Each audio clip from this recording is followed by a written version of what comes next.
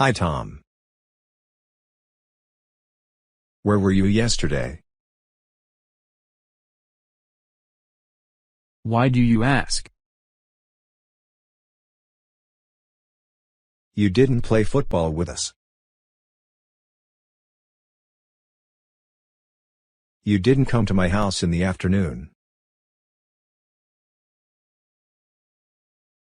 You weren't at the movies last night? I stayed home yesterday afternoon. I studied my lessons. Good for you. Did you finish all your homework? No, I didn't. I'm going to finish history today. Do you want to play football with us this afternoon? Yes, I do. When are you going to study? Next week. I know my lessons for this week. Okay. Let's go. Everyone's waiting for us.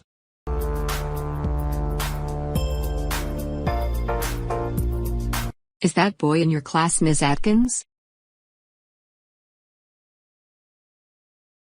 Yes, he is. What's his name? His name is Jack Cooper. Is he a good student? No, he is not. He doesn't study the lesson every day.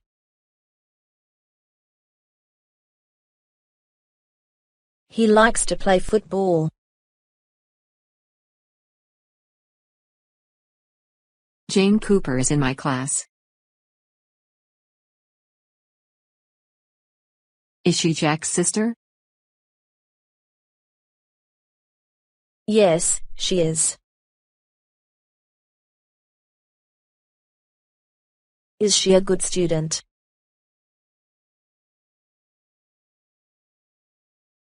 No, she isn't. She doesn't like to study. She likes to go to the movies. What does their father do? He's a doctor. Is Jane going to pass her examination?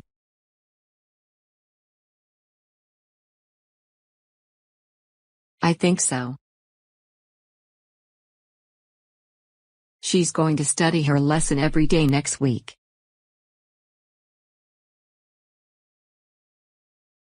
Jack is going to study too. He wants to be a good student. He wants to pass his examination.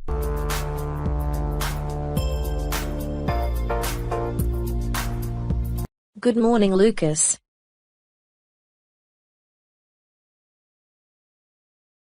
I want to ask you some questions.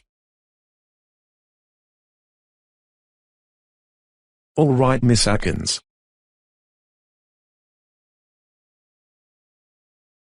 What do you want to know? First, when were you born?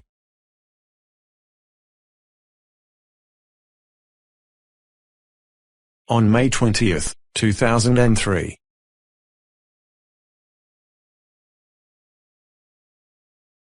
Second, where were you born?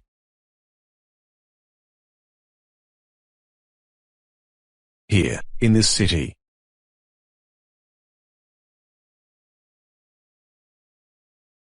Where was your father born?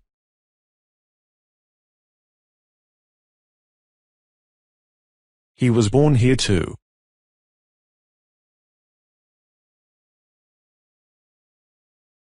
When was he born? About 1960.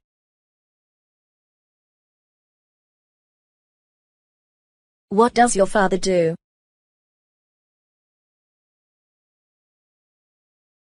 He's an engineer. He works for the city.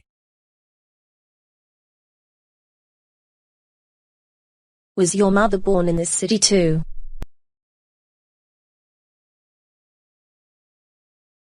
No, she wasn't. She was born in New York. What does your mother do? She's a nurse. She works in Dr. Carter's office. That's all, Lucas. Thank you. You are welcome, Miss Atkins. Goodbye.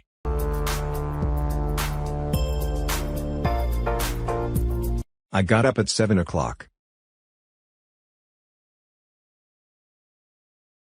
I'm getting used to get up early. Good. Did you do your homework last night? Yes, I did. I read my history book, and I wrote my English lesson. Our lessons are hard today. You're going to be late. It's 20 minutes to 8.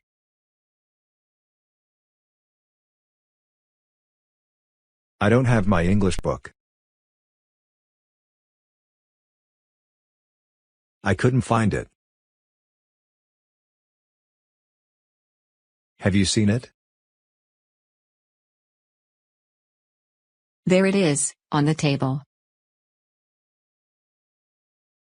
All right. I'll see you after school.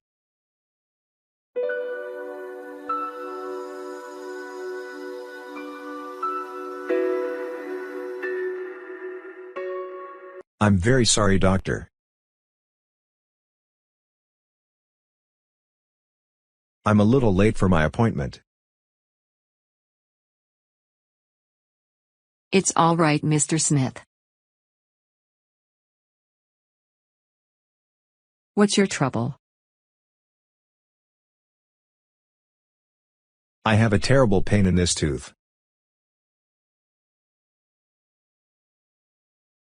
I can't chew on this side.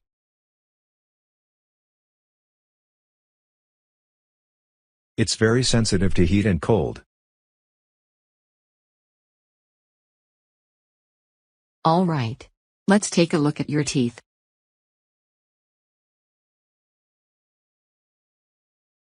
The filling has dropped out. The decay has gone deeply into the tooth.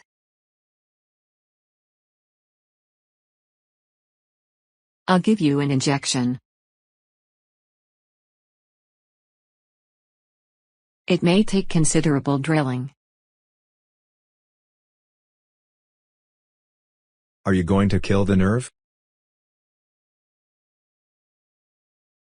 No, not today. When must I come again? Friday at 3 p.m. Goodbye, doctor. Thank you.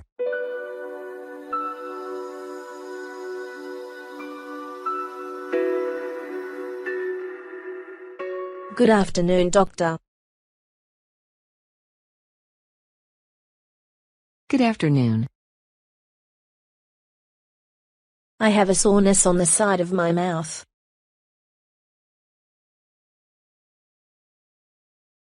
Let me take a look at it.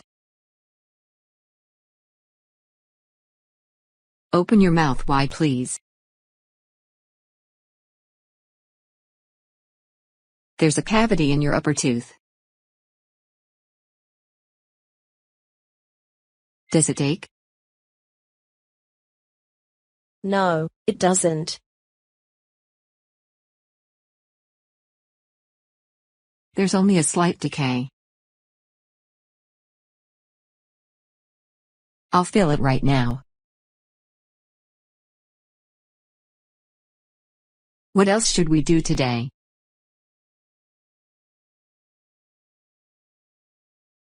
Oh, yes. Did you decide whether you want a porcelain or a gold filling for your other tooth?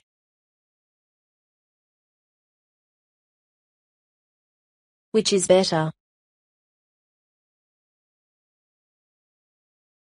I suggest that we put in a gold filling. A gold filling lasts longer. All right. Let's make it a gold filling then.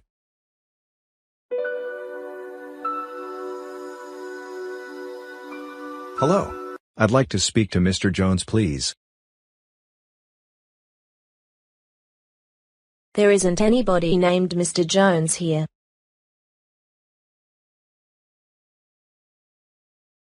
What number were you calling?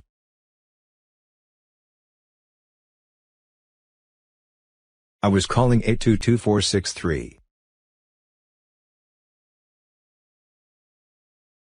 You have the wrong number. I'm sorry I bothered you.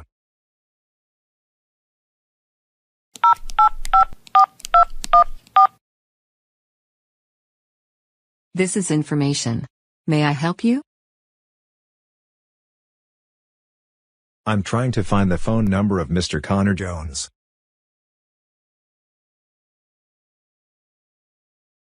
The number isn't in my directory. Yes, I'll look it up. It's 746115. Thank you very much.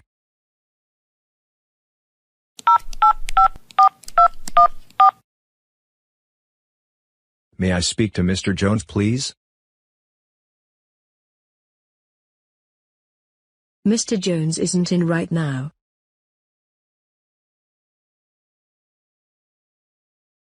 Who's calling, please? This is Mr. Davis from the ABC company calling. Can you tell me what time Mr. Jones will be back? He'll come back very soon. Can you call again or will you leave a message?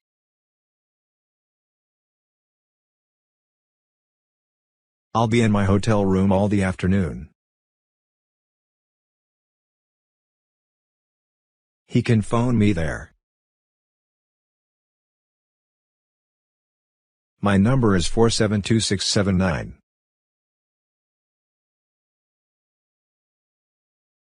I'll ask Mr. Jones to get in touch with you as soon as he comes back to the office. Thank you, goodbye. Goodbye, sir.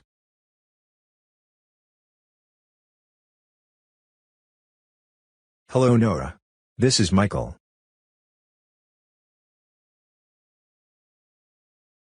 Oh. Hello, Michael. How are you? Fine, thanks. How are you? Very well, thank you. What are you planning to do tonight? I'll be at home. Would you like to go out to dinner? It'll be wonderful, Michael. I'll pick you up at 8 o'clock, then. Nora, would you like to go bowling after the dinner?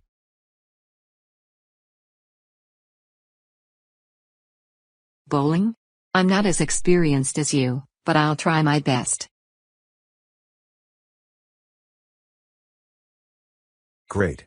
Goodbye.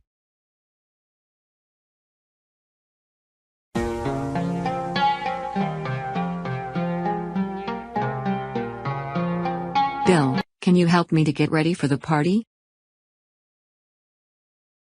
What do you want me to do? Would you mind making a shopping list for the food and drinks we need? I'd rather not. I don't know what kind of food you are planning to have at the party. Do you mind if I borrow your car to go to the supermarket?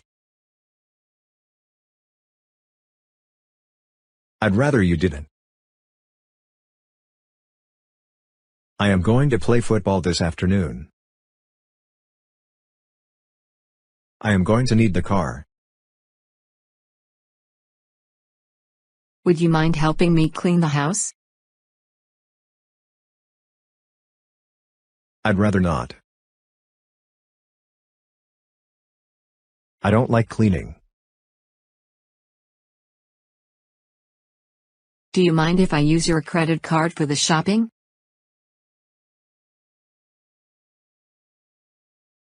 I'd rather you didn't. I am planning to buy a new TV this month.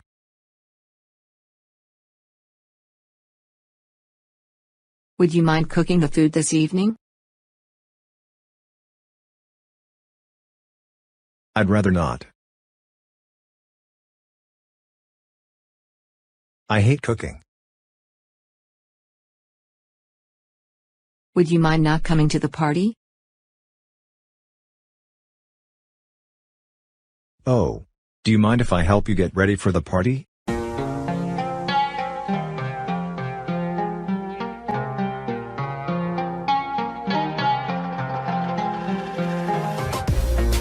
Good morning.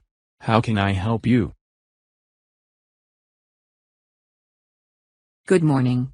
I want to buy some fruit. How about these oranges? No, thanks. I don't like oranges. Do you have any apples? No, we don't sell them.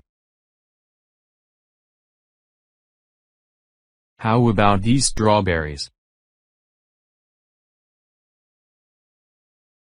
That's a good idea.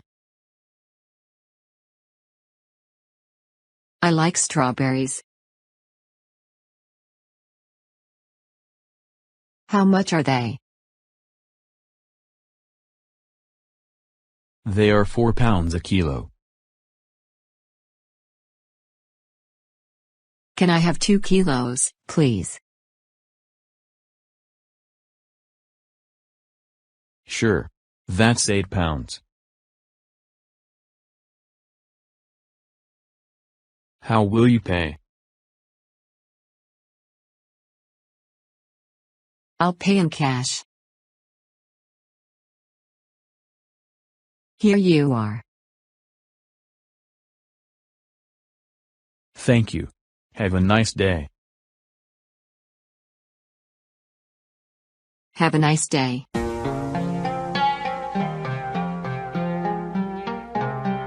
Good morning. Come in, Jeff. Good morning, Dr. Carter.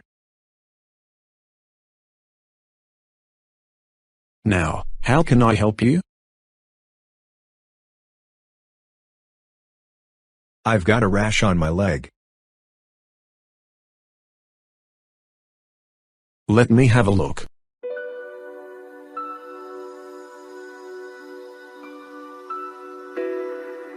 Did you scratch it? Yes, I did. It itches.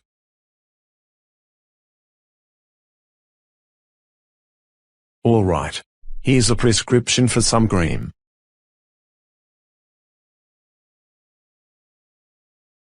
Apply it twice a day. Thank you, doctor. Is there anything else I should do?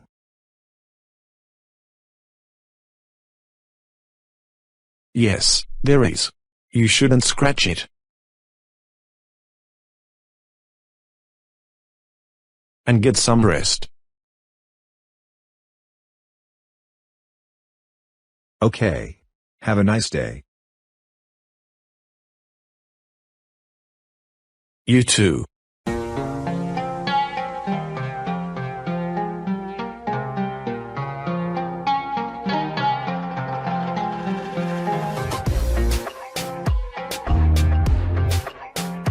Good morning, Mr. Green. Where are you going? Good morning, Mrs. Carter. I'm going to school. To school? Why are you going to school? I'm going to school for my language lessons. What lessons are you taking? Japanese lessons? No, Mrs. Carter. I'm not taking Japanese lessons. Are you taking French lessons? No, Mrs. Carter. I'm taking neither Japanese lessons nor French lessons.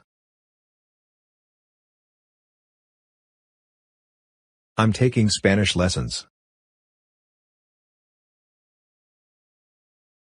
Is your teacher Spanish? Yes, he is. We speak Spanish in class. Do you speak only Spanish in class? Yes, we do. We speak Spanish all the time.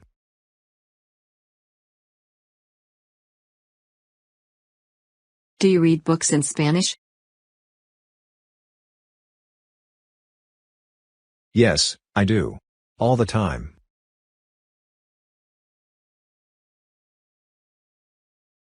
Do you watch movies in Spanish? Yes, I do. I have to go, Mr. Carter. Goodbye. See you later.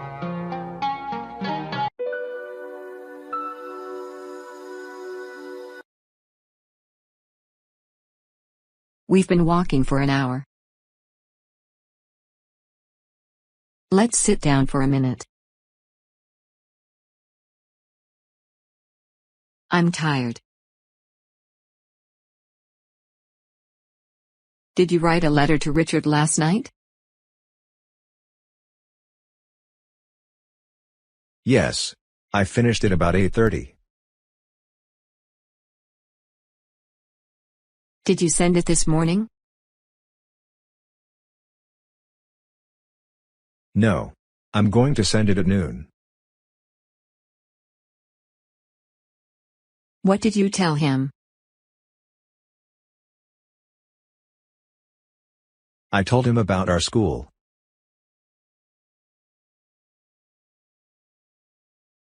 And I told him about our class and chess club.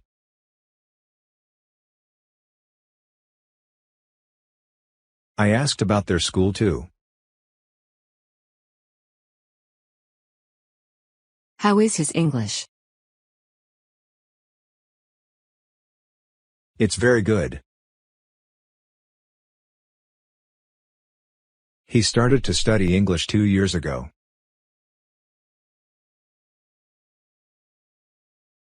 Let's write a lot of letters.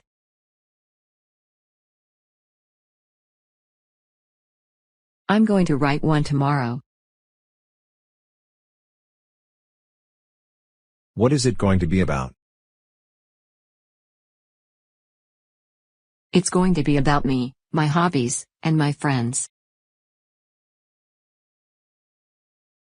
That sounds good. Let's keep walking. Yes. We can't be late to the party.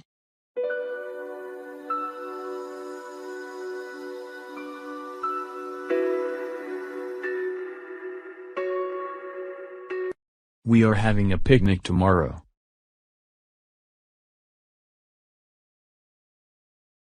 Why don't you come with us?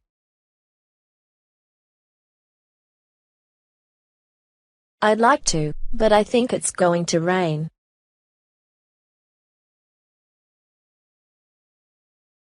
The weatherman says so.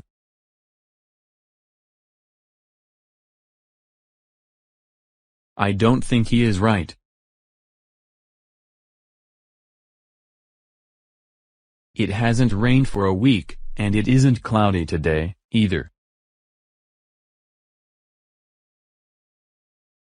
But he's usually correct in his weather news.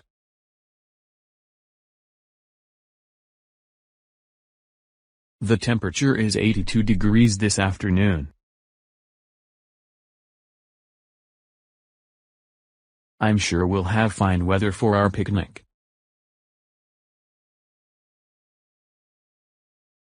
Well, I'll go, but I'll take my umbrella with me.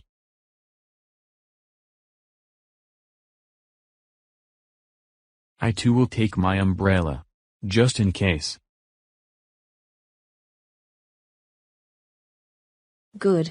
You should.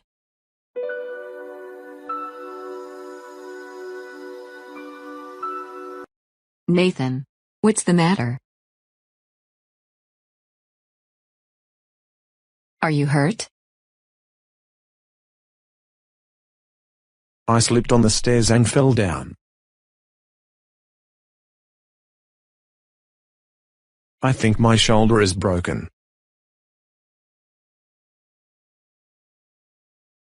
Oh. I hope not. It hurts right here.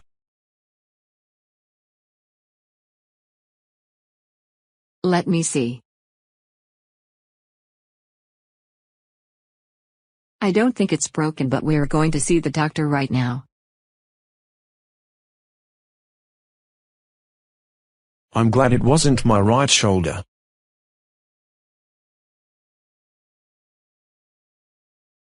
That's the one I need for baseball.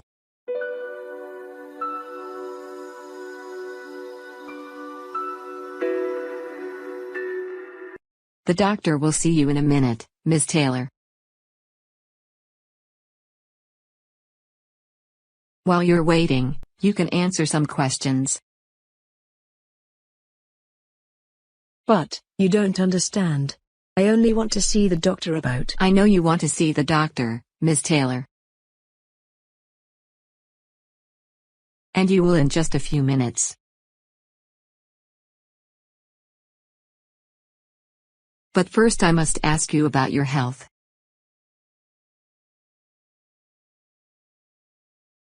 I'm very healthy. You are? Then why are you here? I want to pay the doctor for my husband's operation last month.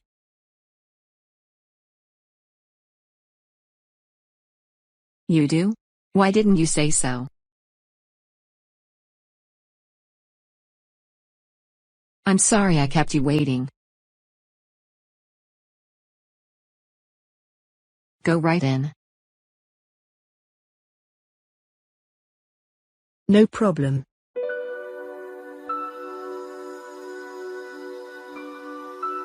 Lucy. It's your bedtime. Go upstairs and go to bed. Oh, Mother. Do I have to? It's still early. And it's Friday night. There is no school tomorrow. Yes, but tomorrow we have to get up early and go shopping. I forgot that. Okay, I'll go to bed without arguing. I like to shop. Be sure to brush your teeth, Lucy.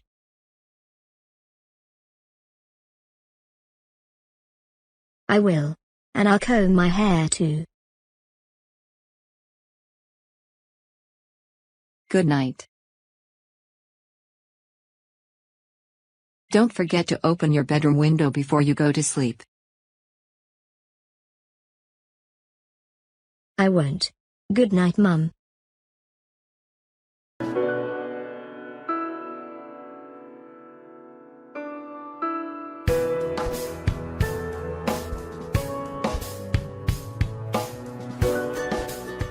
Look. It's snowing. Winter is here at last. There's ice on the lake too. We'll be able to go skating this weekend. Not if it's too windy. Come on. I'm freezing. You'll just have to learn to like it. The weather's going to be like this for the next 3 months. Then I'm going to Florida.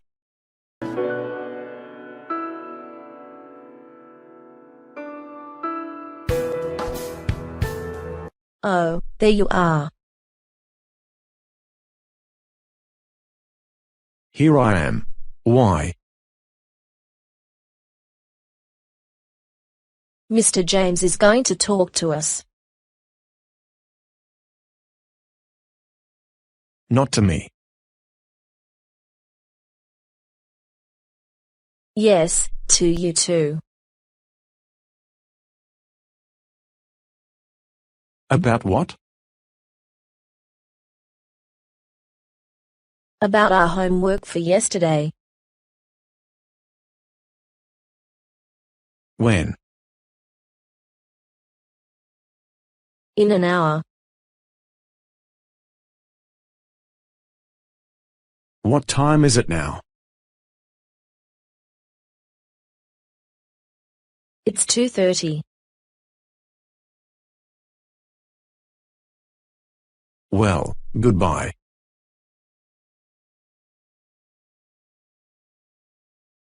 Where are you going? To the library. I'm going to finish my homework.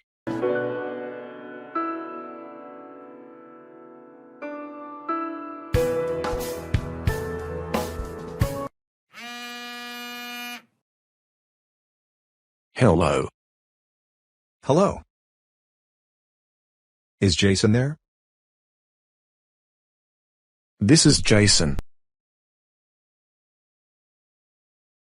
This is Matt. Why weren't you at school today? Are you sick? Yes. I started to feel sick last night.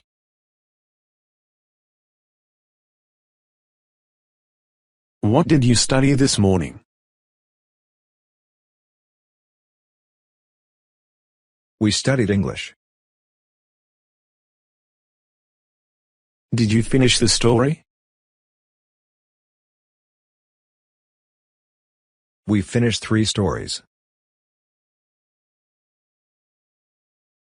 When are you going to be at school? Tomorrow.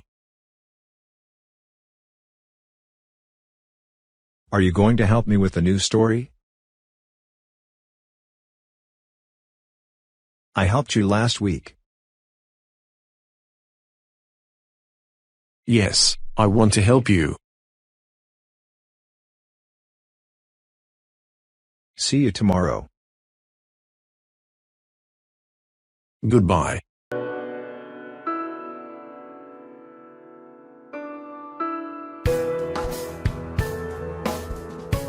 Hello, Mr. Phillips.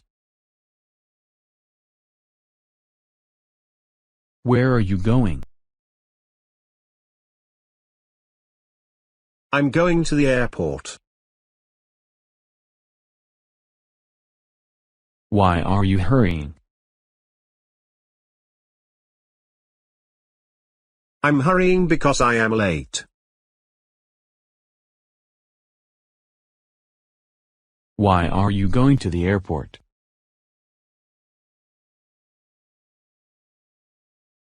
I'm going to meet my friend.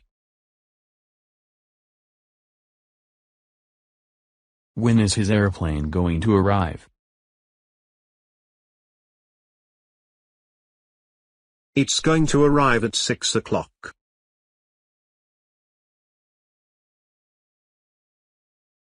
Oh, you are late. It's 5:30 now. How are you going to the airport? By bus. Do you want me to take you to airport?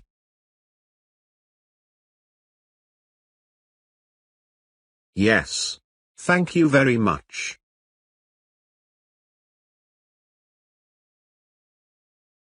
Who is your friend? He is Noah. What is he going to do here? He is an English teacher. He's going to teach English.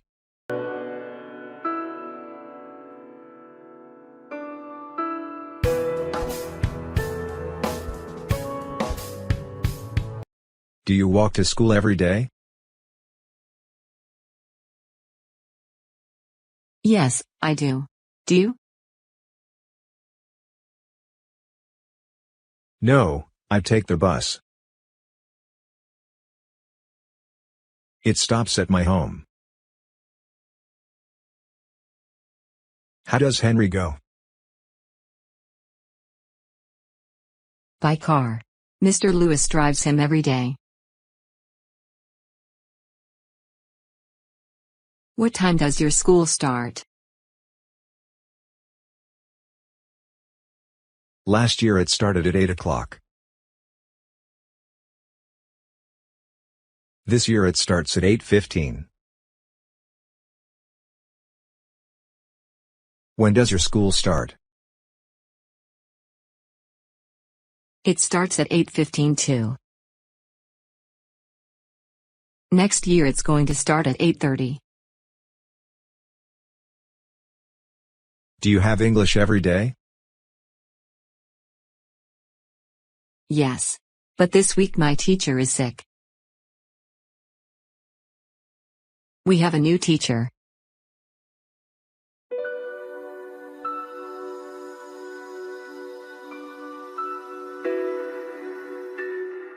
I can't make up my mind which car to buy Amy.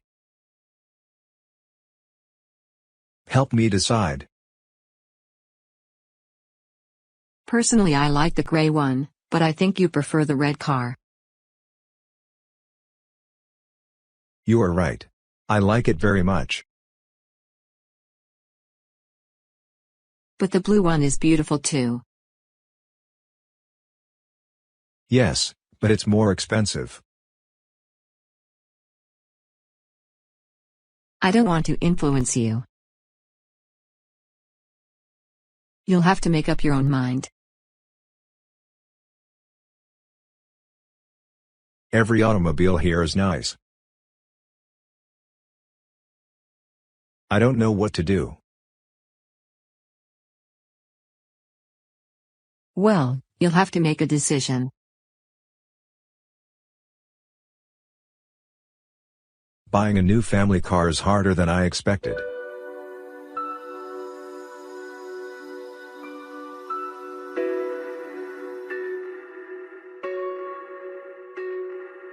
What's the matter, Tom? Do you have a problem? Yes. I have a chance to get another job, and I don't know what to do.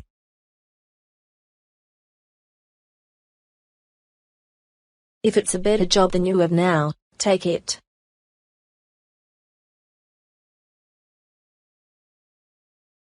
That's my advice.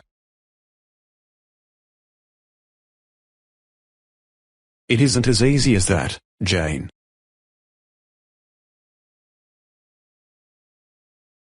I like the job I have now very much.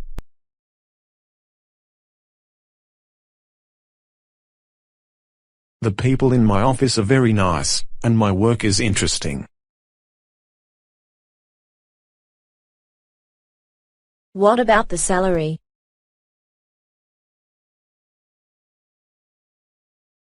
Would you get more money?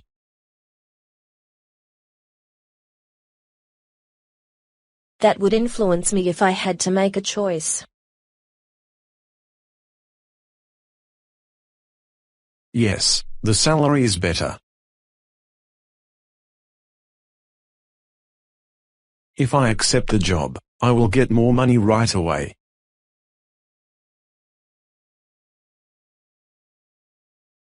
What should I do?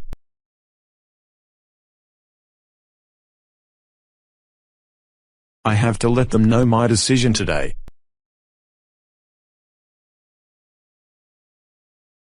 You'll just have to decide for yourself, Tom.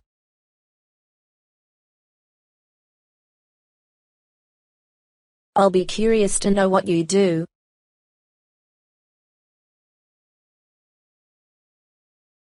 I'd like to try to get that new job, if you decide not to take it.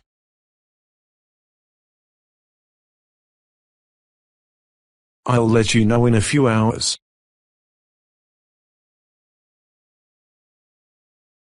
Take all the time you need. This is an important decision.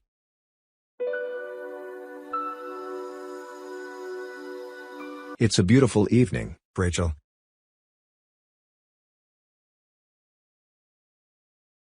Why don't we go to the airport? That's a great idea. I enjoy walking around the airport.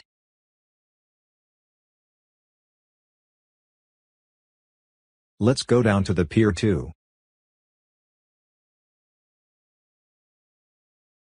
We can watch the big ships dock.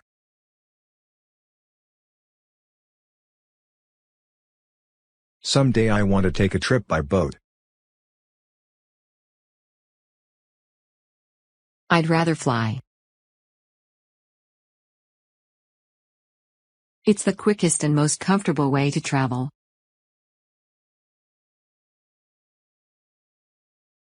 But traveling by ship is leisurely and restful.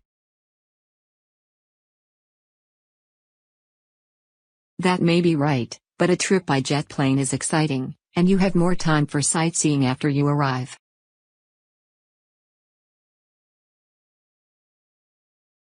It's difficult to make a decision.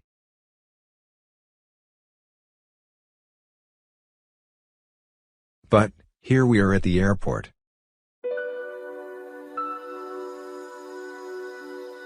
Did you see how carefully the pilot brought the plane down?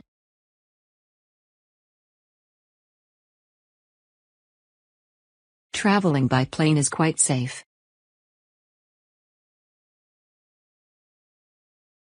Good. Then we'll take a jet plane instead of a boat on our trip.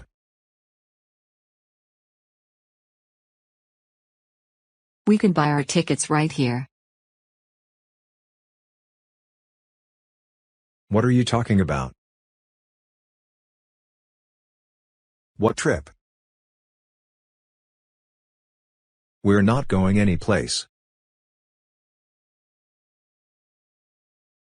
We're just out for a walk, remember?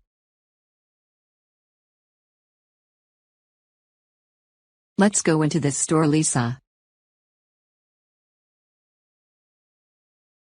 I need some new shoes to match my new dress.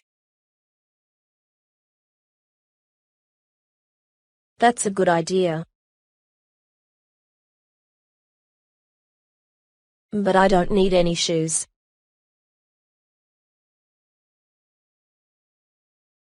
Okay. Let's go in.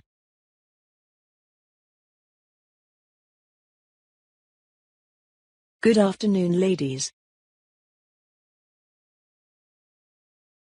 May I help you? I hope so. I'm interested in seeing a pair of shoes to match my new blue dress.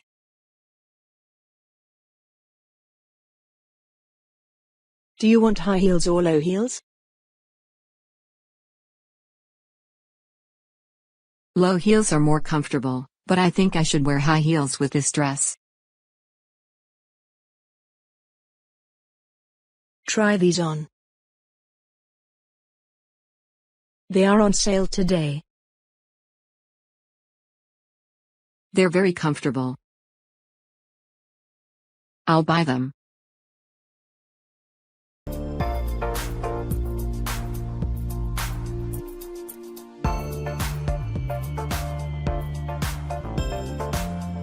Would you like some dessert now, miss? I'd like to see the menu again, please. Here you are, miss. The chocolate cake is delicious. No, thanks. I don't like chocolate. I'd rather have the strawberry pie. I'm afraid there isn't any more. Then I'll have vanilla ice cream. I'm sorry, but that's gone too. How about some fresh fruit? We don't have any fresh fruit today.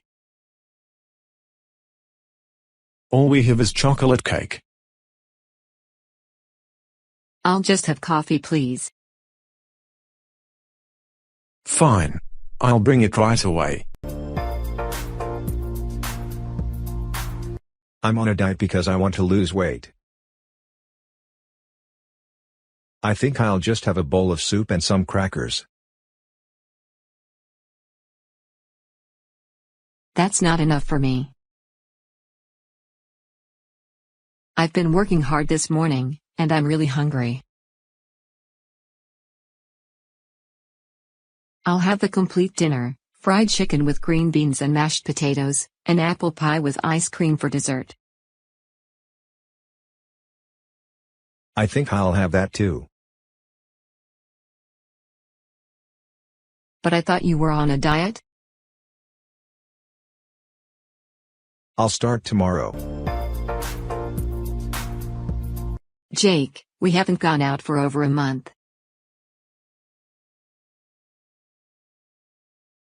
Let's go somewhere this evening. Where would you like to go? Check a few websites out to get information about the movies or theater. I see that a new play opened this week. It got very bad reviews. Some reviews said it was the worst play of the year. You don't want to go there. What else can we do? I'd enjoy a good concert. There aren't any tonight.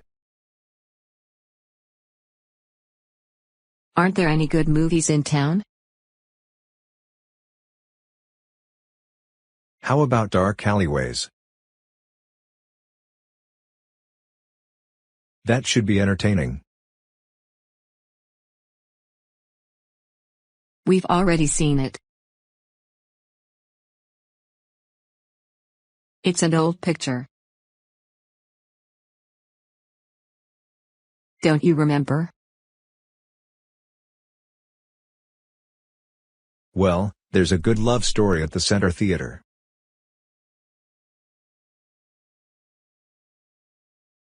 You know I don't like love stories. What's at the neighborhood movie theater? Dangerous Adventure, with Tom Cruise. It's a comedy. Good. Let's go there. What time does it start? It started 20 minutes ago. We just missed it. Well, I guess all we can do is stay home and watch television.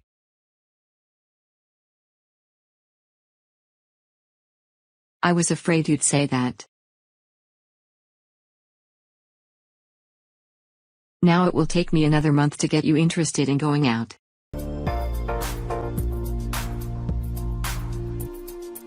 Good morning. Dr. Carter's office. How may I help you? I'd like to make an appointment to have the dentist look at my teeth.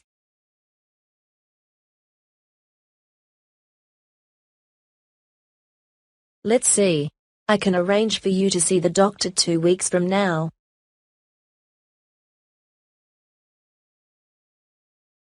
Can't I come in tomorrow?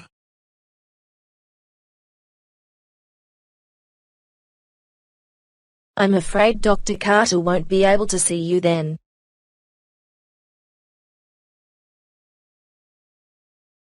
His appointment book is filled for the next couple of weeks.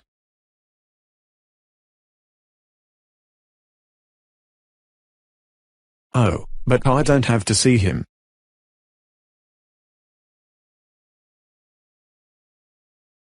I'll just leave my teeth in his office, and he can look at them when he has time. They're false teeth.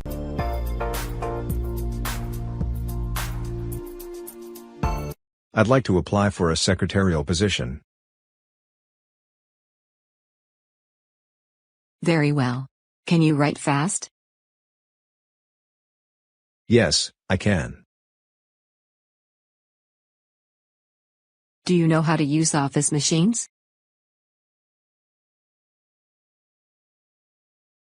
No, but I'd be glad to learn how to use them. Yes, I see. This is a permanent position. Can you work every day from 9 to 5? Oh, no. I'm a student at the university and I have to study most of the time. I can only work part-time. I couldn't possibly hire you. You can only work part-time. Why did you apply for a permanent secretarial position? Well, I thought you might be able to arrange something special for your cousin Emma.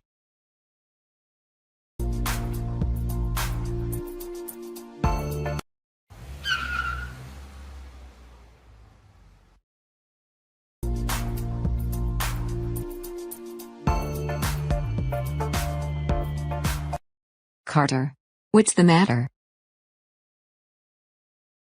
You look pale. Are you sick? I just had a terrible experience. Let me get you a glass of water. No thanks. I'll be fine in a minute. Did you have an accident?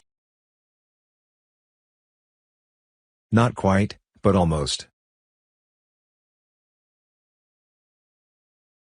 I was crossing the street and was almost hit by a car.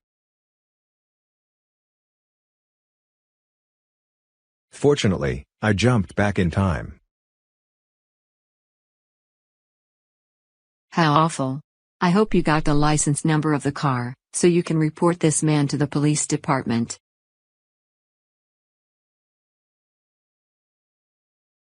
Before I realized what happened, the car was gone. Drivers like that should have their licenses taken away from them. I agree. I won't forget this for a long time. I'm sure you won't. Yes, from now on I won't cross the street in the middle of the block reading my newspaper.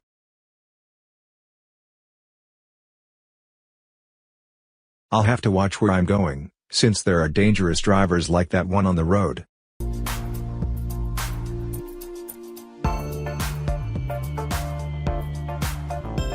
Well, Mrs. Atkins, I've completed my examination, and I'm happy to say it's nothing serious. Don't you think you should take X-rays? I don't think X-rays will be necessary for this illness. Will I need a blood transfusion? No, Mrs. Atkins, you won't need a blood transfusion.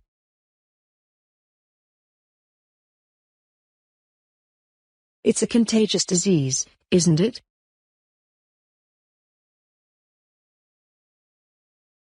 I don't believe so. Shouldn't I stay in bed for the rest of the week? No, you should get outdoors more and get plenty of exercise.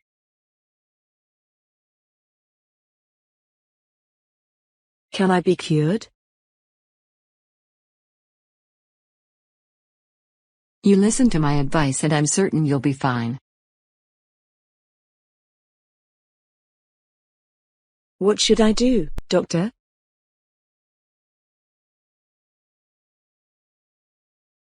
Put this medicine on your arms every 2 hours and by tomorrow it will be all gone.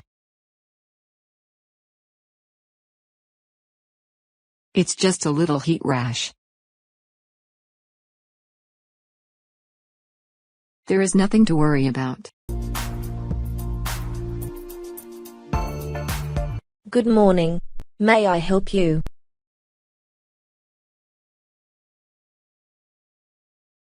Yes, you may. My wife and I are interested in renting a house for the summer.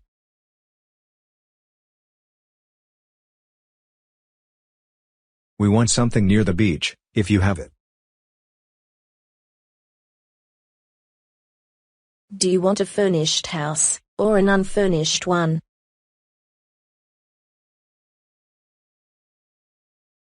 Furnished. But we have our own sheets and towels. Very well. How long do you want the house?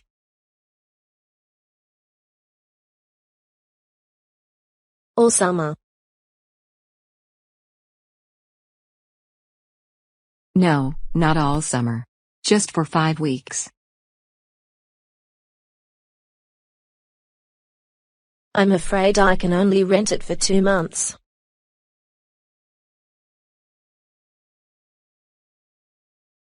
My vacation is only for 5 weeks, but I think my brother and his family would take it for the other 3 weeks.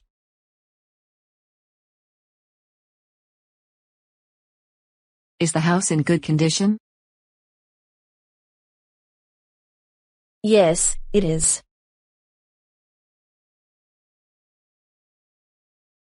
It was just painted and it has all the modern conveniences, including air conditioning.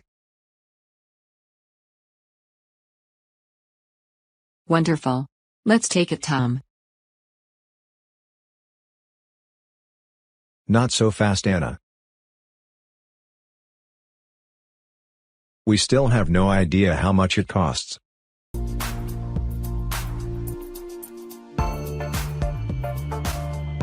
I don't know what to wear today. Is it going to be cold or warm? It looks like it's going to rain today. You'd better take your raincoat. I can't decide whether to wear my gray suit or the brown one.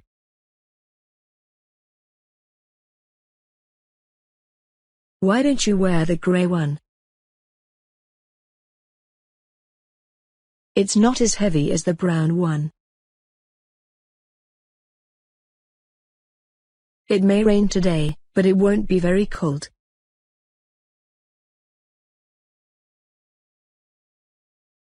All right. What are you going to wear? I think I'll wear my new jacket and black trousers.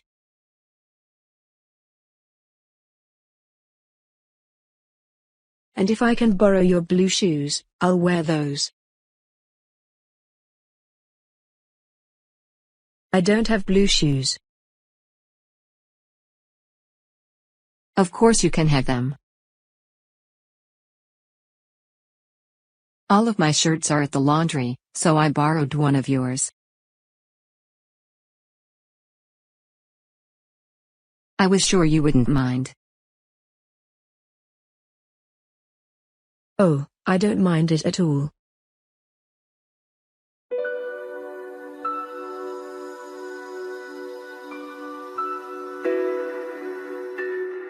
Where did you go yesterday? I went to another farm. Whose farm was it? My Uncle Roger's. Is it a long way to your uncle's farm? No, it isn't. It's 40 miles. We went by car. Did your sister go with you? Yes, she did. Does your uncle have a big farm? Yes, he does. He has a lot of fields. What did you see there? We saw the animals. How many sheep does your uncle have? He has a lot of sheep. He has about 50 sheep. Does he have any horses? Yes, he does. How many? 10. I rode a horse. Did you like it? Oh, it was great. Mr. James, we are very happy to have you on our television program this evening.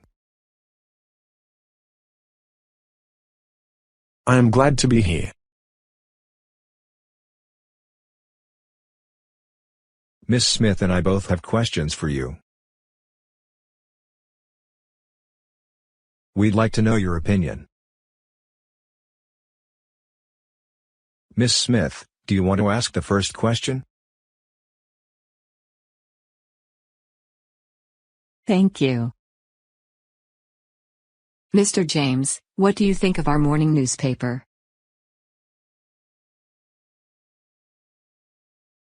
Would you say it gives us all the latest news?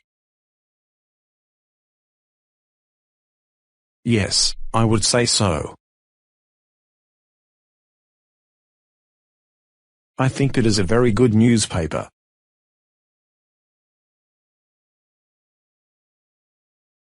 What is your opinion of television? Do you think that all the programs are good?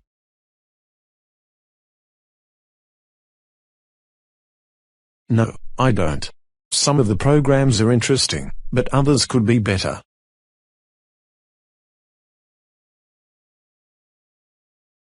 Please give me your frank opinion about our schools, Mr. James. Do you believe our teachers are doing a good job?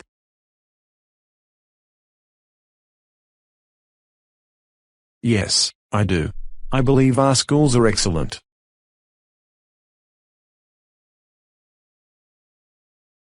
What about music?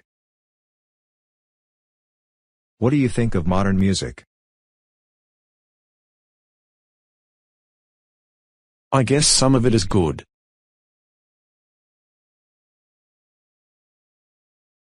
I don't always understand it. Personally, I prefer the symphonies of Beethoven.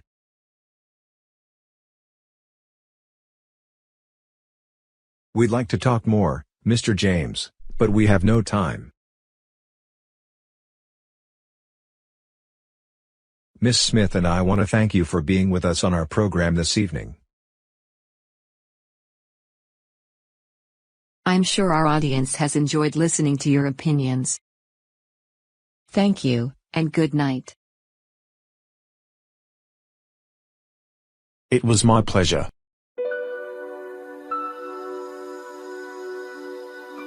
What kind of dress are you looking for?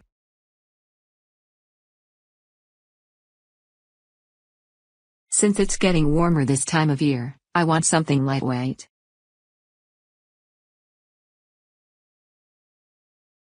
What material do you think would be best?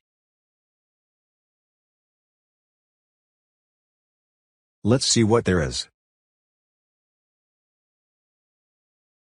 We can go to several stores. Personally, I like a cotton dress for spring. I could wear it all summer. I want something I can use for a long time.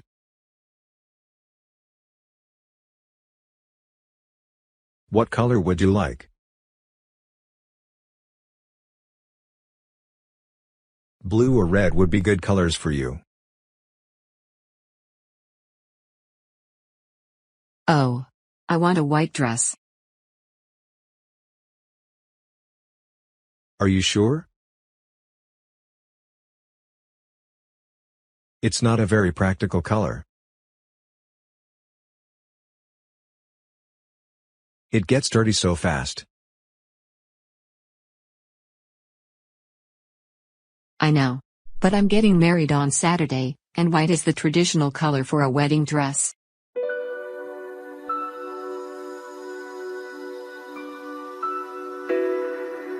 Would you like to go to the movies with me tonight, Jane? Thanks, Jake. I'd like to go very much, but there's a possibility I'll have to work at the library.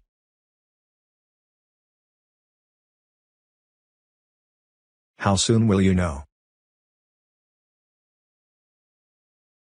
I should know this afternoon. Why don't you call me in a few hours?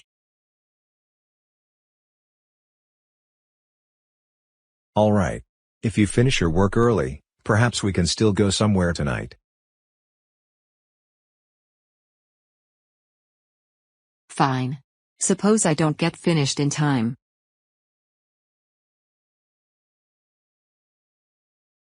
Would you able to go tomorrow night? Sure, I can go tomorrow night too. I'll see you later. See you later.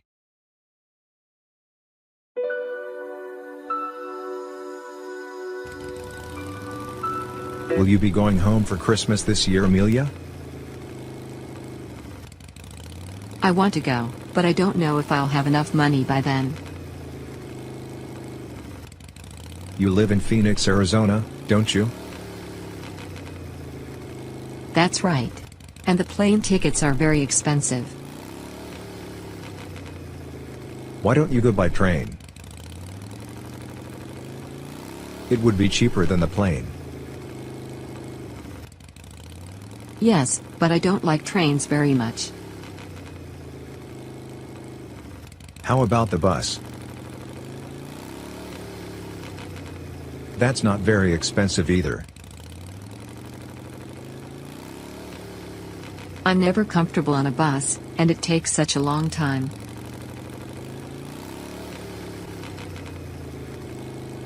Well, you can do one of two things then. Either start saving your money for a plane ticket, or start walking now.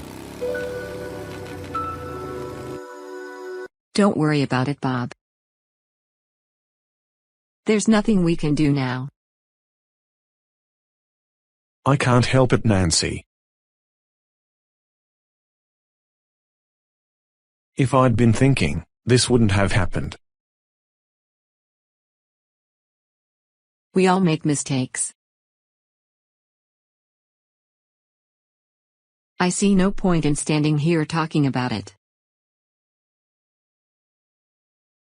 If I hadn't gone on the trip, I wouldn't have forgotten about it. It's not really your fault. I didn't remember, either. There's no excuse for it, Nancy. I had known about it for several weeks. Well, it's too late to do anything now. If we had written it down on the calendar, we wouldn't have made this mistake. We can do that next time, but it won't help us now. Let's go home. I guess you're right. Next time I buy tickets for the theater, I'll be sure to look at the date. Then we'll go on the right day instead of a day late.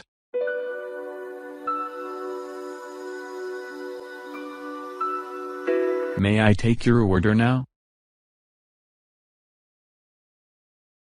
Yes, I think we're ready to order.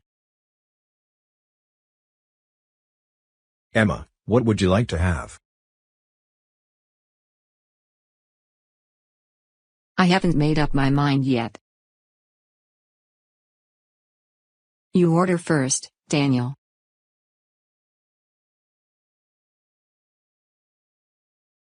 All right. I'll start with chicken soup. Then I want a steak, medium rare.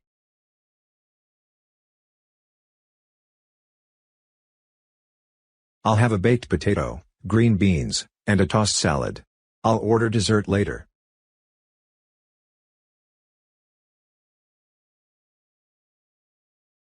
Yes, sir. And you, miss?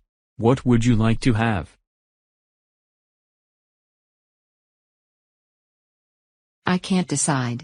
I don't see anything I really like.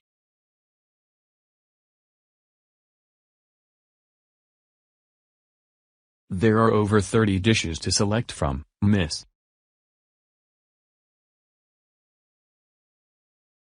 There ought to be something you like, Emma.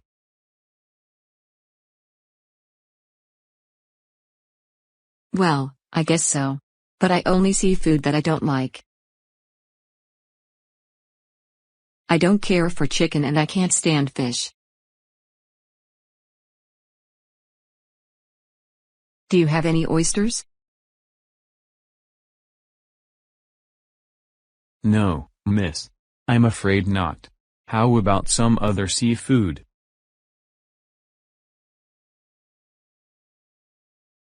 Oysters are the only seafood I like. I dislike the rest. I wish I could think of something for you. May I suggest cream of tomato soup and steak? For dessert, strawberry pie with ice cream? No, that isn't my idea of a good meal. I'll have a hamburger.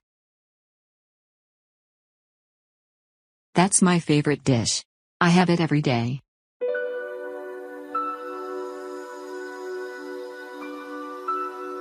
Jane, would you please read this letter of application I've just written? I'd like to have your opinion. I'd be glad to tell you what I think. If you don't think it's any good, please say so.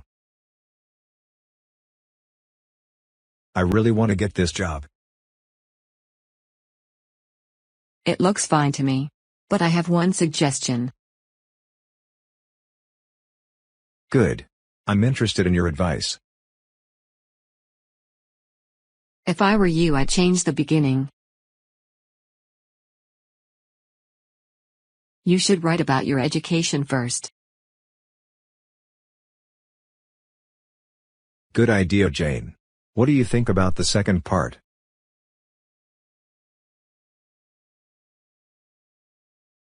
Now that you've asked me, I think it's too short. You should include much more information about your work experience.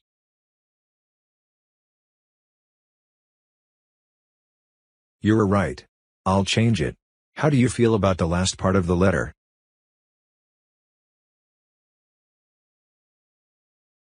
Great.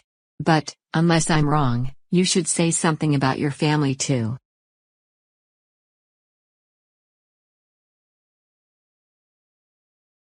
I agree. I appreciate your help, Jane. Do you think the end is all right?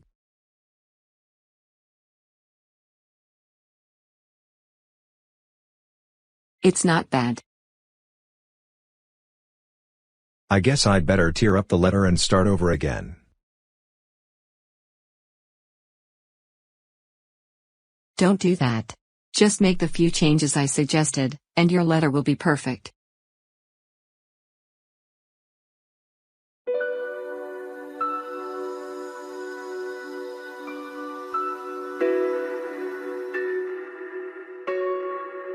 Hey Tom. Would you please do me a favor? It depends on what it is. Could you loan me $50 until Friday? I suppose so. If you're sure you can pay me on Friday. Of course. There's something else too, Tom. Would you mind lending me your car tonight? Well, I guess not. I have to study anyway, so I won't be using it.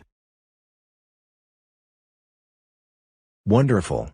I have one last favor to ask you. I'd appreciate it if I could borrow your blue suit tonight. What's the matter with your suit? It's in the cleaners.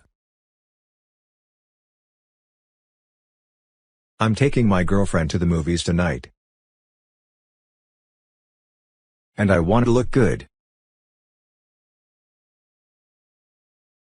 Okay. You can take it. Thank you so much, Tom. Don't forget. You owe me $50.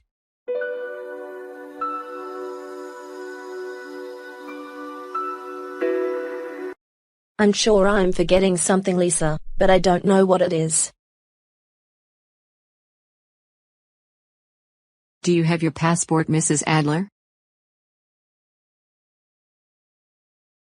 Yes, I have it right here. And I have the tickets. What else could it be?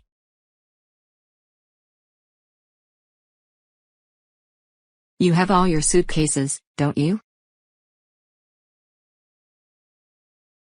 I believe so. Well, it seems to me you have everything you'll need, Mrs. Adler. No, I don't. Something is missing, but I can't think what it could be. Don't worry about it now. The plane is about to leave.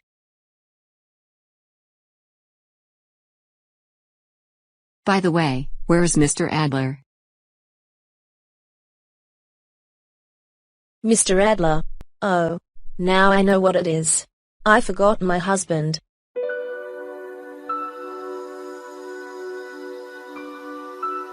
Can you play tennis? Yes, I can. When did you learn? I learned last summer. I like to play tennis. Can you play tennis? No, I can't. Will you teach me how to play tennis? Yes, I can. We should teach Ben how to swim. I thought he knew how to swim. I saw him in a pool before.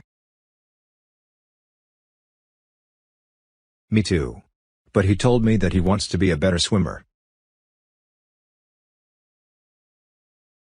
Okay. We should invite him to the pool tomorrow then.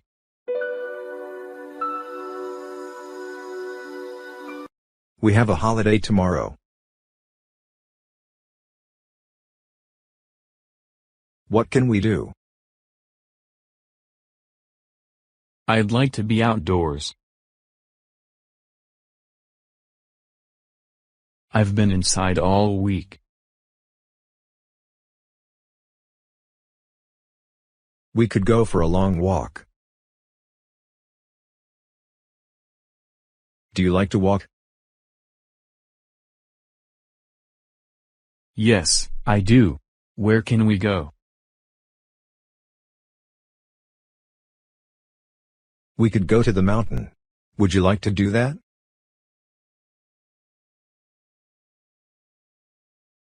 But that's a long way. Can't we ride our bicycles? All right. Let's do that.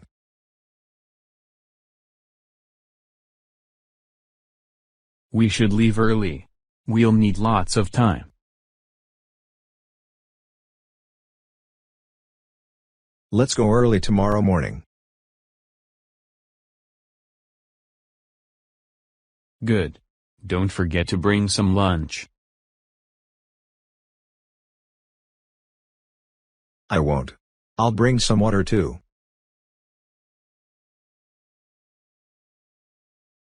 That's good.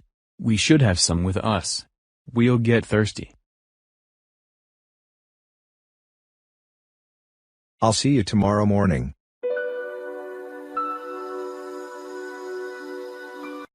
That's a pretty dress. It's my good one. It's my party dress. Is it new? No, it isn't. I bought it last year.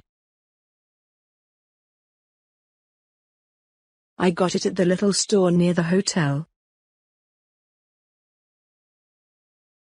Oh, yes. That's a good store. They have a lot of pretty clothes there. My cousin bought a very pretty blue sweater there. Is that the one she wore last night? No, not that one. That's an old sweater.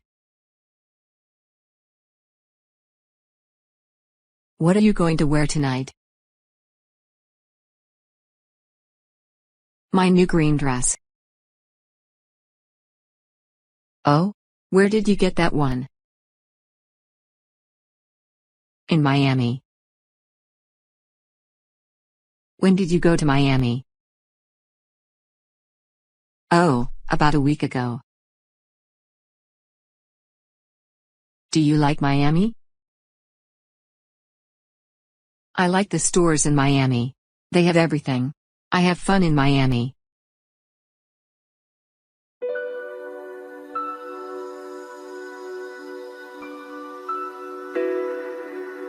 May I help you, madam?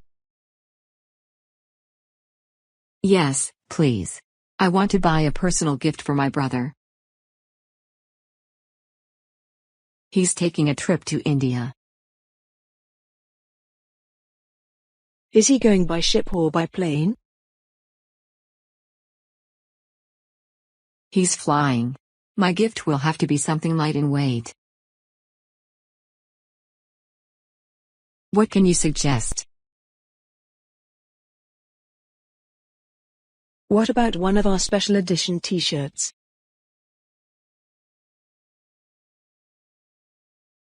My sister already gave him one. I'd like something unusual. Here is a gift for the man who has everything. Oh, a wallet. That's a wonderful idea. I'll take it. Are you going to the meeting? Yes, I am. I'm going to vote for Jack as captain of the team. Isn't he the best player on the team? Well, he's a good player, but he's not as good as Bill.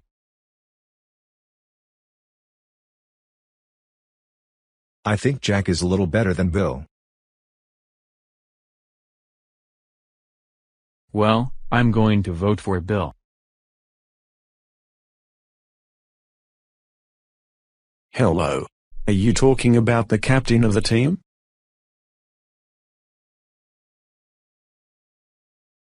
Yes, we are. Tom thinks Jack is the best player. But don't you think Bill is better than Jack? Well, Bill is bigger than Jack. But he's not as careful as Jack. And Jack's faster.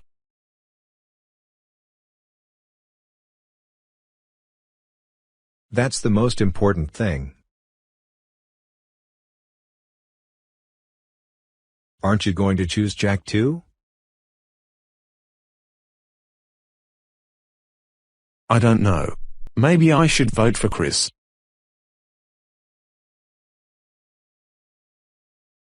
He's my best friend. Oh, Chris is the worst player on the team. You're right. Well, I'll vote for Jack.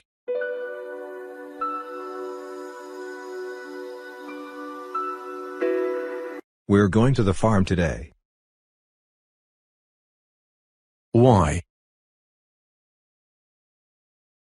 We're going to get our new dog. Can you come with us? I think so. I'll ask Father.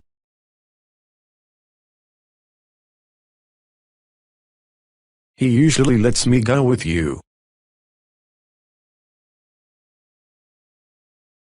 I've waited a long time to have a dog.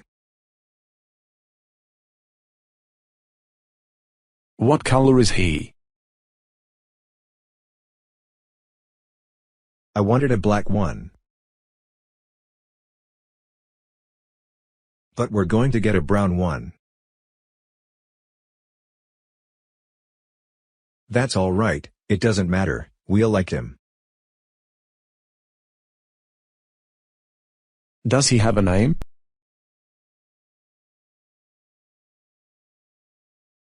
Not yet. We have to name him. Do you know a good name? You should look at him first. Then you can give him a good name. That's right. How old is he? Only 2 months old. He's not very big. Sometimes little dogs cry at night. Yes, I know. But he'll soon like us. He can play in our yard. You shouldn't let him go in the street.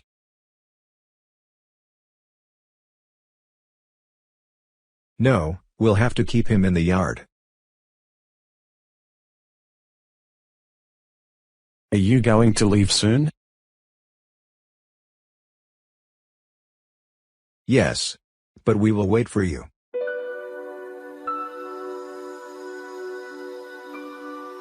Did you go to the circus? Yes, I did. But I got there after the parade. Did you go? Yes, I did. I went with Fred. Which circus did you like better, this year's, or last year's? This year's. It had more animals than the last one did.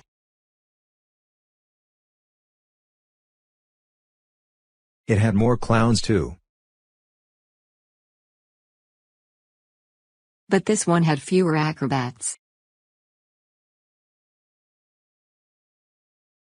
Did you see the last trick? 3 men jumped at the same time. They turned over in the air, and 3 other men caught them. Was that the one? Yes, that's the one. Wasn't it exciting? They must have practiced that trick for years.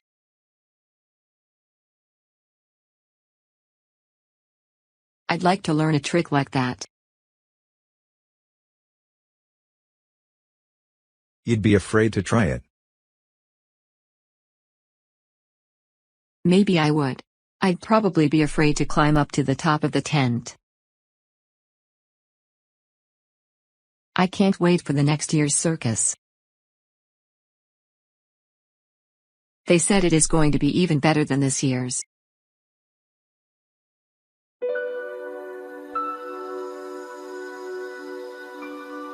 I'm going to call you later. Don't forget to wash the dishes. I called you this morning. But you didn't answer. Weren't you at home? Where were you? I had to take my little cousins to the park. Didn't you want to? No, I didn't. I don't like to play their games. And they don't like to play mine. How old are they? The older one is 11. And the younger one is 10. What did you do? We played basketball. Then I told them some stories. Next time you should bring them to my house. They can play with my brothers. Aren't they younger than my cousins? They're only a little younger. Your cousins would like our big yard. Yes, they would. Maybe I'll do that. Are you going to the movies tonight? I want to. Will you come? Yes. I'll come to your house at 8 o'clock. Okay. I'll see you tonight.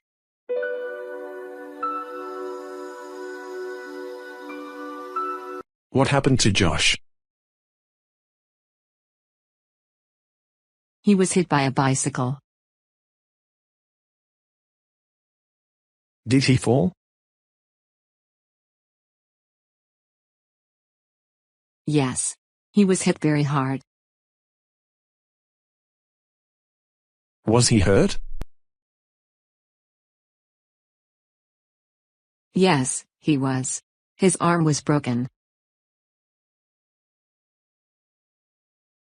Whose bicycle was it?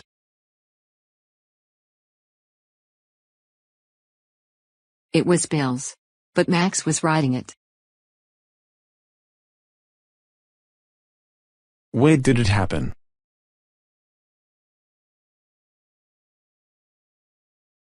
In the playground.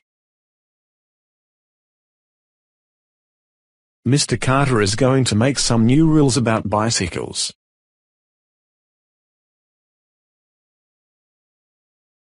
There are too many bicycles in the playground. Almost all the boys ride bicycles.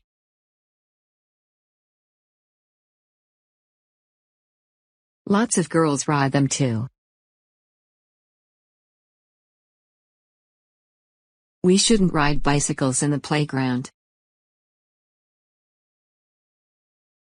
You're right. You should see that movie tonight. Why? Is it good? Yes, it's very good. And tonight is the last night. Well, I don't want to miss it. But I should go home.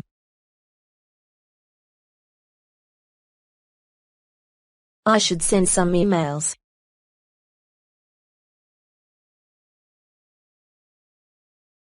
And I ought to go to bed early.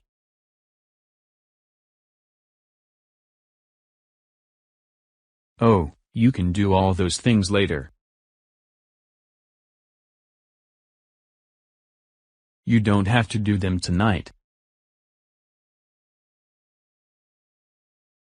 You can do them tomorrow night.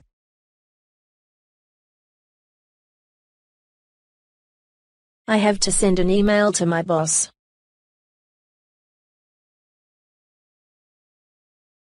You can send it tomorrow. You must see this movie. I'm going again. You are. Yes, I am. All right. I'll go with you.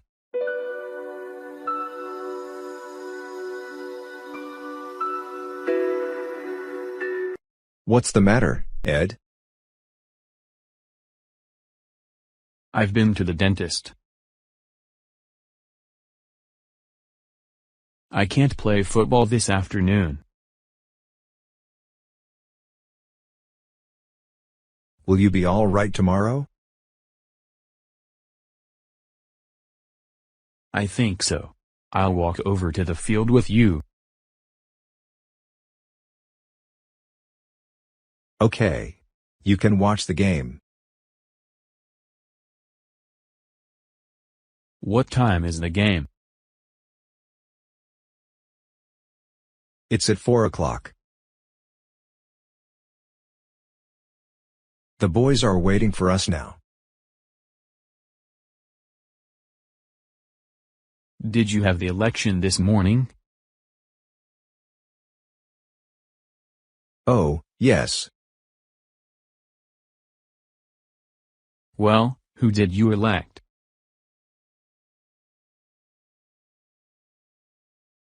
We elected the best player on the team. Who? Bill? No, not Bill. He's not the best player. Well, who then? Tell me. I want to know. Well, I'll have to tell you. Congratulations, Ed. We elected you. I can't believe it. Thank you so much. You deserve it. You are the best teammates I've ever had. And you are the best player we've ever played with. We are lucky that you are on our side.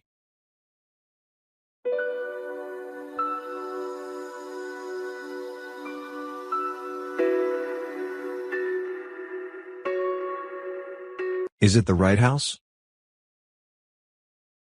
This must be the right house.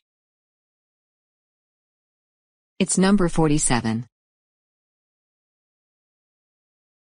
It can't be. She said a large red house. This is a small red one. But it's the right number. But this may not be the right street. She said 3 blocks from Washington Avenue. Have we come 3 blocks? Yes. Well, let's walk to the next block. All right. But maybe we should ask somebody.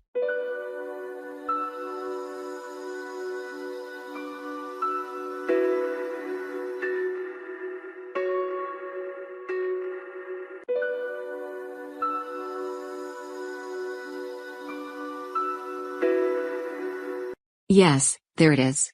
There's number 47. And it's a large house.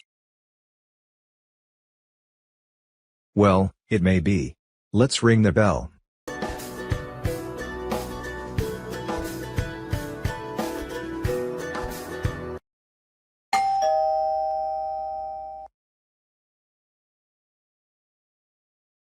Hello, Vera. We haven't seen you for a long time. Where have you been?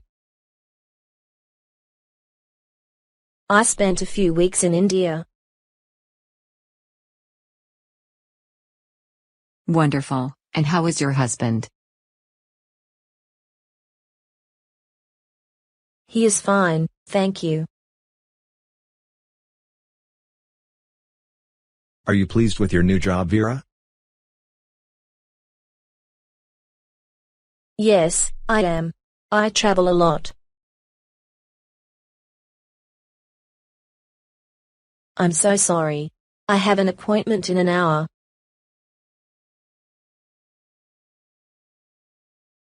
I forgot to tell you about it.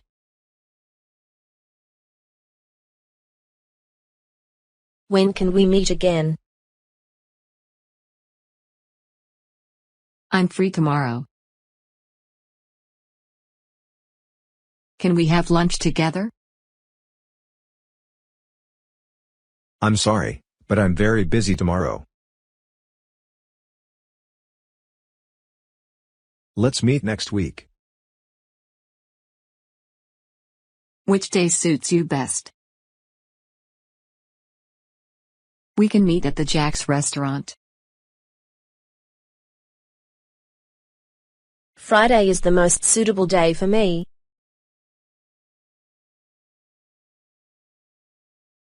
See you on Friday then. I'm sorry. It wasn't supposed to be like that. It's all right. Yeah, it's not a problem. We can't wait to meet you on Friday.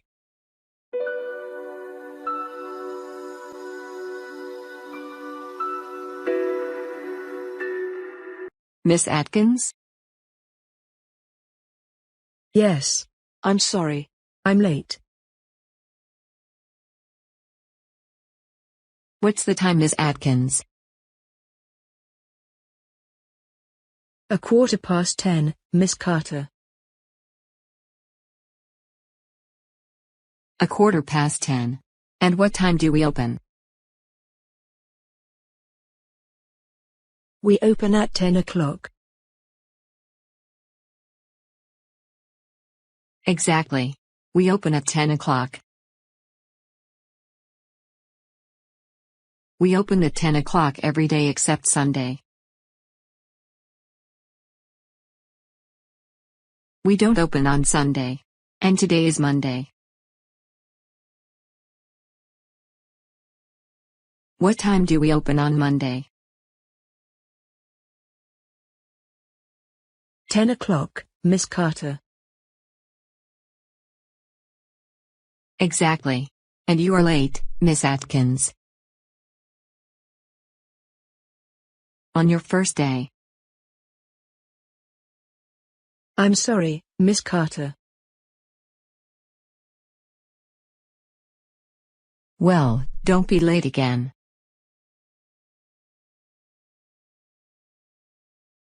We start here at 10, and finish at 6:30. Now, you can go back to your work.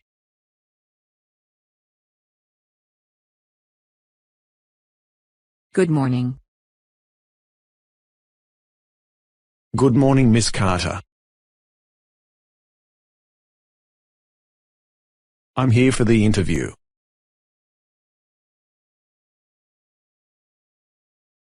Now, have you ever worked in an office before? Yes, I have. I worked for your brother's company. And did you enjoy it? I quite enjoyed it, but the office was too big.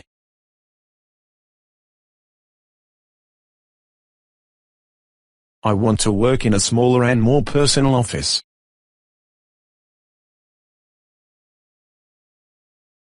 That sounds very good.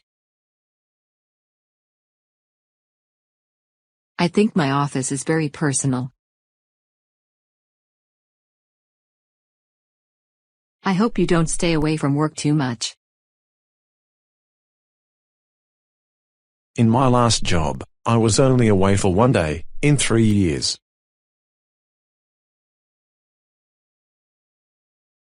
That is very good indeed. I need a young man like you. One of the young men in my office is always absent. Right. I'll employ you. Thank you so much, Miss Carter. When do I start working? How about now?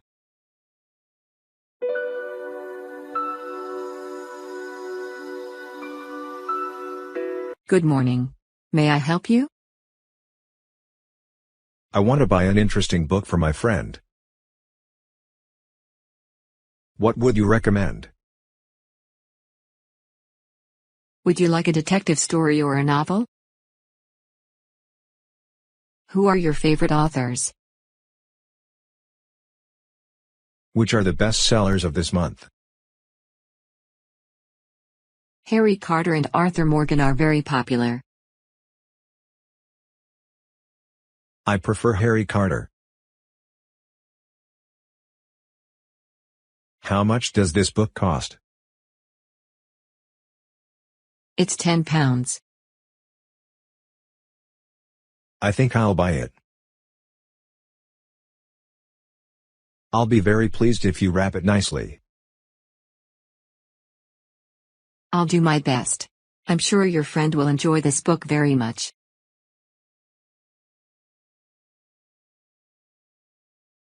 I wonder whether you have Alleyways, written by B. Porter? What a pity. I sold the last copy just before you came in. But, we can order it for you. I need it next Friday, at the latest. Are you sure my order will be ready by Friday? Most certainly. Do you need any stationery? No, thank you. That's all. Thank you very much for your help. Goodbye.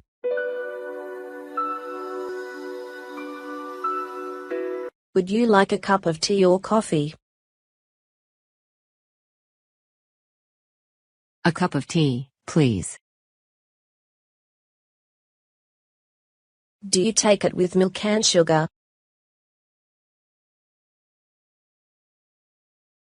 Very little milk and just a spoonful of sugar, please. How about you, Ashley? Only 2 lumps of sugar for me. Would you like some cake? Oh, yes. I'm very hungry. No, thank you. I'm on a diet. I'll give you a very thin slice of cake. All right, but a very tiny one, please. I made some biscuits too.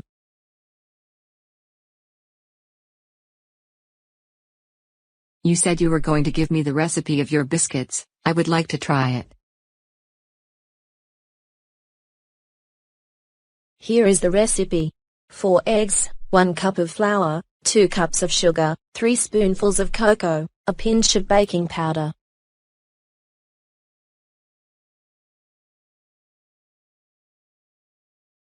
Stir them thoroughly. Bake it in the oven for half an hour. It is very easy.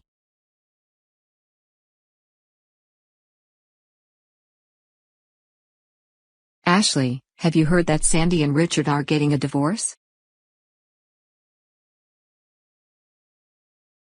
Yes, I was very sorry when I heard it. Poor Margaret.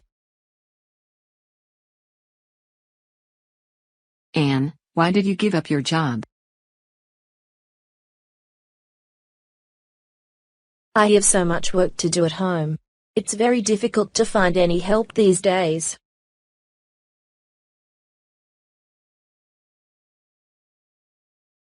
It's already 5 o'clock. I have to go now. My husband will come home early this evening. Bye, honey. See you soon.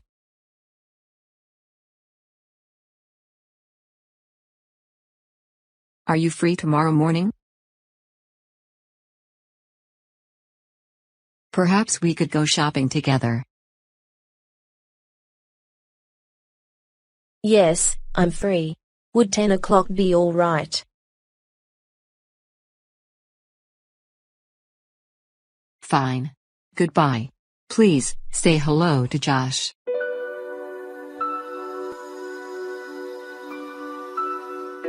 Hi. I'm planning to go to London on the 10th of July. What planes are there to London on that day? There are Air Spain and Air France planes leaving for London on the 10th. At what time do they leave Paris and arrive in London? Air France takes off at 11 a.m. and arrives in London at 2 p.m.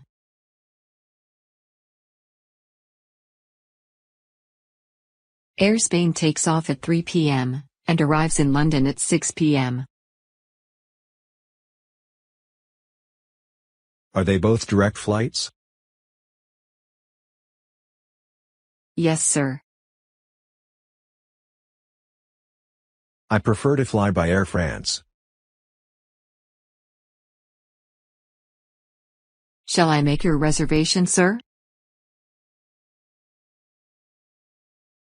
Yes, please. Will you buy your return ticket too? No, I'll only buy one-way ticket. I'm not sure about the date of my return.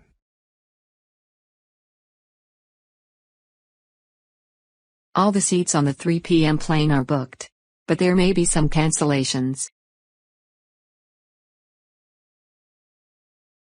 Shall I write your name on the waiting list, or do you want to fly by Air Spain? I want to be in London by evening. Write my name on the waiting list, please. When can you confirm my ticket? We are going to send you a message when we confirm your ticket. Yes, of course, thank you. Goodbye.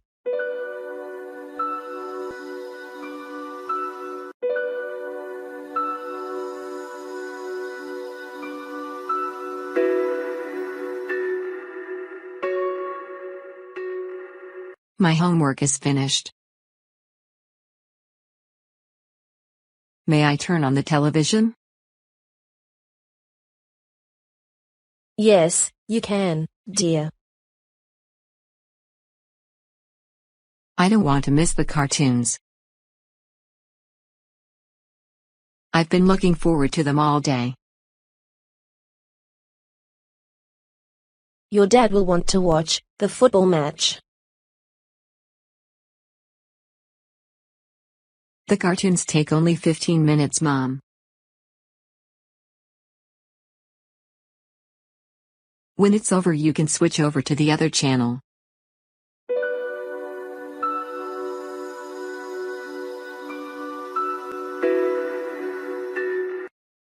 What's on TV tonight?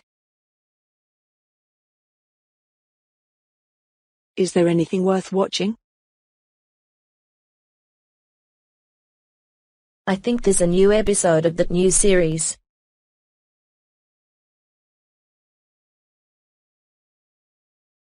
The variety show comes on next.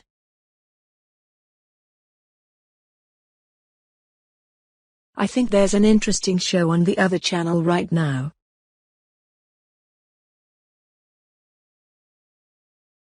I can't switch to other channel right now. I'm going to watch my favorite cartoon. Okay, let's watch your favorite cartoon then.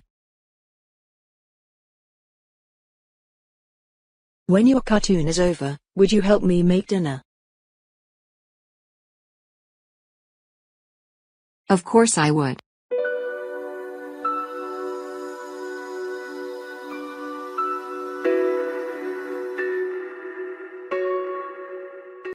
Do you want to go to this film, John?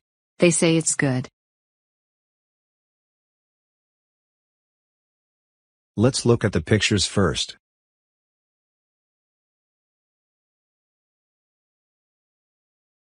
I think it's a good film. Let's go.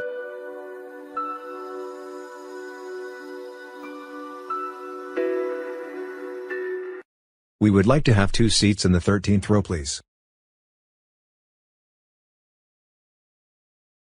That's $16.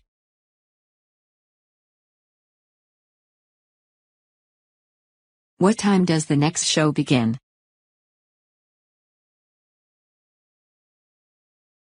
At 8:30, that's in 30 minutes.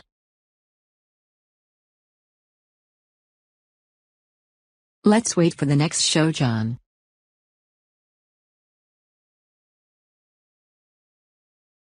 I don't want to see the end of the film first.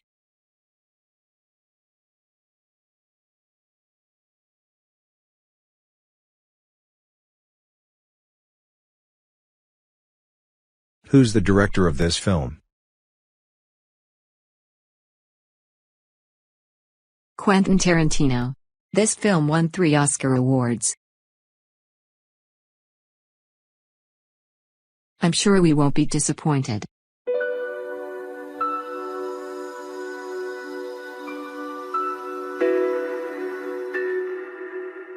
Do you know a good restaurant, Lucy? Let's go to the Donnas.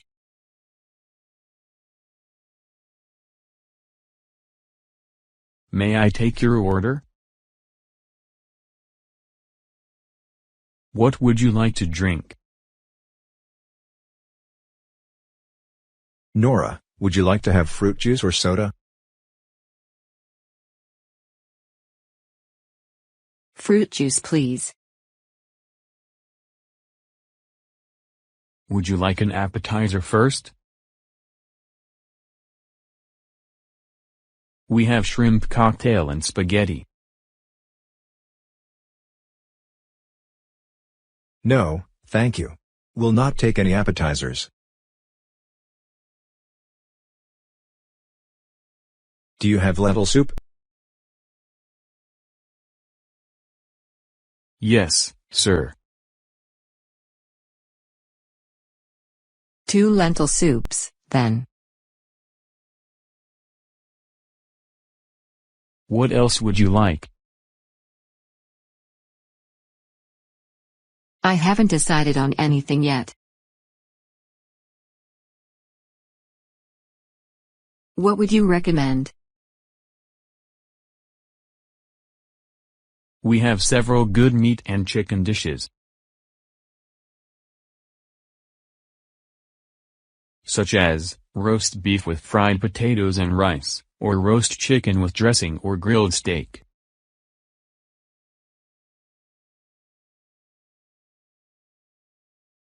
All right, that sounds good. I'll take grilled steak with fried potatoes.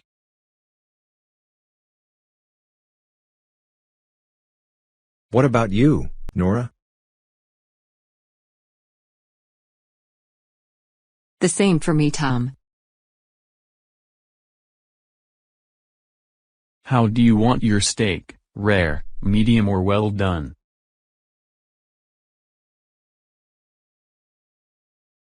Both well done, please. What kinds of salads do you have?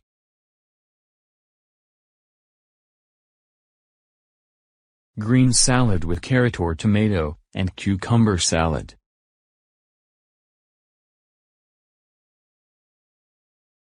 We'll have green salad. What kind of dressing would you like on your salad? French dressing or Italian dressing? Italian dressing, please. Your steaks will be ready as soon as you finish your soup. What do you have for dessert? We have apple pie, chocolate pudding, ice cream, fresh fruits.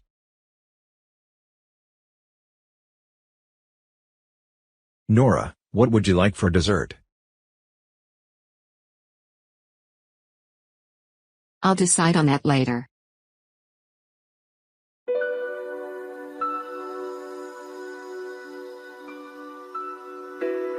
Do you have any brothers or sisters, Mr. Hill?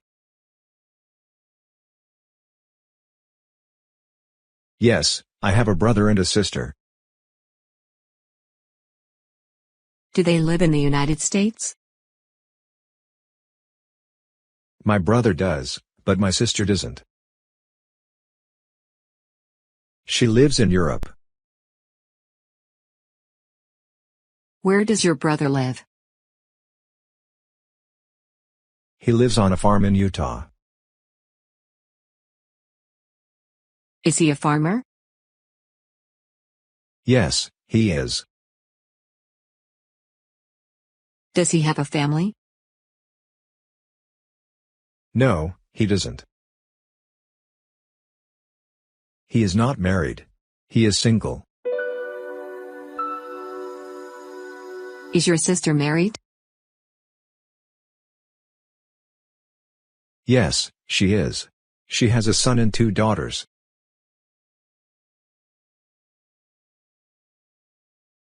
Where do you live? I live in New York. Do you work in New York? Yes, I do. I work in a store. Where do you work? I work in a factory. Have you worked in a factory before? No, I haven't. But I've worked in an office before. Where does Mr. Hill live? He lives in Boston. What does Mr. Hill do? He is a teacher. Is his wife a teacher too? No, she isn't. She's a housewife.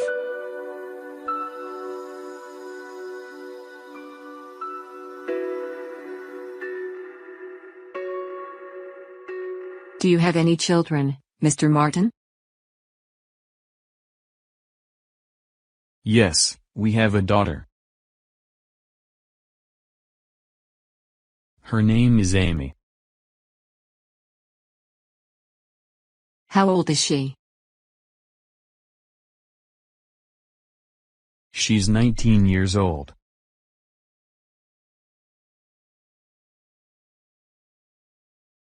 Do you have any children, Mrs. Campbell?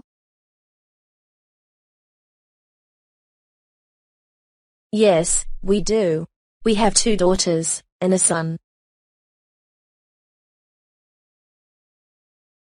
What are their names? The daughters' names are Ashley and Rachel. Our son's name is Matthew. How old are they? Ashley is 15. Rachel is 16. Matthew is only 7.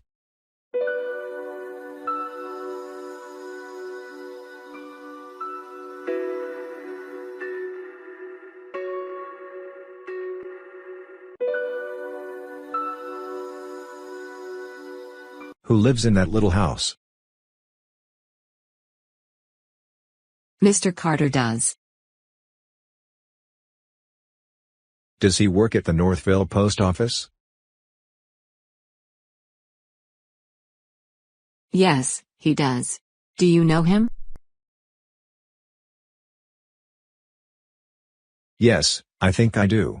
Who lives with him? He lives alone.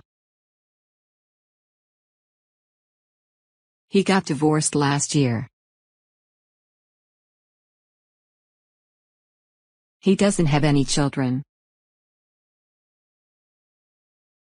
He is a nice person. Who lives in that house?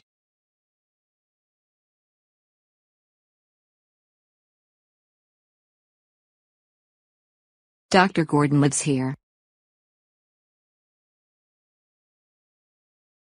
Everybody says he is the best doctor in town. Really?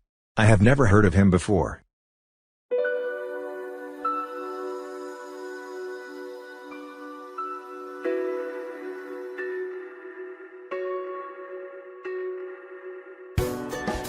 Good evening, Mona.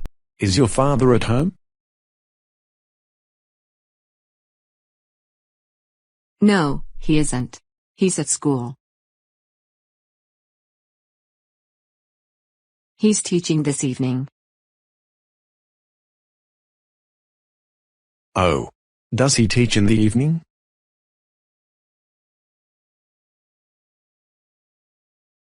Yes, he does. He teaches every Tuesday evening.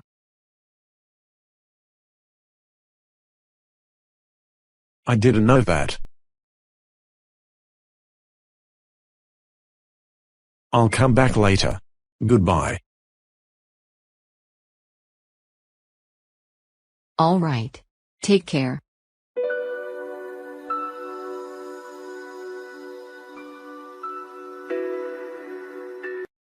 Good morning, Mrs. Jones. Is Mr. Jones at home today? No, he isn't. He's at work.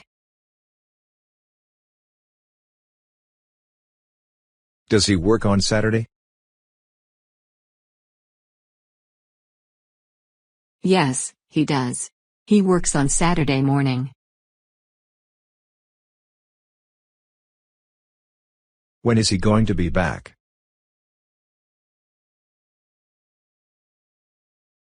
He is going to be here in 30 minutes. What are you going to ask him? What is this about? I've bought a new car. I need to ask him a few things about the car. I see. Would you like to drink something while we're waiting for him? Yeah, sure. Thanks.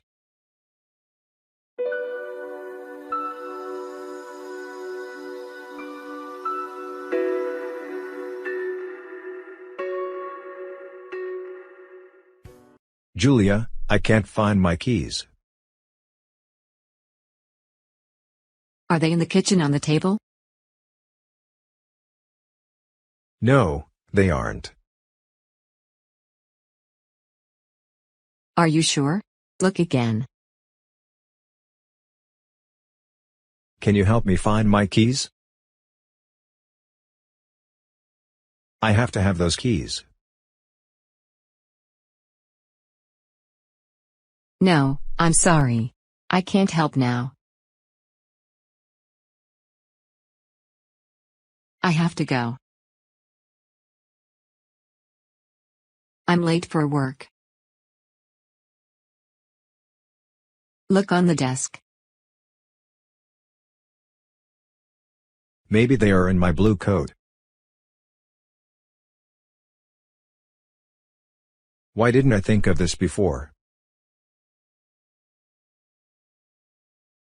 I'll see you later.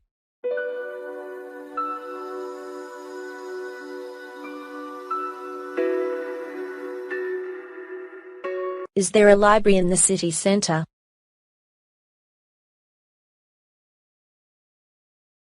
Yes, there is. It isn't large, but it's a good library. Where is it?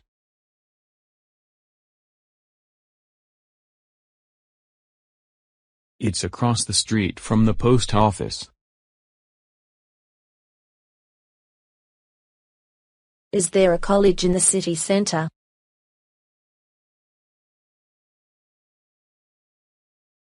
Yes, there is. It isn't large, but it's a very good school.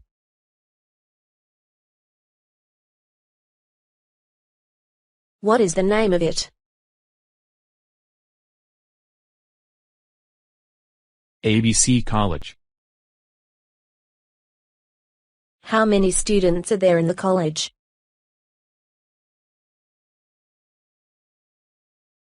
I don't know, but I think there are about 500.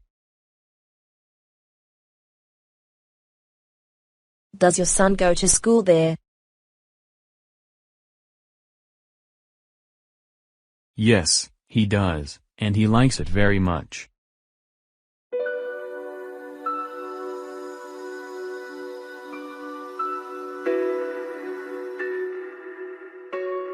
What are you going to do tomorrow?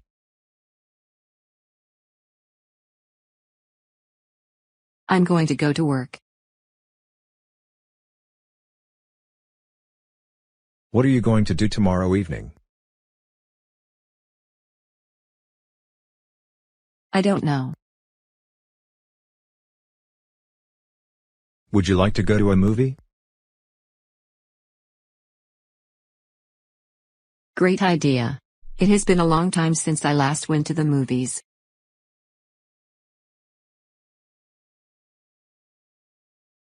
Did you go to the circus last Sunday?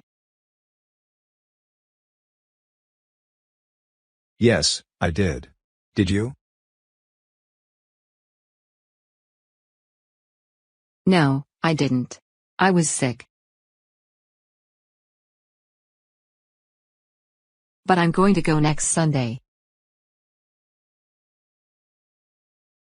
How are you feeling, now? I'm feeling so much better. Thanks for asking. You can call me anytime if you need something. It's very nice of you to say that. What are you going to do after dinner tonight? I'm going to study. What are you going to do? I'm going to write some emails. All right. Let's go.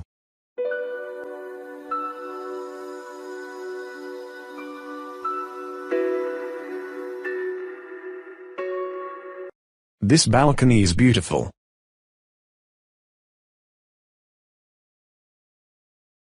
When did you buy this flat?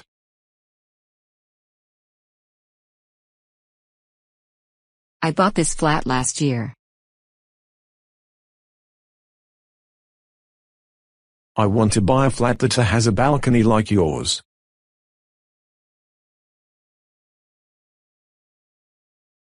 Where are you going to work this summer?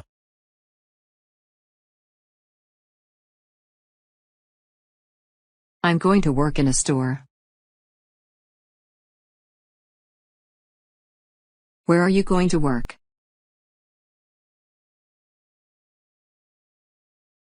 I'm going to help my brother on his farm.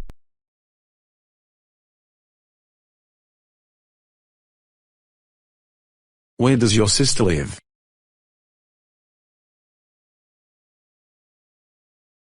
She lives in New York. Does she like New York?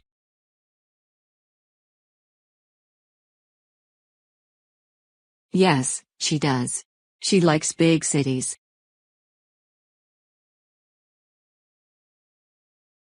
Do you like big cities?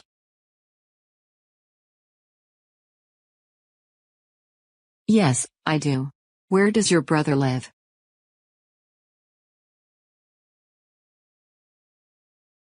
He lives in Northville.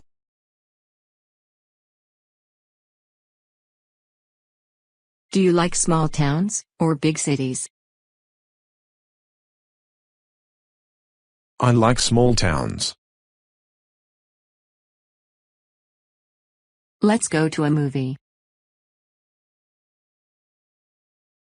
No, let's not. Let's go shopping. No, let's go shopping tomorrow. Let's go swimming today. Swimming? That's a great idea. Let's go. I can't wait to show you the pool.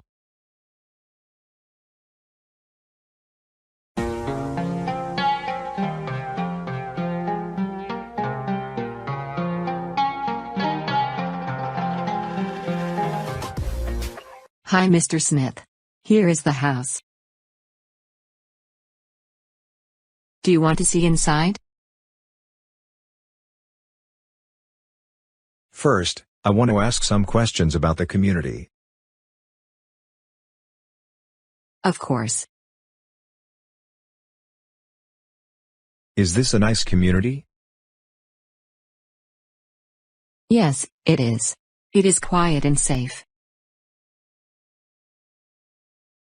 The neighbors are very friendly. There is a very good school only 1 kilometer from here. Do you have children? Yes, I do.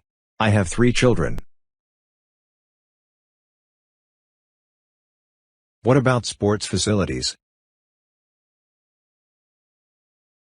There is a sports center close to the school. There is an indoor swimming pool, basketball and tennis courts.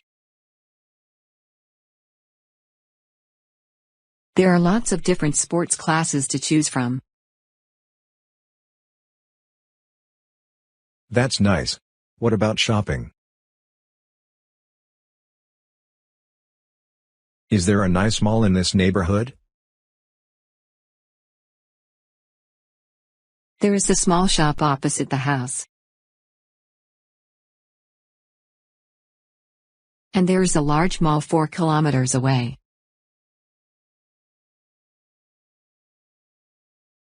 In the mall, there is a large supermarket, restaurants, cafes, clothes and sports shops.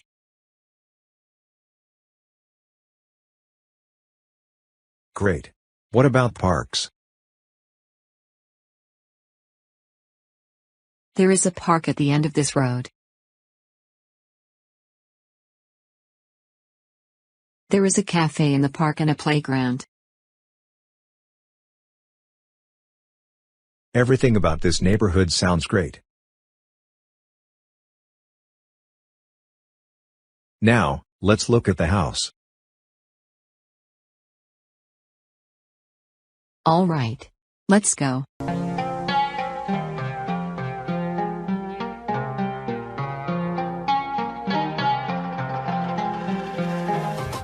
Hi, Anne. Long time no see. Hi, Erica.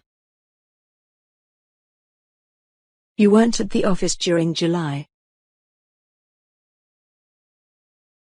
Where were you? I was in Spain. I went to Spain in July. Did you go to Madrid? No, I didn't. I went to Barcelona. How did you travel? Did you go by ship?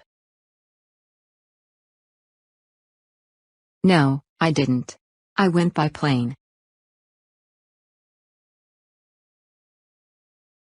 When did you leave Paris? I left Paris on the 6th of July. How long did it take to get to Barcelona? It took 2 hours to get there. How was the flight? The flight was very comfortable. Where did you stay in Barcelona? At a hotel? Yes, I stayed at a hotel. Was the hotel good? Yes, it was.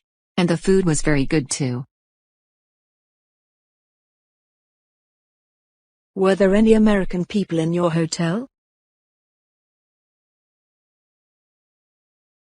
There were a few American people, of course, but there were more Italians than American people. When did you come back? I came back last week. I arrived at the airport at midnight. Do you want to have lunch together? Yes, I do. I'll tell you about the things that I did in Barcelona.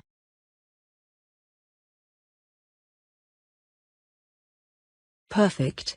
I can't wait to hear them. Let's go.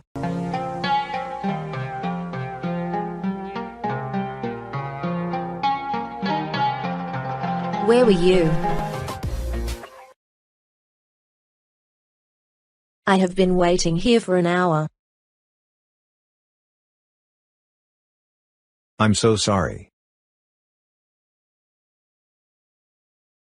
My boss did not let me leave. Why didn't he let you leave?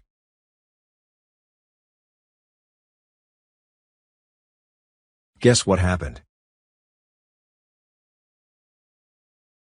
I don't know. What happened?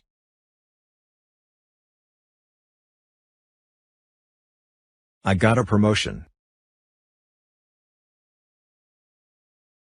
This is great news. Congratulations.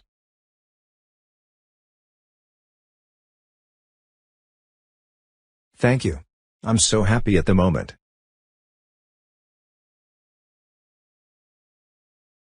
Well, we should celebrate this.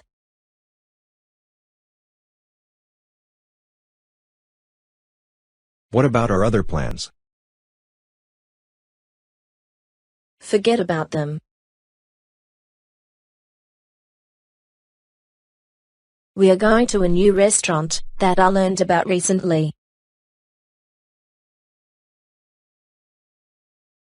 Sounds good to me. Where did you park your car?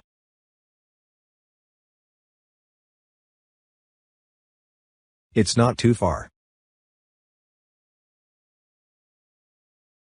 We are going to walk for 2 minutes.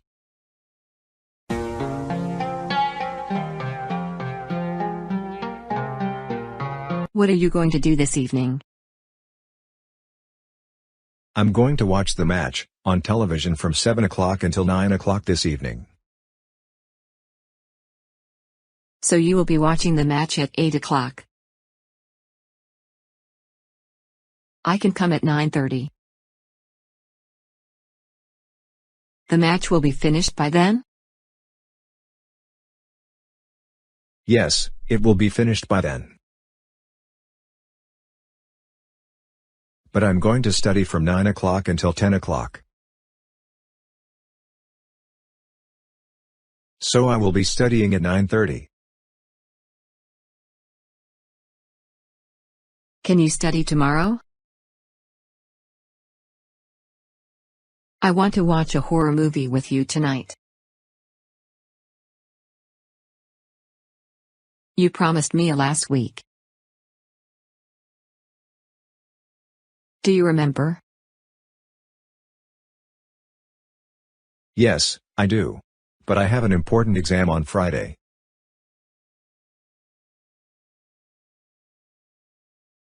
Why don't we watch it on Saturday? We both will have a lot of free time. I'm going to Paris this weekend. What are you going to do in Paris? My best friend's wedding is going to be there. Okay. I see. What about Friday evening?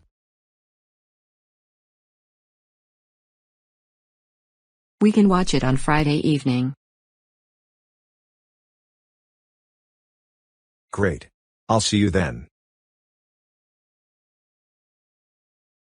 Jake, may I ask you a favor?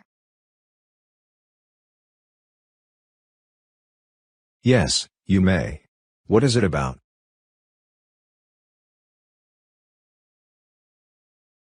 Can you drive me to the airport on Saturday?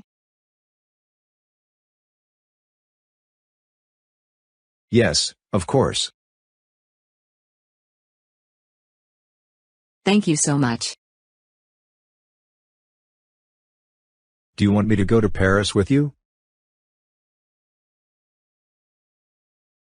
Well, I wouldn't mind some company. Great. I will buy my tickets when I go home. It's going to be an amazing weekend. I agree. We can visit famous places after the wedding. All right. I'll see you on Friday evening. See you.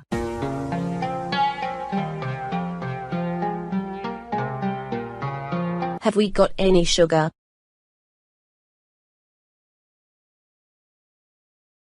I think we've got some. Let me check.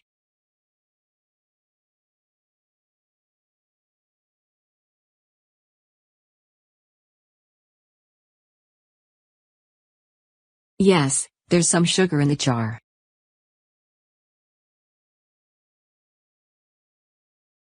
Is there any cheese in the fridge?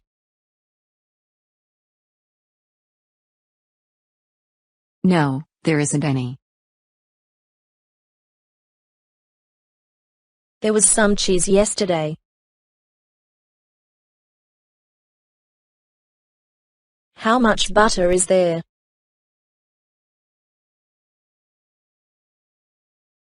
There's a little butter in the fridge. How many eggs are there? There are 15 eggs. Are there any apples?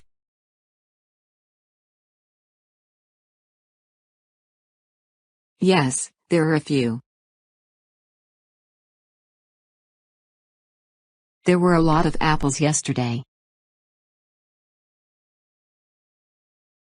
Who did eat apples yesterday? My friends and I ate a lot of apples yesterday. They were very delicious.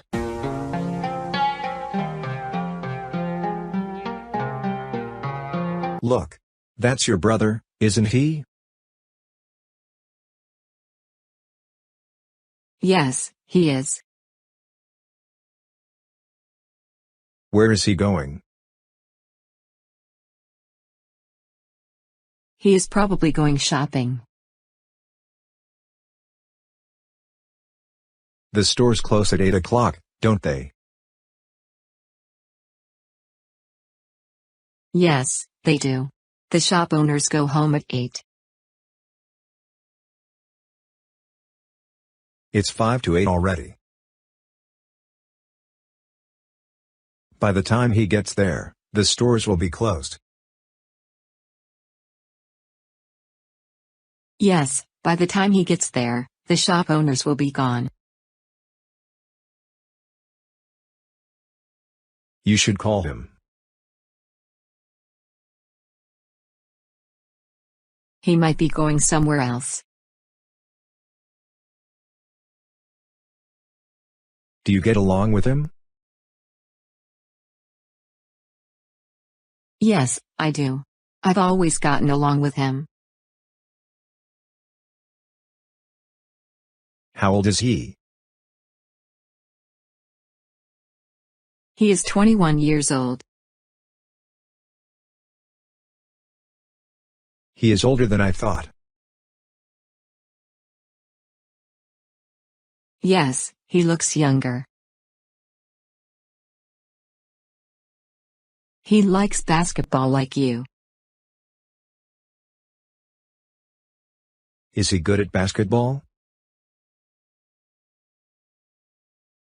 Yes, he is. He is very talented. You should play with him. It would be fun to watch you play together.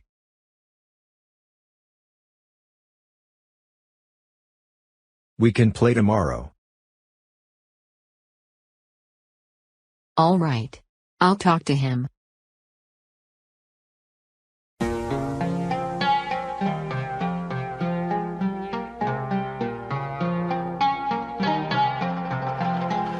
Good morning, Dr. Carter. Good morning, James. What's the matter? I don't feel well. What are your symptoms? I feel hot, and very tired. Let me have a look. Open your mouth, please. Okay, I see. What's wrong with me, doctor? You have the flu.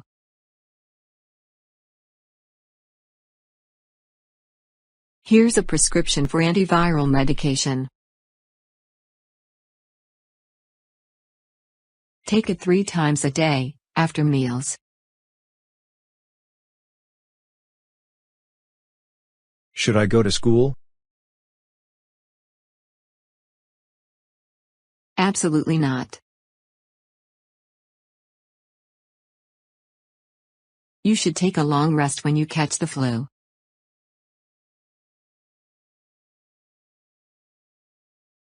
And you should drink lots of water.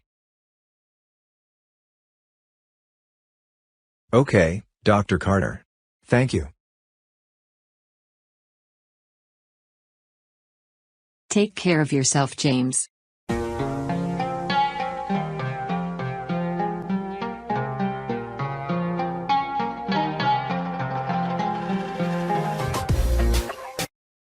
Hi, Angela. How are you? I'm good. Thank you. How are you? I'm fine, thanks. Did you cut your hair by yourself? No, I had it cut.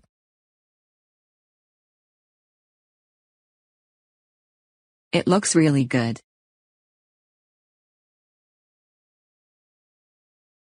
Thank you. I like the color of it too. I love the color blue. So, where are you headed? I'm going to the movies.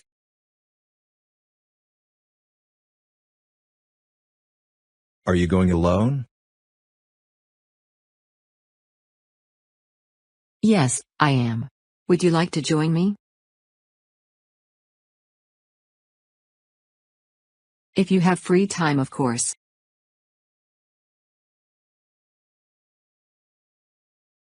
I have free time. I was going to go home. You don't have anything planned, right? No, I don't. I haven't gone to the movies since last year.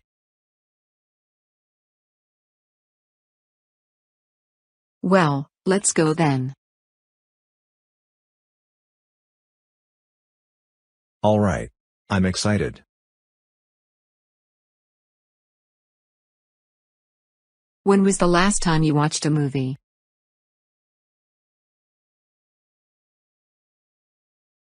I can't even remember. It has been that long. Can we go to my office first? Why? Because I forgot my phone at my office.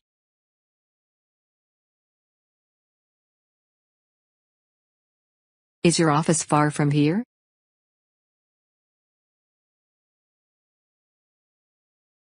No, it's not. All right. Let's go.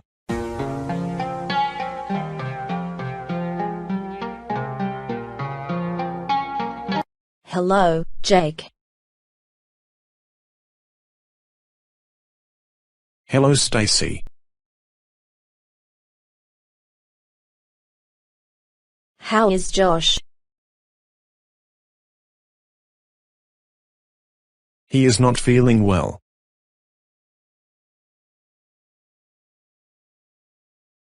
He is ill.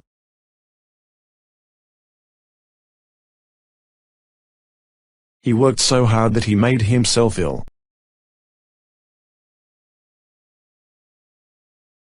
Oh, I'm so sorry to hear that.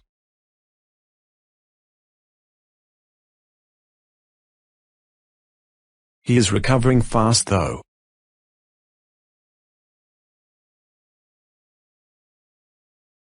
How are you doing, Stacy?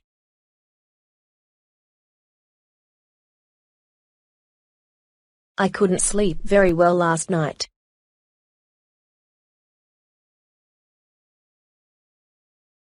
Why? I was so nervous about the examination that I couldn't sleep.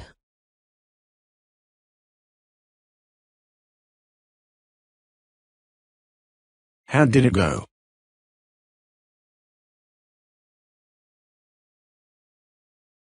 Do you think you did well?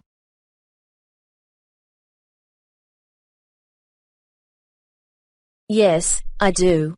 I studied a lot.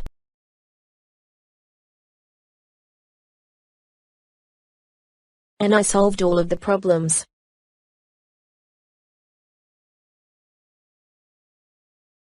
I think I'll get a good score.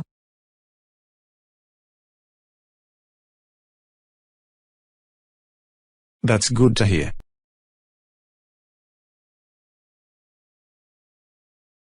I have to go. I'll see you later.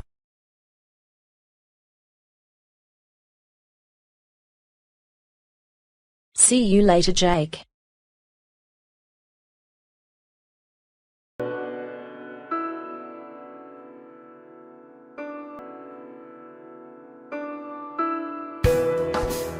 Hi, Ryan.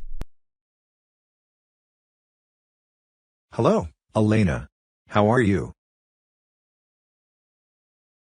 I'm okay. How do you like school?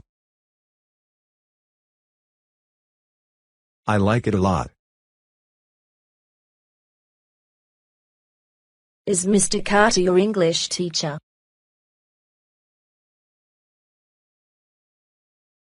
Yes, he is.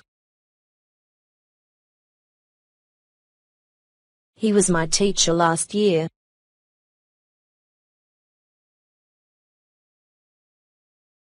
Did you like him? Yes, I did. But he used to get angry with me. Why did he get angry with you? I didn't study every day.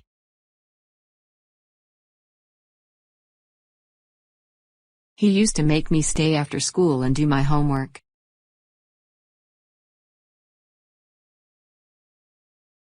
I didn't like school last year. Do you like school this year? Yes, I do. I'm doing my homework every day. The teacher doesn't make me stay after school.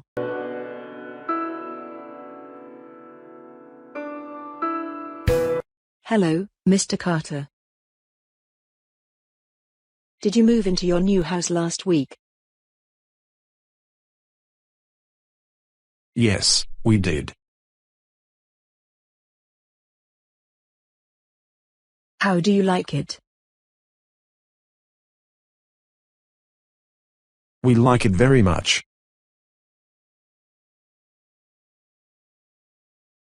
We have 3 children, you know.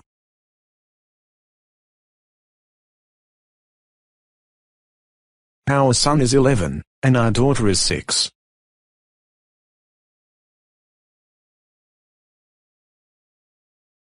The new baby is 5 weeks old.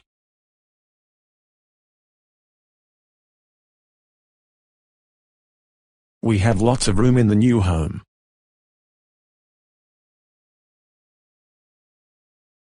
Is your wife happy? Yes, she is. The new kitchen is beautiful. She likes to cook in it. Do you have a garden? Yes, there's a big garden in the back.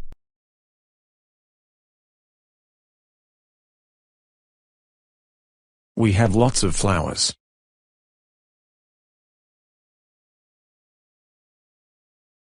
My wife and I like to work in the garden.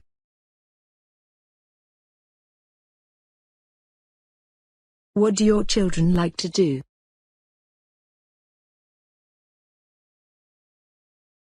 My son likes to play football and basketball. My daughter likes music.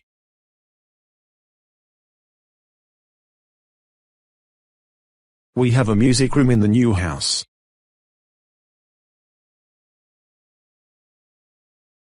She likes it very much.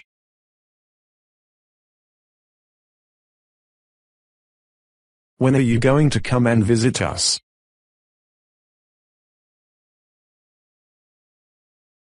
How about tomorrow evening?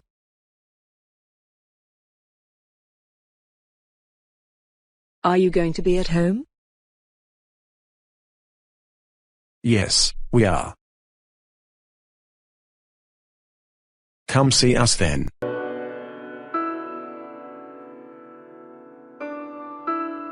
What are you going to do tomorrow? Don't we have to go to school? No, we don't. Tomorrow is the holiday. Oh, I forgot about the holiday. What are you going to do? I don't know. What are you going to do? Well, let's go to the movies. I don't like to go to movies on holidays. Let's go on a trip. Okay. Where do you want to go? Let's go to the country. It's pretty in the spring. How are we going to get there? On our bicycles. Lots of people go on bicycle trips in the spring. Good. Let's leave early in the morning.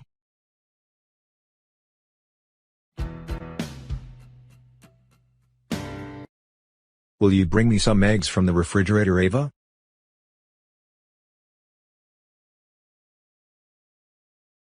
Here are the eggs. Anything else I can do for you? Yes.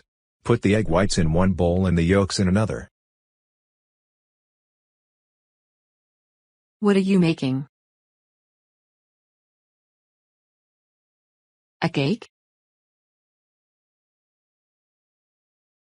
That's right. Don't tell Robert.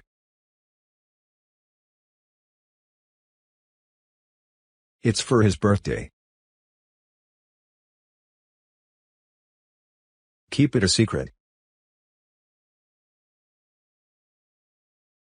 I won't tell anyone. You can trust me. You had better don't tell anyone.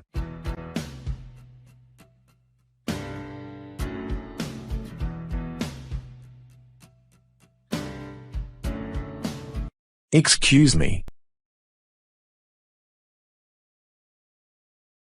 Can you tell me how to get to the post office? Of course. It's very near here.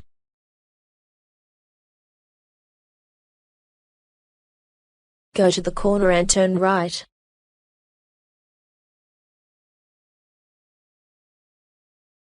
Walk 1 block and right again.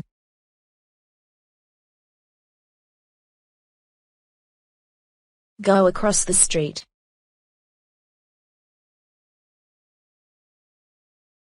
The post office is in the corner.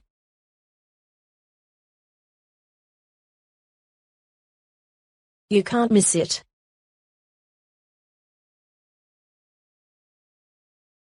Thank you very much.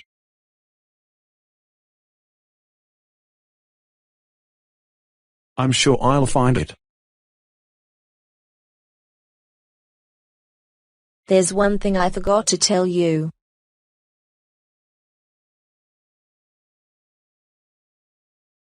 What's that?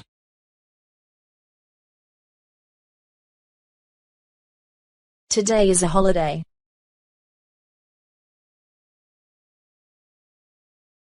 The post office is closed. You are right. How did I forget this? It's not going to be open for 5 more days, isn't it? No, it is not. Is it an emergency for you?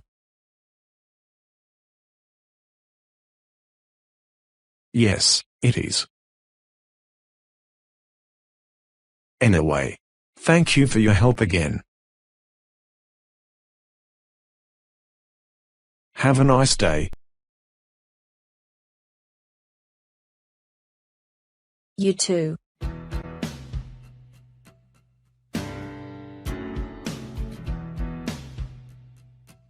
What time does the complete show begin? At 9 o'clock. The first picture begins at 9:20. How long does the complete program last? The first show is finished at 10. Is the same picture on tomorrow night? No, this is the last night. Then I'll have to see it now.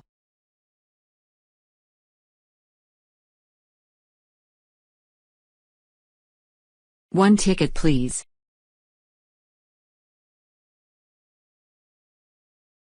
I think I have exactly the house you are looking for, Mr. Frost. It's in a very good neighborhood. Fine. Is it near a shopping center? Yes, it is. The shopping center is just a short walk. And the school too. Good. Is the house very old? I'd like a new one. All the houses here are very modern. None of them are over 5 years old. I'd like to see the house. From what you tell me, it is just what I want. I can take you to see it now. Yes, please. Let's go.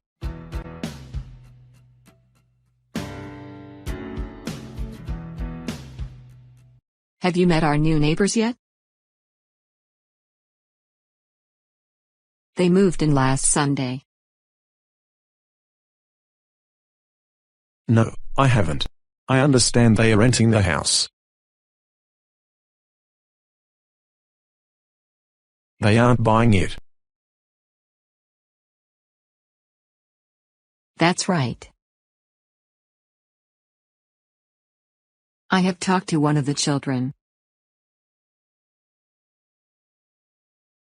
He's the same age as my son.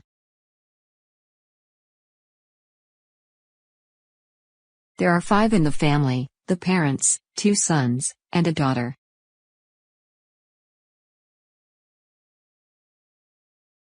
Let's go and welcome the new family to the neighborhood.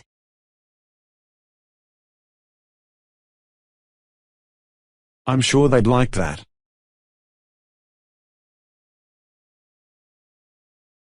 That's a good idea.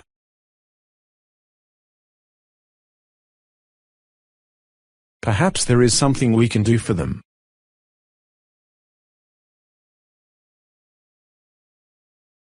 Everyone was very kind when I moved here 2 years ago.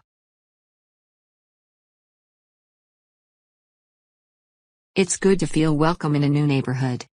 Let's go.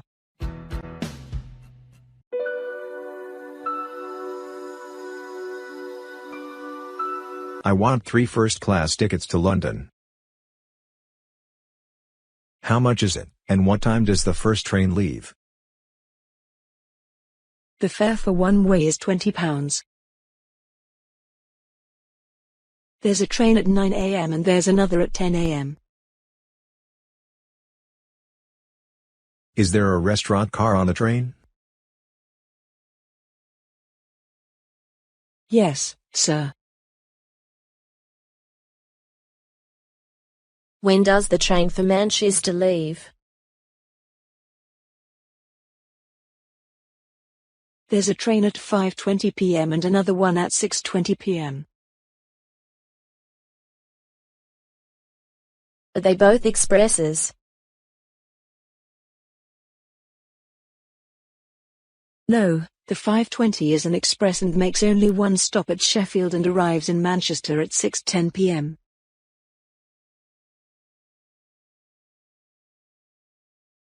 The 6:20 is a local train and it arrives at 8:30 p.m. I want a ticket on the express train then.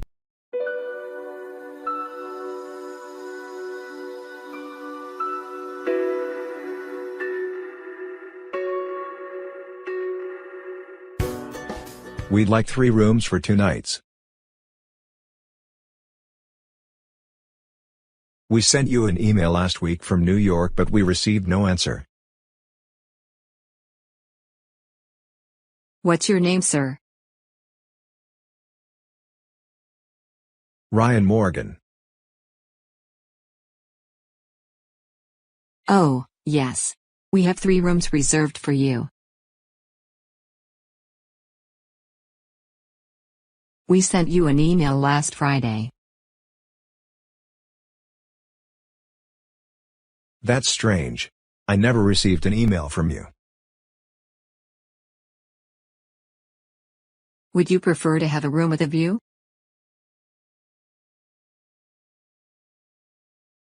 If that type of room is available, I would love to have a view.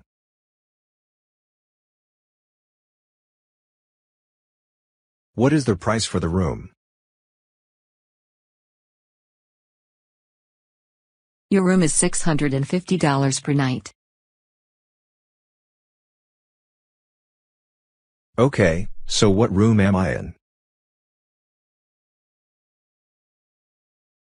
Room 523. Here is your key. To get to your room, take the elevator on the right up to the 5th floor. Don't you have bags? They are in my car. Okay. A bellboy will bring your bags up shortly. Thank you. My pleasure, sir. Have a wonderful stay at our hotel. Welcome aboard, Mr. and Mrs. Gordon. Your cabin's the first on the left, number 8. I hope you'll be comfortable. Thank you. I'm sure we will be.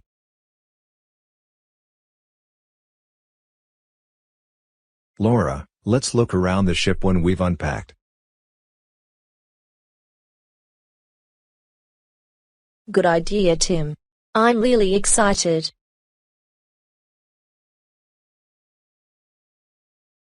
At last, we're going to start our cruise. We must ask what sport facilities there are. We'll eat too much, probably, and I don't want to put on too much weight. I don't want to, either.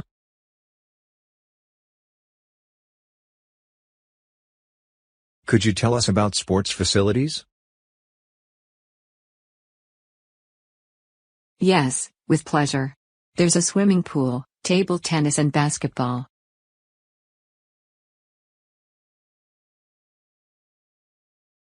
After all the exercise, we'll want to relax and be entertained. Every night, there's a show, there's a cinema, and there's a nightclub. That's just great. I think we'll have a really enjoyable trip. I'm sure you will. I'll be around whenever you need me. Thank you. This is the trip I've always dreamed of, Tim.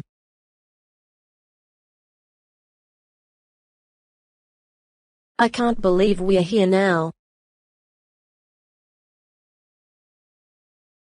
We deserved it. We worked really hard last 3 years. You were right. This is going to be the best summer of our lives.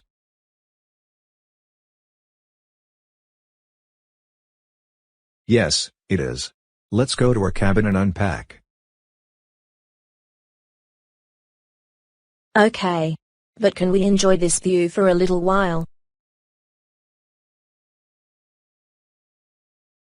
Yes, we can. I love sunsets too.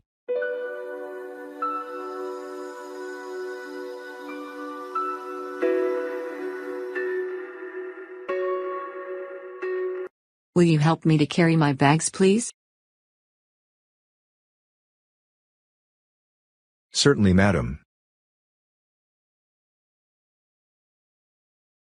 I want to go to Brooklyn. How much will I pay? The rate is $2 per kilometer. You'll have to pay about $30. Are you sure it won't be more than that?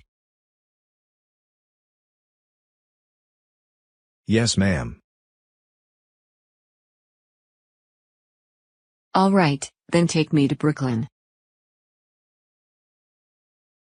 Drive carefully, please. Yes, of course.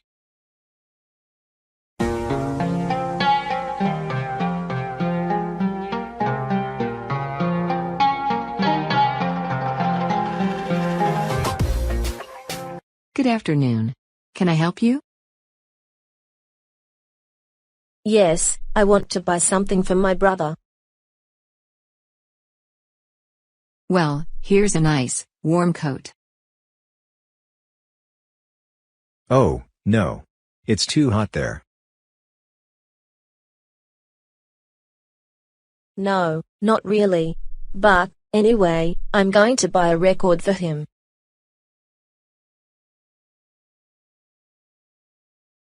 The Chromatics are a fantastic new group.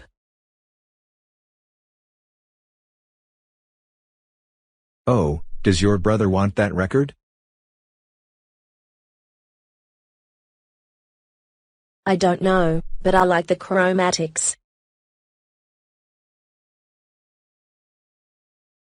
Here's the record. Do you want anything else? Yes, I do. Where are the tennis rackets? Who plays tennis? Your father? No, but he wants to learn.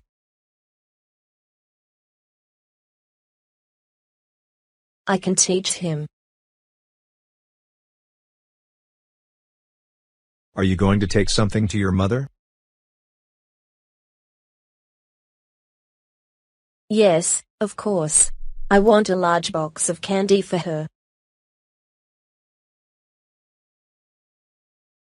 Does your mother really like candy? My mother doesn't.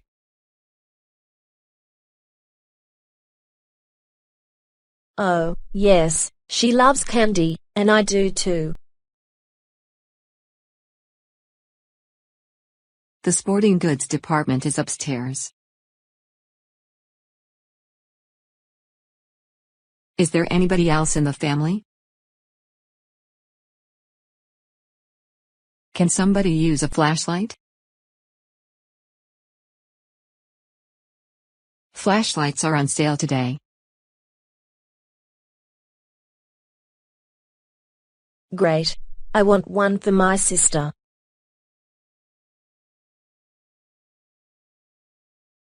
She's only 7 years old. Does she have a bicycle or a tricycle? She has a tricycle, but she wants a bicycle.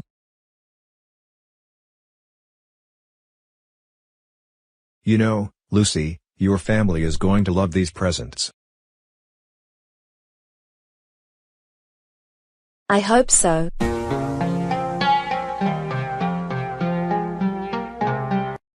Were you and Jake home last night, Nora? No, we weren't. I was at the office. There was a lot of work yesterday. Jake was at his office too. Lisa and I were at the movies.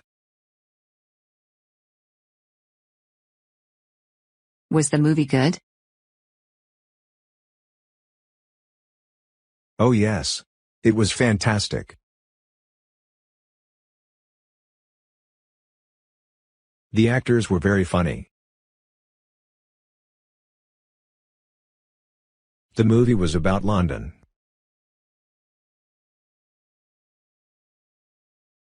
Oh, I was there last year. It's an exciting city. Oh, really? Was Jake there with you? No, he wasn't. He was busy at work. My sister and I were there on vacation. The weather was good every day. Oh, I want to go there next year. Maybe we can all go together.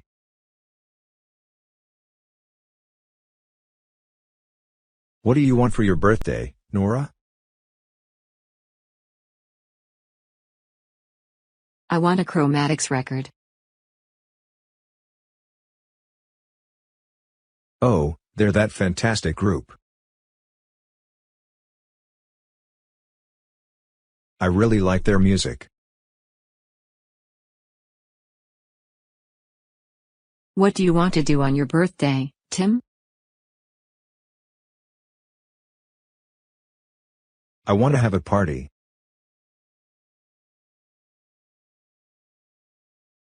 That's great. I want to wear my new dress.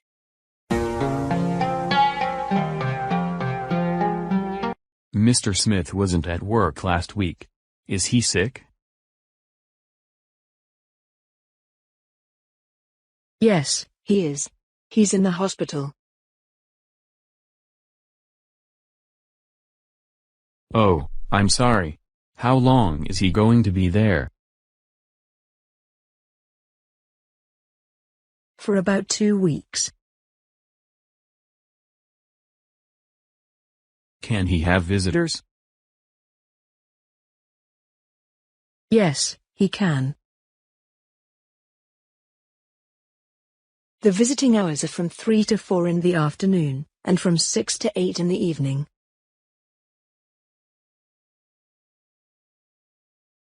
I think I can visit him on Saturday afternoon.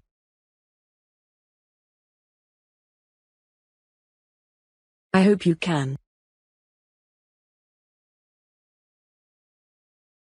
He really needs support from his friends. He says he missed all of you. We too missed him. The office is not the same without him. We need his positive energy. We miss his jokes. I have to go now. See you later. See you later.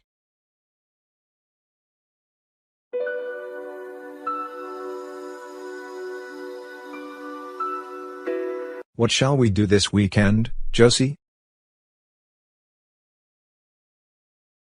Let's go to the beach.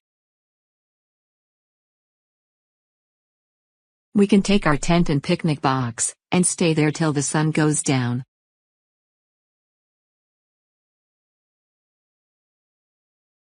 Let's take our rubber boat too.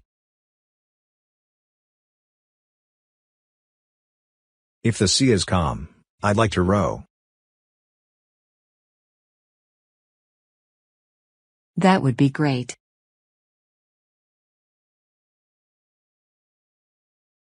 But my brother borrowed our rubber boat last week.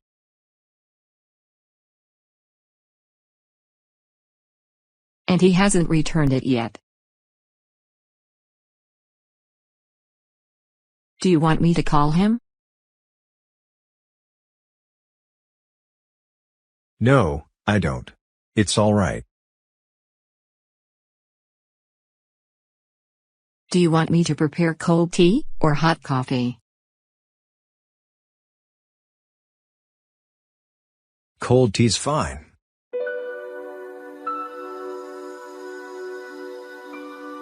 Did you put suntan lotion on Jake? Yes, I did. Did you? Yes, I did. The view is beautiful, isn't it?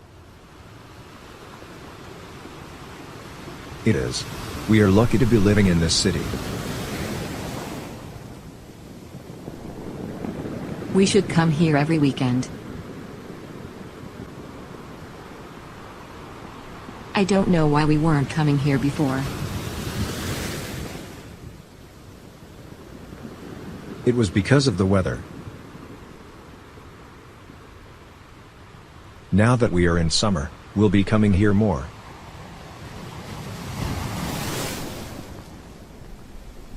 We should invite our friends, too. I agree. Tom would love this beach. When is he coming back from London? He said that he would be here on August 8th.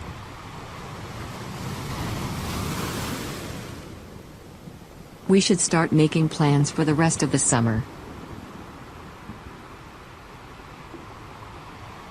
Oh, I have big plans.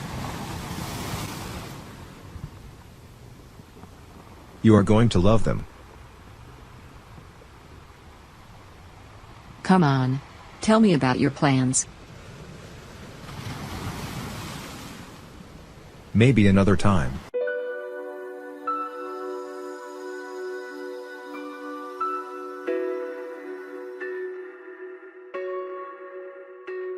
Welcome, sir. How can I help you? Can you give me something for a skin rash?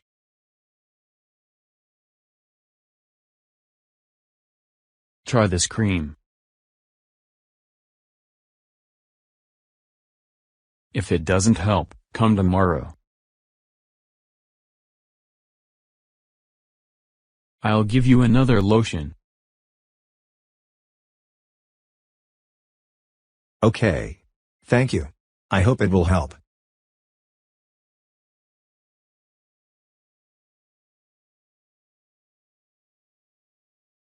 Excuse me, Sir, can you give me something for a burn?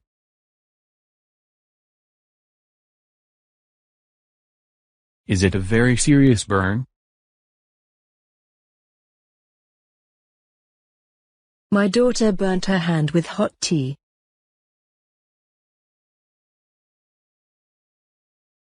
In that case, tell her to apply this ointment 3 times a day. And tell her to don't cover the burn with a bandage. I see. Thank you so much.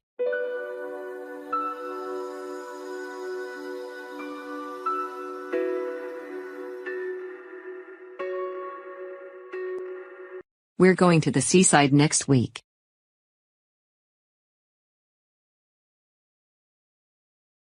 Can you give me an ointment for sunburns in case we need it?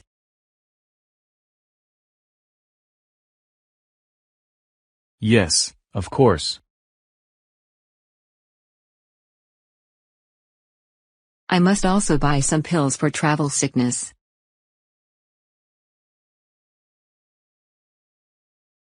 And I want sleeping pills.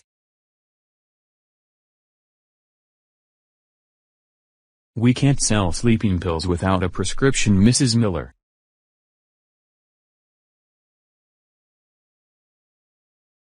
Oh, I see. I'll come back for the sleeping pills later then, with my doctor's prescription.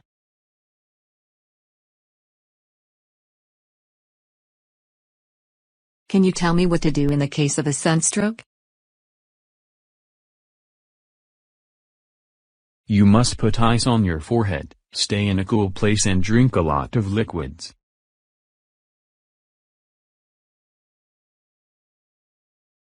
You had better consult your doctor too.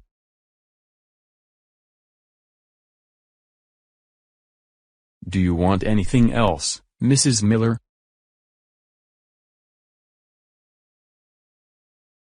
No, thank you. That'll be all. Goodbye.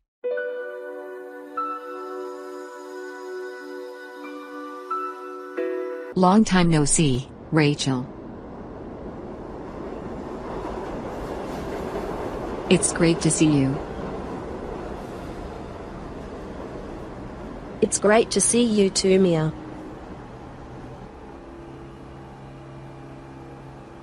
I would love to talk to you right now, but I'm going to be late for my meeting.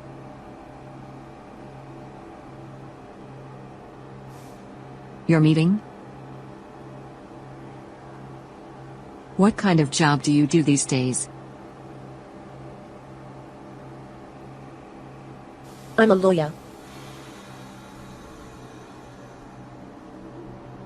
I'm going to meet my client in an hour.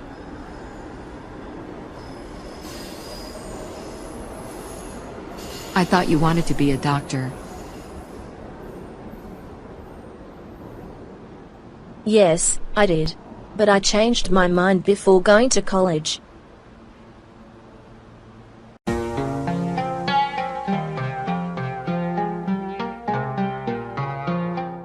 I want a sandwich and coffee. What do you want today, Lucy? Let me see. A bowl of soup and a salad for me.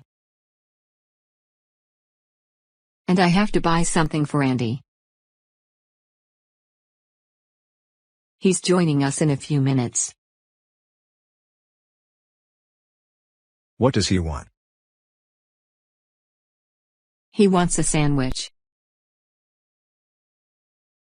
There are some cheese sandwiches. Does he like cheese? Yes, he does, and he wants a drink too. What does he like to drink?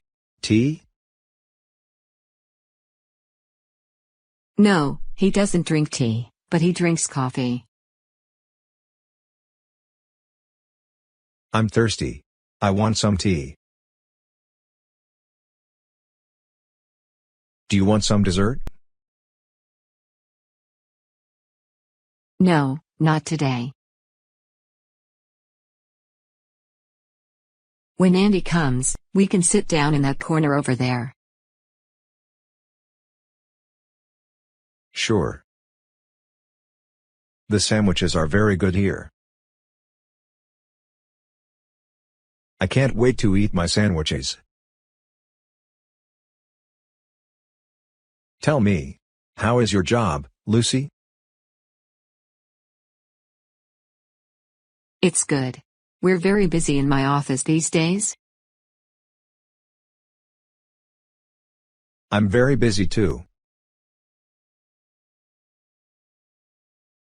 And my sister's coming for the weekend. When is she arriving? At 7:30 tomorrow. It's Mother's birthday Sunday, and we're having a party for her. That's nice. Look. There's Andy. Andy, we're over here. I like music. I have a lot of records. How about you? Oh, sure, I have a lot of records too. I like music a lot. We all like music. What kind of music do you like? I like rock, pop and rap music. What about you? I love jazz, soul and metal music. Let's listen to your stereo. We can't. Why? My little sister is sleeping.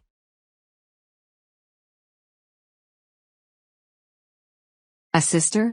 I didn't know you had a sister.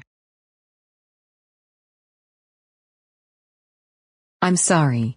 We can listen to your stereo later. She'll wake up soon.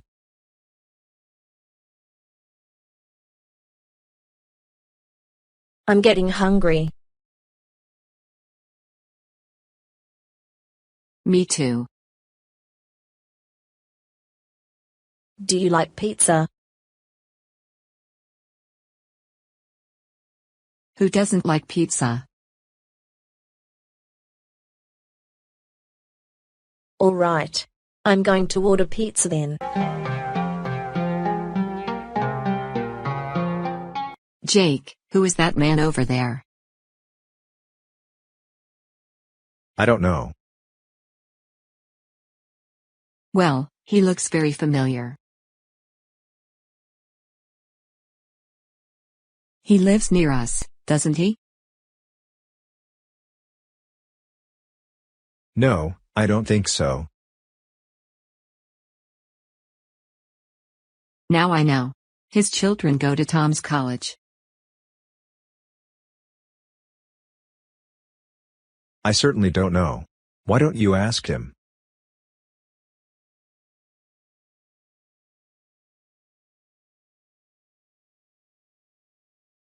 Excuse me. I know you, don't I? No, I don't believe so. Well, you live near us, don't you?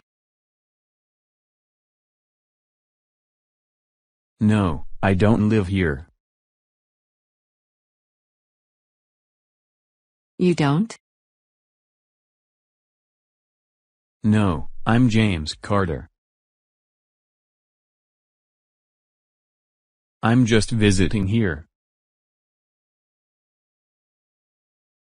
I thought you were someone I knew. I'm sorry for bothering you. No problem. Have a good day. You too. Hi, do you sell soap? Yes, we do. Do you sell toothpaste too?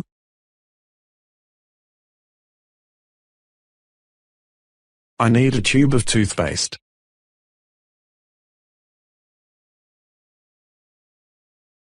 No, I'm sorry, we don't. But we have food. Do you have pizza? Do you have chocolate cake? Yes, sir, we do. We have both. Great. I want 2 pizzas and a chocolate cake. All right.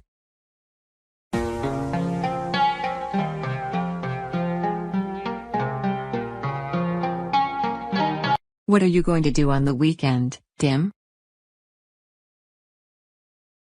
I may go to a movie on Saturday night. On Sunday I'm going to ride my bike in the park. Some of my friends may be there too. Are you going to work in the library on Saturday afternoon? I'm going to be there from 2 to 4. In the morning I can go there. But in the afternoon I may go shopping with John. He wants to buy a present for his brother. Next Friday he's going to graduate from high school. We may not have time to shop next week. Oh, then maybe we can get together later. Is that your guitar? Yes, it is. Are you good at playing guitar? My friends say that I'm pretty good.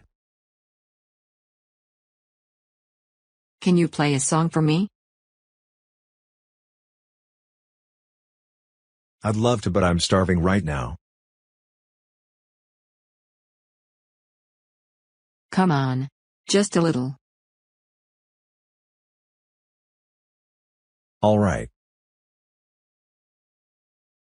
I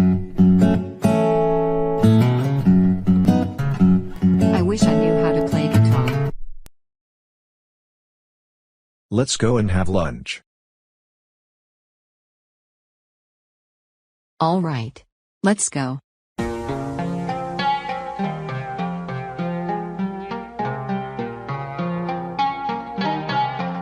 Do you have any relatives in London, Mrs. Carter? No, I don't, but I have a brother in Manchester. He and his family are going to visit me next Saturday. Oh, that's nice. What is your brother's name?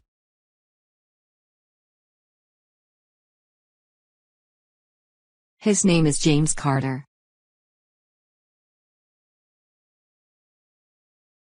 Do you have any relatives in this country, Mrs. Carter?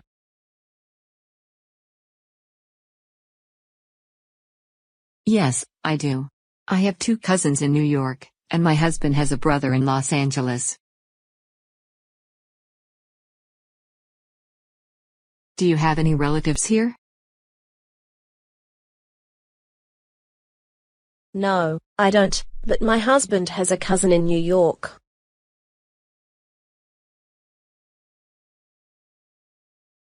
Is Mr. Scott's wife living?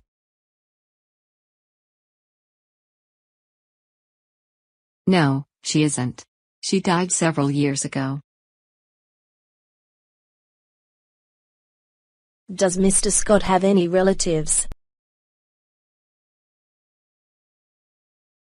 Yes, he does. He has 2 nieces in New York and a nephew in Miami. Would you like to drink coffee? I can make you some coffee. That would be great. Thank you. Do you want anything else? Do you want biscuits too?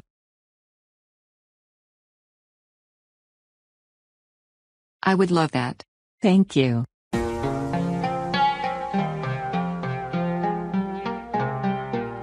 I want to buy some postcards and some stamps. Well, the newsstand is across the street. And the post office is at the end of the street. What a nice city. In my city our stores are bigger than yours, but our streets are dirtier. My city has the tallest buildings in the country. I think our parks may be prettier than yours too. Well, do you want to come to the newsstand with me?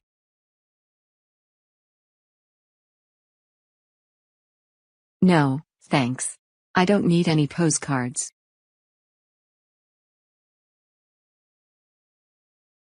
I'm tired. I want to go to the apartment. Okay, but are you sure you can find your way? Romancing Paris, unveiling the secrets of the Eiffel Tower. Hello, Rebecca. I've recently been reading about Paris and the fascinating Eiffel Tower. Have you ever been there? Hi, Kelvin. Yes, I visited Paris a few years ago, and I must say, the Eiffel Tower is as stunning as it is often depicted. What intrigues you about it? Well, it's not just an architectural marvel, the history behind it is captivating. Can you share your personal experience of visiting the Eiffel Tower? Certainly, Kelvin. The Eiffel Tower stands tall and graceful. When I ascended to the top, the view of Paris was breathtaking. You could see the Seine River, Notre Dame Cathedral, and other famous landmarks. That sounds incredible. I understand the Eiffel Tower was built as the entrance arch for the 1889 Exposition Universelle. But there was controversy surrounding its construction, wasn't there? Yes, Kelvin, you're right.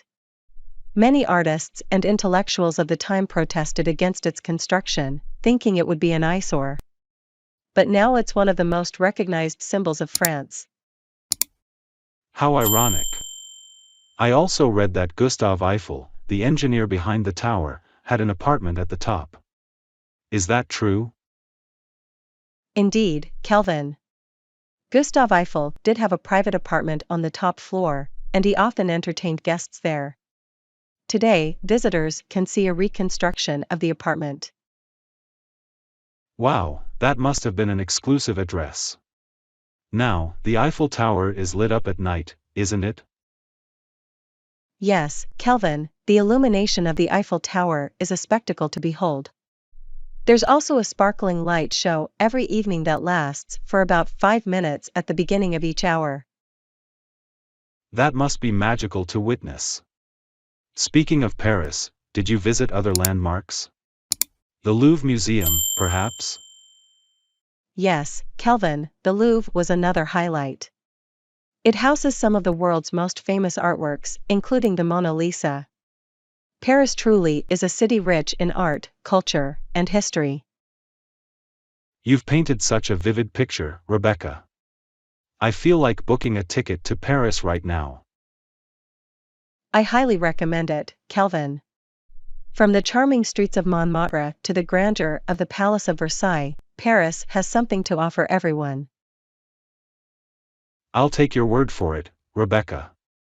Thank you for sharing your experiences and insights. You're welcome, Calvin. I hope you get to explore Paris and the Eiffel Tower yourself someday. It's a journey worth taking. I'm sure it is, Rebecca. Until our next enlightening conversation, take care. You too, Calvin. Au revoir. A journey to remember, discovering the beauty of France with Calvin and Rebecca. Hi Rebecca. I heard you recently returned from a holiday in France. How was your experience? Hello, Calvin. Yes, it was an incredible journey. France has so much to offer, from the romantic streets of Paris to the scenic beauty of the French Riviera. How about you? Have you ever been to France? I haven't, but I've always wanted to go. Can you tell me more about the places you visited and the things you did? Absolutely. In Paris, I explored iconic landmarks like the Eiffel Tower, Louvre Museum, and Notre Dame Cathedral. I also enjoyed strolling along the Seine River and sampling delicious pastries. That sounds wonderful. What about outside Paris? I took a train to Nice and spent some time relaxing on the beautiful beaches of the French Riviera. I also visited the charming town of Provence, where I tried local wines and explored lavender fields. I love wine and lavender. Did you learn any French phrases to help you get around? Yes, I picked up some basic phrases like bonjour, good morning, merci, thank you, and où sont les toilettes? Where are the toilets? People appreciated my efforts, even though my pronunciation wasn't perfect. Huh, that's great. What was your favorite part of the trip? It's hard to choose, but I'd say exploring the art and culture in Paris and enjoying the relaxed lifestyle of the south of France. Every region has its unique charm. I can imagine. Did you have any challenges or something you wish you had known before going? I wish I had known more about the local customs and etiquette. For example, it's common to greet people with a kiss on each cheek. And remember, many small shops and restaurants close for a few hours in the afternoon. That's good to know. How about the food? Did you try any French cuisine? Oh, the food was divine. From croissants and escargot to coq au vin and ratatouille, everything was delicious. I even took a cooking class to learn how to make some traditional dishes. That's amazing. You've given me so many ideas for when I plan my trip to France. I'm glad to hear that, Calvin. You'll have a fantastic time. Just remember to take it slow and enjoy all the beauty and culture France has to offer. Thank you, Rebecca, for sharing your experience with me. I can't wait to explore France myself. You're welcome, Calvin. Bon voyage, and make sure to bring back some wine and cheese. Will do. Thanks again, and take care, Rebecca. You too, Calvin. Enjoy your travels. An evening in Paris, love blossoms under the Eiffel Tower. Good evening, Rebecca. I'm so thrilled that we have this opportunity to enjoy a romantic dinner in Paris. How are you feeling? Oh, Calvin, it's just perfect. I can't believe we're here. The view of the Eiffel Tower is incredible. How did you find this lovely place? I wanted our evening to be unforgettable, so I did some research and found this place. It's one of the hidden gems in Paris. Shall we start with some appetizers? That sounds wonderful. What would you recommend? How about escargot? It's a classic French dish, and I think you'll enjoy it. I'm feeling adventurous tonight, so let's try it. How did you develop a taste for French cuisine, Kelvin? I spent a summer in France during college, and I fell in love with the food, the culture, and the language. There's just something magical about this place. I can feel it, too. It's like a fairy tale, and everything seems so romantic. Tell me more about your experiences in France. Well, I traveled to different regions, exploring the local flavors and historical sites. I learned a lot about French art and architecture. I wish I could take you to some of the places I visited. That sounds like a dream, Kelvin. Perhaps we could make that our next adventure. Now, tell me, what's your favorite French dish? That's a tough question. I think it would have to be coq au vin. It's a slow-cooked chicken dish with wine and mushrooms. Perhaps we could try it tonight? I trust your judgment, Kelvin. Let's order that. And for dessert, how about a classic crème brûlée? Perfect choice, Rebecca. You know, sitting here with you, overlooking the Eiffel Tower, I can't help but feel that this moment is special. It is, Kelvin. This trip, this dinner, it's all been a dream come true. I feel so connected to you and this beautiful city. I feel the same way, Rebecca. I think we share something truly unique. Here's to us and to many more adventures together. Cheers to that, Kelvin. I couldn't have asked for a more perfect evening. Neither could I, Rebecca. And as the night grows older and the city lights up, I hope we can continue to discover new things about each other. Me too, Kelvin. Let's make a promise to explore the world together, starting with this incredible city. It's a promise, Rebecca. One that I intend to keep. Here's to us, to Paris, and to a lifetime of romance and exploration. To us, Kelvin. Thank you for a magical evening. Thank you, Rebecca, for being a part of my life. Let's make every moment count.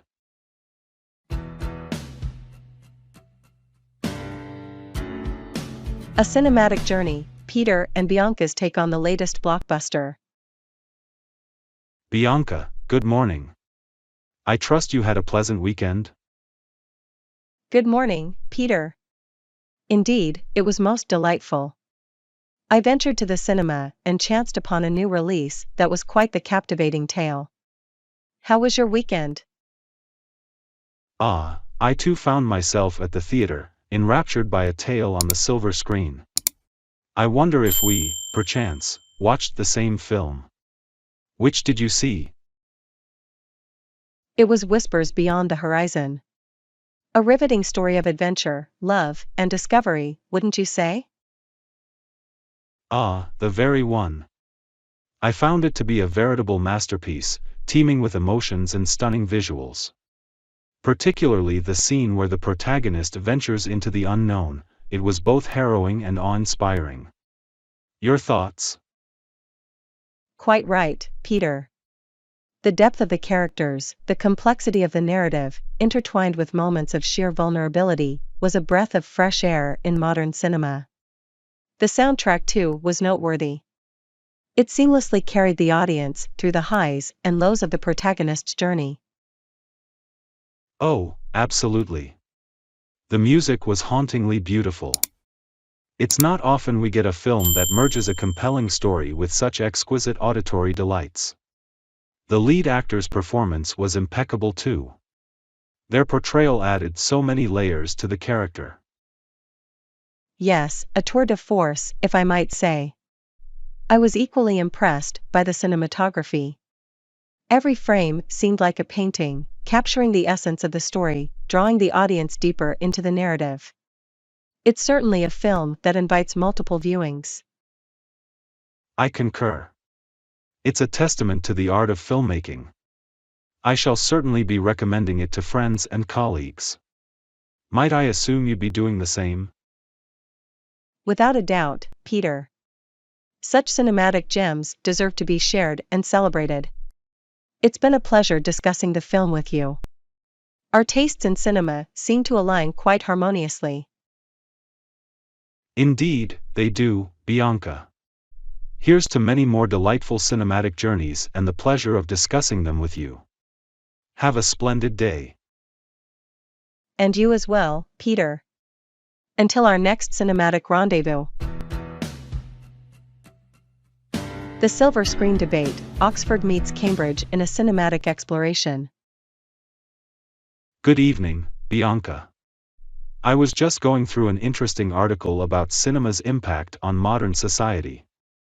Being from Oxford, I'm curious to know how Cambridge perceives the evolution of cinema culture. Ah, Peter. Always a pleasure to delve into such topics with you. Well, Cambridge, like Oxford, values cinema not just as a form of entertainment but also as a mirror to society, reflecting its changes, hopes, and dreams. How does Oxford approach this subject? Quite similarly, I must say. We often discuss how films, especially the classics, have shaped societal norms and values. But with the rapid digitalization and the rise of streaming platforms, do you think the essence of traditional cinema is getting lost? That's an intriguing question. While digital platforms provide easy access and a plethora of options, I believe the charm of watching a film in a darkened theater, with an audience sharing the experience, is unparalleled. However, streaming does democratize content, making it accessible to many. What are your thoughts? I agree with you, Bianca. The collective experience of watching a film in a theater is magical. But then, streaming platforms have brought international cinema to our fingertips. Films that we'd have never discovered are now just a click away. Precisely. It's a double-edged sword. While we gain access, we might be losing the communal aspect of cinema. Also, these platforms give independent filmmakers a voice, which is invaluable. True. On another note, do you think cinema education should be more integrated into university curriculums? Given its impact, wouldn't it be beneficial for students to critically analyze and understand films? Absolutely. At Cambridge, we do have courses that touch upon film studies, analyzing them from various perspectives: cultural, historical, and even psychological. I believe Oxford has made strides in this domain as well. Indeed, we have. Film studies at Oxford also intertwine with literature, history, and even philosophy, showcasing cinema's multifaceted nature. That's wonderful to hear. It's heartening to see both our esteemed institutions recognizing the power and influence of cinema. Here's to more enlightening discussions, Peter. Cheers to that, Bianca. Until our next intellectual rendezvous, take care. And the Oscar goes to a cinematic discourse between Peter and Bianca. Good evening, Bianca. Have you had a chance to watch the Oscar ceremony last night? Hello, Peter. Yes, I did manage to catch it. It was quite an affair, wasn't it? Did you have any favorite moments? Absolutely. The entire ceremony was a testament to the cinematic arts. However, the highlight for me was the Best Director award. It's encouraging to see such diverse nominees and winners these days. What about you? I must say, the musical performances were particularly enchanting. They breathed life into the ceremony. But yes, I also appreciated the emphasis on diversity this year. Representation truly matters in cinema. I couldn't agree more. Film has this incredible power to bridge cultural divides and foster understanding. I believe the Oscars should reflect that universality. Precisely, Peter. On a lighter note, I was also intrigued by the fashion choices this year. The red carpet was a mosaic of colors, styles, and bold statements. Indeed.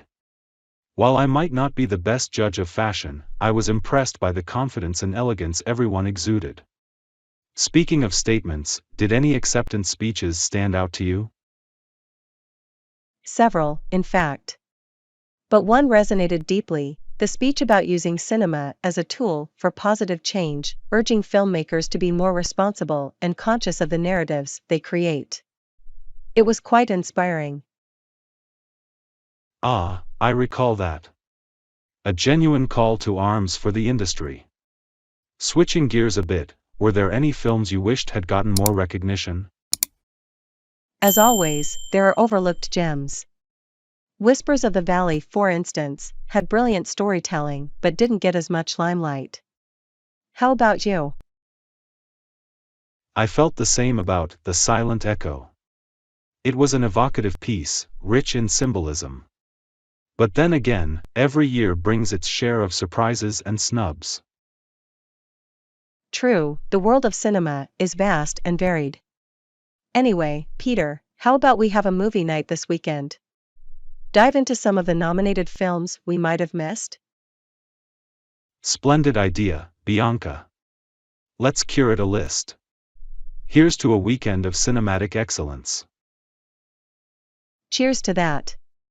Until then, take care, Peter. You as well, Bianca.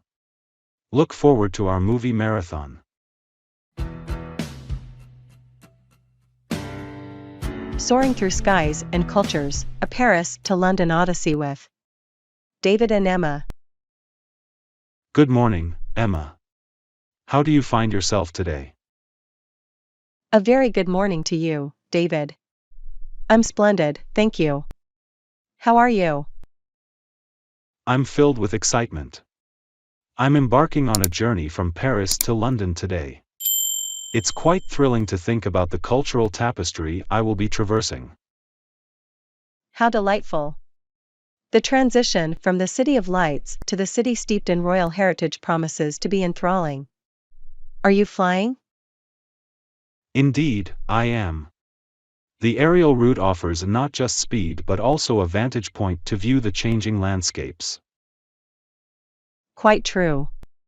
While at the airport, it's advisable to be vigilant regarding the protocols and guidelines, especially those pertaining to luggage and security. Ah, yes. The intricacies of air travel. I plan to arrive early to allow ample time for check-in and security clearance. It also affords me the luxury to peruse the duty-free shops. A wise choice, David. Are you also conversant with the customs regulations for bringing goods from France into the United Kingdom? I have familiarized myself with the regulations, yes. It is prudent to be aware, lest one inadvertently becomes embroiled in an unintended infraction. Agreed. Now, once you land in London, do you have plans to indulge in the quintessential British experiences? Most certainly. A tour of the historic sites, such as Buckingham Palace and the Tower of London, is a must. Not to mention partaking in the time-honored tradition of afternoon tea. Oh, how delightful. The juxtaposition of scones and clotted cream with the regal ambience is unparalleled. While you're imbibing British culture, might I suggest a visit to the renowned institutions, the University of Cambridge and the University of Oxford? An excellent suggestion, Emma. The hallowed halls of these universities have been the intellectual crucible for many luminaries. It would be an honor to tread the same paths. Absolutely. Cambridge and Oxford are not just educational institutions, they are custodians of history, culture, and tradition. My sentiments exactly. The prospect of this journey fills me with anticipation. May your journey be as enriching as the tapestry of cultures you are about to explore, David. Thank you, Emma. I cherish our conversation and your insightful suggestions. Until next time. Farewell, David. Safe travels. An unexpected journey of intellect, discovering the marvels of Cambridge and Oxford in a bus. Good morning, ma'am. May I take the seat next to you? Of course, please have a seat. Thank you. I couldn't help but notice the book you're reading. Is that a historical account of the University of Cambridge? Why, yes it is. I'm quite impressed with your observation. I am reading Cambridge, A Cultural and Literary History by Martin Garrett. That's marvelous. I'm Peter, by the way, a historian with a keen interest in the educational institutions of the United Kingdom, particularly Cambridge and Oxford. Delighted to make your acquaintance, Peter. I'm Bianca, an anthropologist. I have always been intrigued by the rich culture and history surrounding these ancient seats of learning. Both universities have a profound history. Did you know that the University of Cambridge was founded in 1209 by scholars leaving Oxford after a dispute? Yes, indeed. And the University of Oxford is even older, with its origins dating back to the late 11th century. These institutions have produced some of the finest minds in history. Absolutely. Newton, Darwin, Turing from Cambridge and Tolkien, Wilde, Hawking from Oxford, the list is endless. It's not just the individuals, the very air of these places seems to breathe scholarship. The libraries themselves, such as the Bodleian at Oxford and the Cambridge University Library, are treasure troves of knowledge. You've hit the nail on the head, Bianca. And let's not forget the architectural splendor. King's College Chapel at Cambridge is one of the most iconic examples of late Gothic architecture. The beauty and atmosphere of these places are unparalleled. Oxford's Ashmolean Museum is one of my favorite places. The collections of art and archaeology are absolutely breathtaking. Both universities also have a unique tradition of tutorials, where students receive unparalleled individualized attention from the faculty. This tradition fosters a culture of deep intellectual exploration. Also, the rivalry between them, especially manifested in the boat race, has always been a spectacle. Yes, the Thames becomes a battleground. Bianca, this conversation has been invigorating. How about we plan a visit to both Cambridge and Oxford sometime? That's an excellent idea, Peter. A journey through the hallowed halls where history was written and where the future is being shaped. Agreed. I will get in touch with you and we can plan this scholarly adventure. I am looking forward to it, Peter. As am I, Bianca. Until then, take care. You too, Peter. Safe travels. Navigating the city streets and stories, an enlightening taxi ride with Peter and Bianca. Good evening, madam. I trust you are doing well. Where may I have the pleasure of driving you this evening? Good evening, sir. I am headed to the Wellington Art Gallery. How has your day been? My day has been quite delightful, thank you for asking. The Wellington Art Gallery, a splendid choice. They are exhibiting the Renaissance collection, are they not? Yes, indeed. I am particularly fond of Renaissance art. The amalgamation of humanism and realism in that era's works is profoundly captivating. Have you visited the exhibit, Peter? Not as yet, though I do aspire to. The narratives of the Renaissance and the rebirth of classical learning hold great allure. As a driver, I often find the city streets to be my canvas and the stories of passengers my art. That is a truly poetic way of regarding your profession. Speaking of city streets, have you observed any changes in the urban landscape of late? Absolutely, Bianca. There is a burgeoning rise in green spaces. Moreover, the city has been hosting several outdoor events, bringing a sense of community and culture to the streets. It's a contemporary renaissance of sorts. Oh, I relish that analogy. Urban development coupled with cultural flourishing does mirror the essence of the Renaissance. What is your opinion on integrating art into public spaces, such as murals or sculptures? An astute query, Bianca. In my estimation, public art fosters a shared sense of identity. It shapes the aesthetic of the city whilst rendering it accessible to all. It is reminiscent of how Renaissance painters would often create art that resonated with the masses. Truly. It also provides an avenue for contemporary artists to make their mark, much like the masters of the Renaissance era. The integration of modern-day life with artistic expression is imperative. Well spoken, Bianca. As we traverse these city streets, one cannot help but feel ensconced in a tapestry woven through time, with threads of art, culture, and humanity. A beautiful sentiment, Peter. We are, in a sense, traversing through a living museum of stories and expressions. We have arrived at the Wellington Art Gallery. I do hope you find the exhibition as enriching as our conversation has been. I am certain I will. Thank you for a journey that was as enlightening as it was literal. I wish you a good evening and hope that you too get the opportunity to visit the exhibit. Many thanks, Bianca. Farewell, and may the art of the ages inspire you this evening.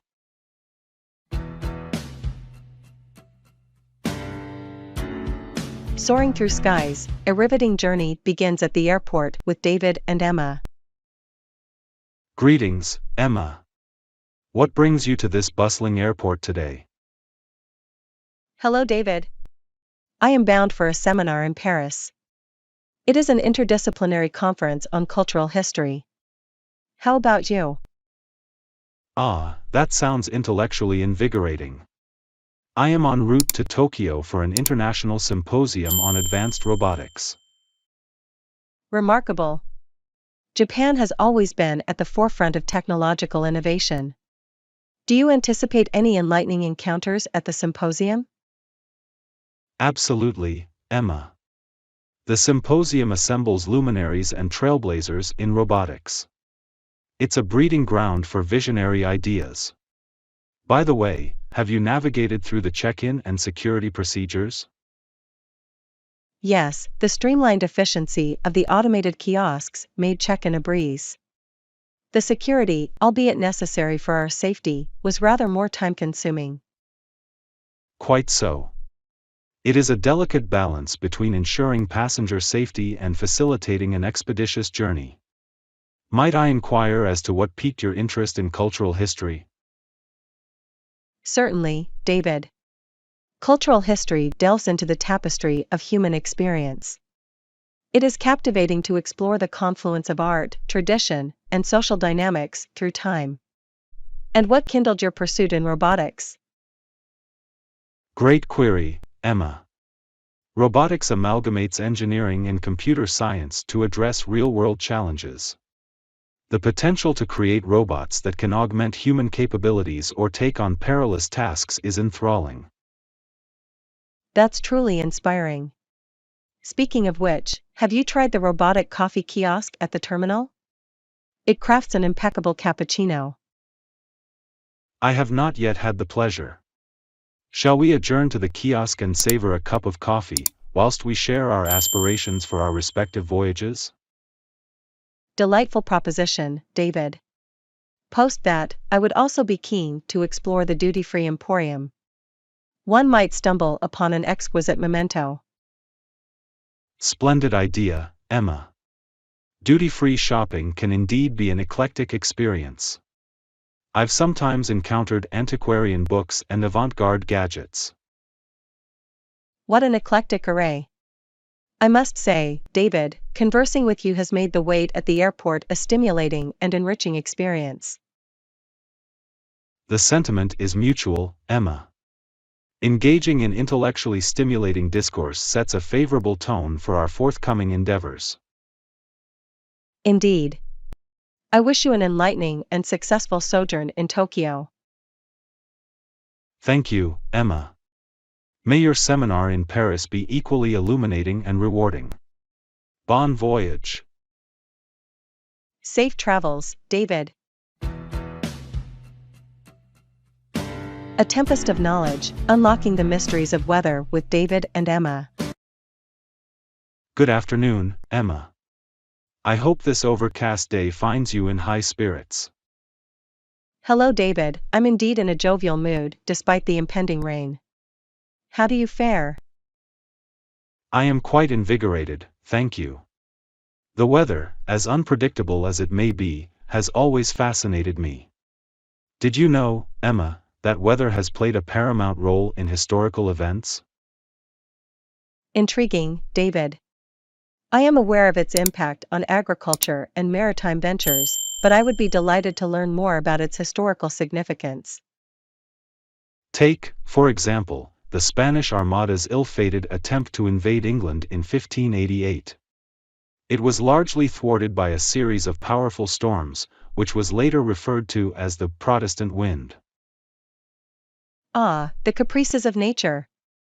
These meteorological phenomena are truly consequential. But what causes such volatility in weather patterns? The Earth's weather is a complex interplay of atmospheric pressure, temperature, humidity, and the Earth's rotation.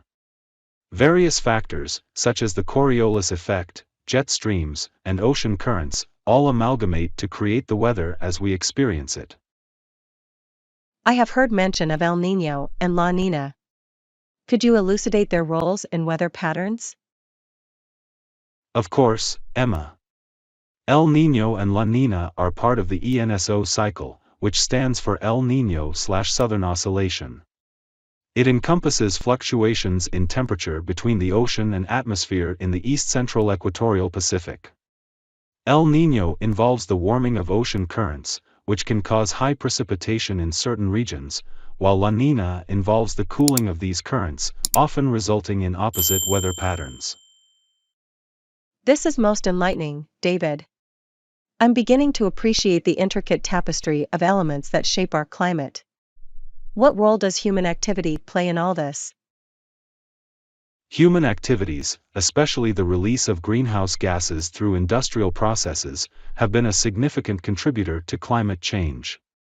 This, in turn, affects weather patterns, often exacerbating the severity of storms, droughts, and other meteorological events. The implications are indeed far-reaching. It would behoove us, as stewards of this planet, to be more conscientious in our actions. Thank you for this enlightening discourse, David. It was my utmost pleasure, Emma. It's through the exchange of knowledge that we may inspire change and a greater understanding of the world around us. Agreed, David. Until our next scholarly exchange, I bid you adieu. Farewell, Emma. May the winds of wisdom always guide your sails. Navigating the skyward halls, a journey through the airport with David and Emma. Emma, isn't it incredible to think how airports are like small cities in their own right? Absolutely, David. They're hubs of international interactions, fascinating really. By the way, do you know where the check-in counter for our airline is? It should be in Terminal 2. Most international flights depart from there. Do you have your passport and ticket ready? Yes, everything's in my handbag. It's essential to keep such documents easily accessible, especially when traveling. Speaking of which, have you tried the digital boarding pass on your phone? I have, during my last trip to Edinburgh. It's convenient, but I always carry a printed copy just in case my phone dies. Wise move. Technology is great, but it's always good to have a backup. By the way, once we check in, we should get some currency exchanged. I hear it's better to get it done at the airport. Actually, Emma, it's a common misconception. While airport currency exchanges are convenient, they often don't offer the best rates. It might be better to withdraw some cash from a local ATM once we arrive. Ah, a handy tip. Thanks, David. What about duty-free shopping? I've always wondered if the deals are as good as they're made out to be. They can be. If you're looking for branded perfumes, chocolates, or liquors, the airport might offer a better price. But always check local regulations. there's often a limit on how much you can bring into a country duty-free. That's good to know. Oh, and speaking of shopping, have you read about the new security restrictions on carrying electronics? Yes, in some airports, they require passengers to turn on their electronic devices to ensure they're functional and not a threat. Always best to have them charged and ready. Traveling has become so complicated, hasn't it? Yet, there's a certain allure to it, an adventure every time you step into an airport. Very true, Emma. Airports are where countless journeys begin and end. It's the anticipation, the goodbye, the thrill of what lies ahead. Beautifully put, David. Now, shall we embark on our own journey and find that check-in counter? Let's, Emma. Here's to the beginning of another adventure.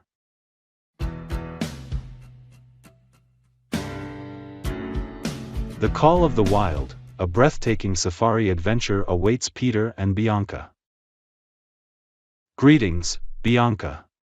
How do you find yourself on this fine morning? Hello, Peter. I am in splendid spirits today, thank you for asking. How about yourself? I am invigorated by the prospects of the day. Bianca, have you ever entertained the thought of embarking on a safari tour? Ah, a safari tour. The very idea conjures images of majestic wildlife and untamed landscapes. I must admit, it has been a long-standing aspiration of mine. Have you had the privilege of experiencing such an adventure? Indeed, I have been fortunate enough to traverse the savannas of Africa on a safari expedition. The memories and encounters I amassed during the journey were unparalleled.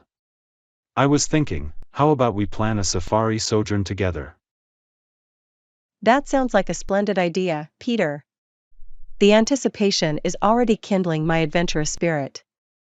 Which destination do you think would provide the most enriching experience? I would suggest the Serengeti in Tanzania or the Masai Mara in Kenya. These locales are renowned for the Great Migration, which is one of the most staggering wildlife spectacles on Earth. The Great Migration. Witnessing the immense herds of wildebeest and zebras traversing the plains must be awe-inspiring. What measures should we undertake to ensure the sustainability and ethics of our safari? An excellent point, Bianca. It is imperative that we select a tour operator that holds a strong commitment to conservation and supports local communities. Furthermore, during the safari, we must be vigilant to maintain a respectful distance from the wildlife and refrain from disturbing their natural behaviors. Yes, it is crucial that we engage in responsible tourism. How should we equip ourselves for the safari? It is advisable to wear clothing in neutral tones to blend into the surroundings. A pair of binoculars is indispensable for observing wildlife at a distance. Additionally, it is prudent to pack sunscreen, insect repellent, and a broad-brimmed hat. Thank you for the guidance, Peter. I also deem it important to be well acquainted with the cultural nuances and customs of the local communities. Gaining insight into their profound connection with the land would surely augment the richness of our experience. Indeed, Bianca. The fusion of cultural immersion and wildlife observation makes for an unforgettable odyssey. Shall we commence the preparations for our safari adventure? Let us do so, Peter. This expedition promises to be an educational and transformative venture into the wild. I am thrilled to have you as my companion on this journey. And I, you, Bianca. Until we set forth into the heart of the wilderness, I wish you the most fruitful of preparations. Farewell for now. Farewell, Peter. The horizon beckons. Journey to the Land Down Under, Peter and Bianca's Grand Australian Expedition. Good morning, Bianca. It's delightful to see you on this splendid day. Good morning, Peter. Indeed, it's a wonderful day. How can I assist you in making it even more remarkable? Bianca, do you recall our enthralling excursion to Australia last summer? I was contemplating creating a travelogue to chronicle our journey. Ah, the reminiscence of our Australian adventure warms my heart. Creating a travelogue sounds splendid. Where shall we begin? Let's commence with our sojourn in Sydney. The Sydney Opera House was an architectural marvel, was it not? Absolutely, Peter. The juxtaposition of modernity and culture it embodied was awe-inspiring. Its sail-like design by Jorn Utzon is a testament to human creativity. Indeed. And the historical tour we embarked upon in the Rocks, where we learned about Sydney's colonial history, was utterly captivating. Yes, the cobblestone streets and venerable buildings transported us back in time. And, speaking of history, our expedition to the Australian War Memorial in Canberra was profoundly moving. I concur, Bianca. It was a poignant reminder of the sacrifices made. Shifting the focus to natural beauty, I cannot overlook our visit to the Great Barrier Reef. Oh, what an ethereal experience that was! The kaleidoscope of corals and marine life was like peering into an alternate, vibrant universe. Precisely. Another highlight was the ancient, majestic beauty of Uluru. The indigenous culture and spiritual significance we discovered through the Anangu people's stories were enthralling. Uluru was surreal. Similarly, our journey to the Daintree Rainforest, one of the oldest rainforests, was an education in biodiversity and ecology. Agreed. The flora and fauna were unparalleled. Bianca, how did you find our foray into Australian cuisine? Delectable. From the classic Australian barbecue to the fusion of multicultural cuisines, each dish was an explosion of flavors. And who could forget the charming wineries in the Barossa Valley? The fine wine and the bucolic landscape were the perfect combination. Yes, the wine tasting was sublime. Peter, this conversation has been a wondrous journey in itself. We must compile our experiences and photographs into the travelogue. Absolutely, Bianca. Our Australian Odyssey deserves to be chronicled for posterity.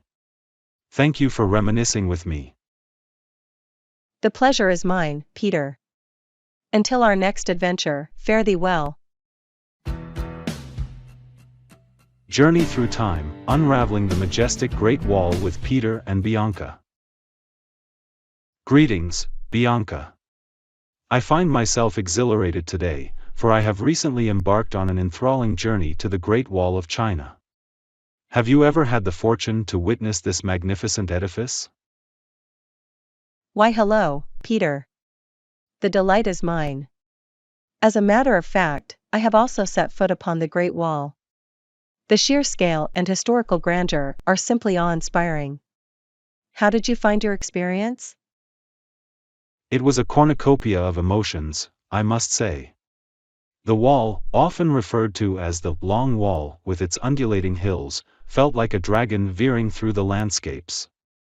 One cannot help but ponder the historical intricacies and the immeasurable toil that went into its construction.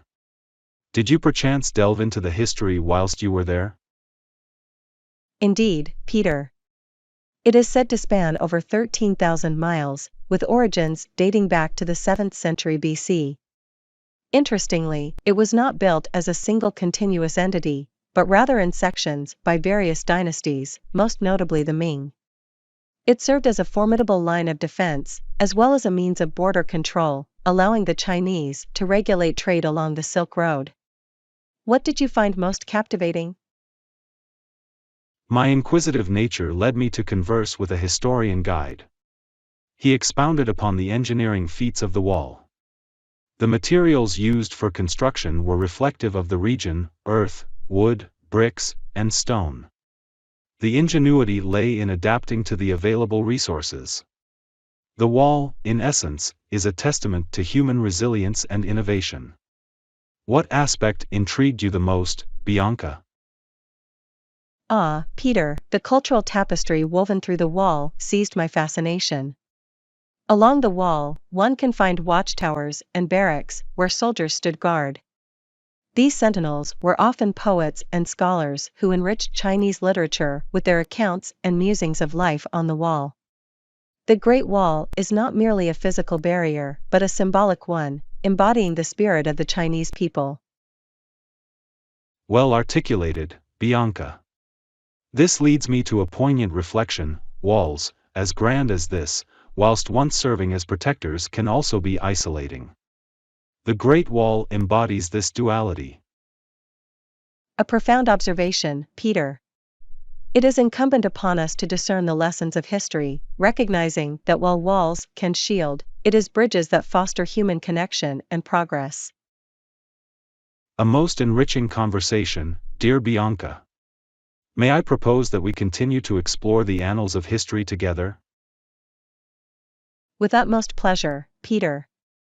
May our intellectual sojourns be as boundless as the Great Wall itself. Agreed. Until our next historical escapade, fare thee well.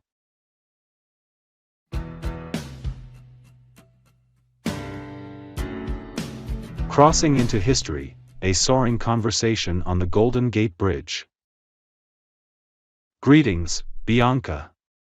How fares this splendid day?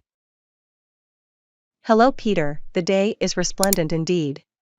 And yourself? Quite invigorated, thank you. I was perusing a photographic collection of architectural marvels and found myself engrossed by the Golden Gate Bridge. Have you any thoughts on this magnificent structure?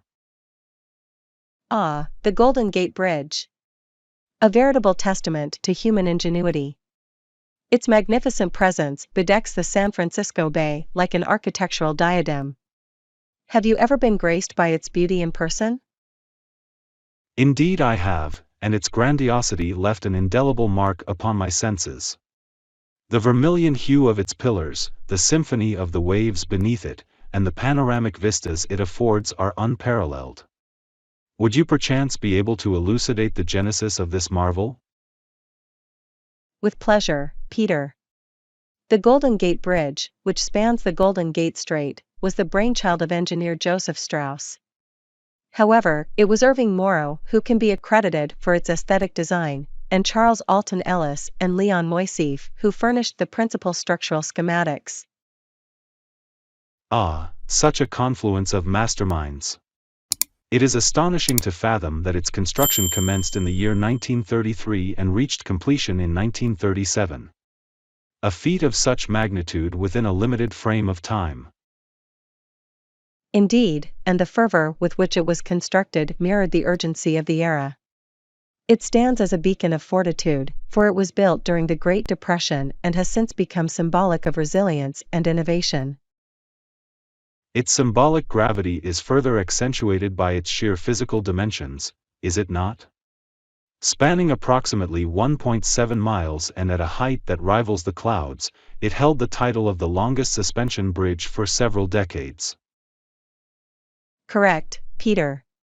Furthermore, it is not merely a conduit for transit, but a patron of the arts and a cultural icon. Its representation in film, literature, and the visual arts has solidified its status as an emblem of American cultural heritage. How exquisitely put, Bianca. With each passing day, the Golden Gate Bridge serves not only as a testament to architectural prowess but as a reminder of the indefatigable human spirit. A boundless source of inspiration, don't you think?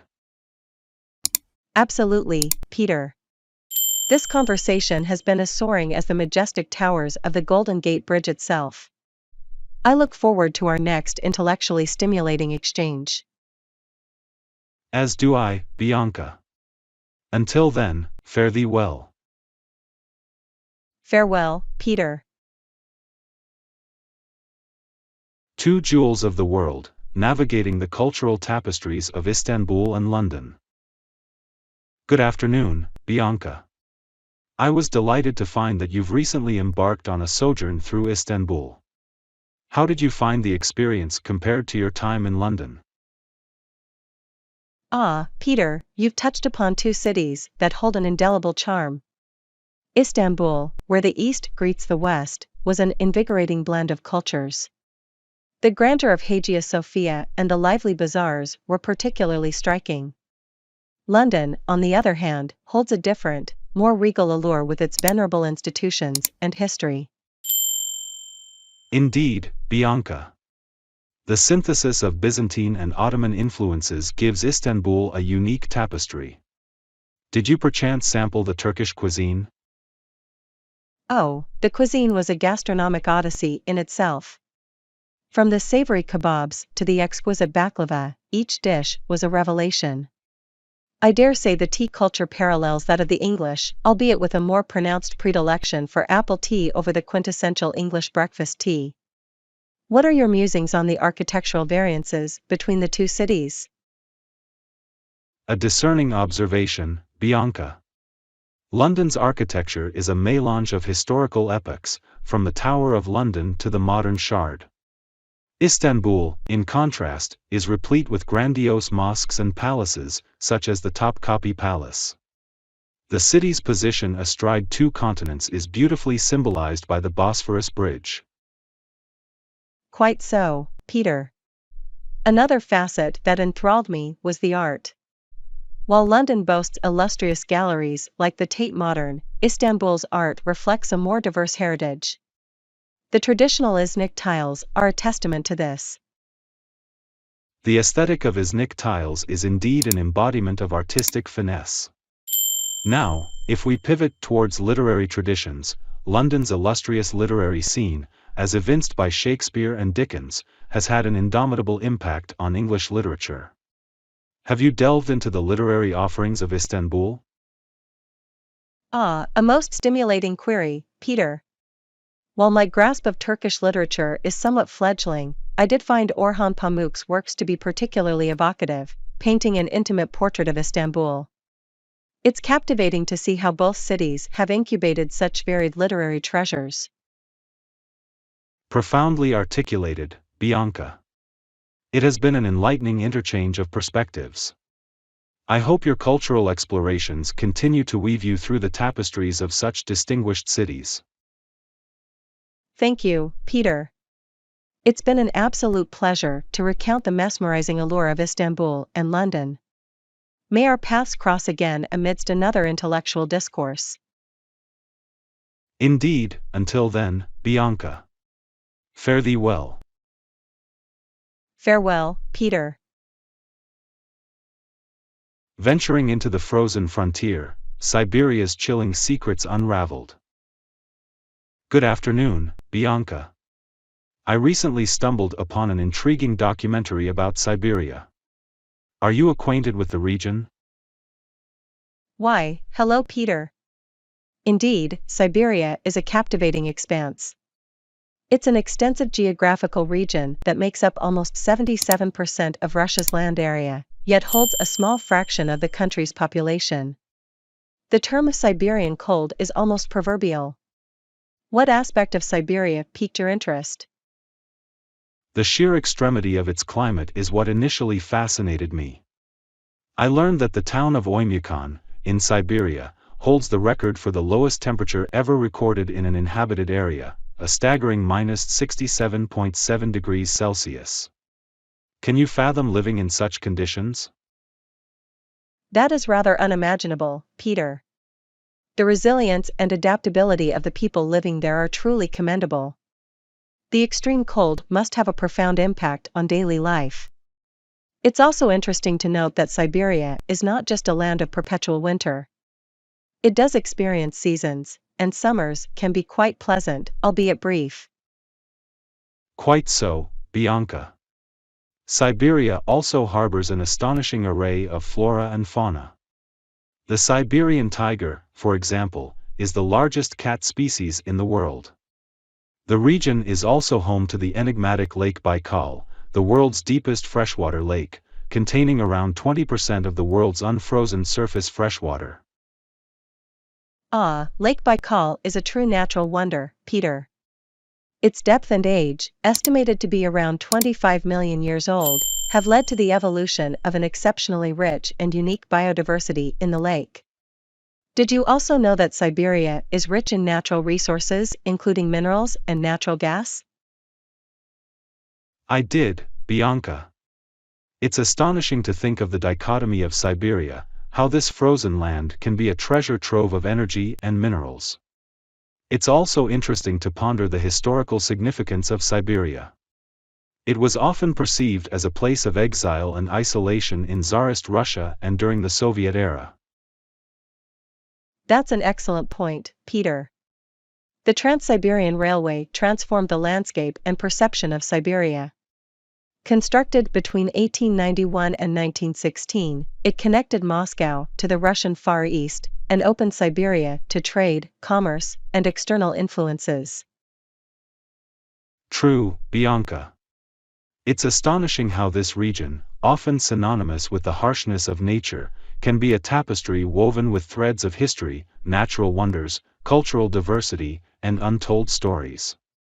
This conversation has been an enlightening journey in itself. I couldn't agree more, Peter. It's been a pleasure unraveling the layers of Siberia with you. It's a testament to the wonders that lie across the different corners of our planet, waiting to be discovered and understood. Absolutely, Bianca. I look forward to our next intellectual voyage. Take care. Farewell, Peter. Until next time.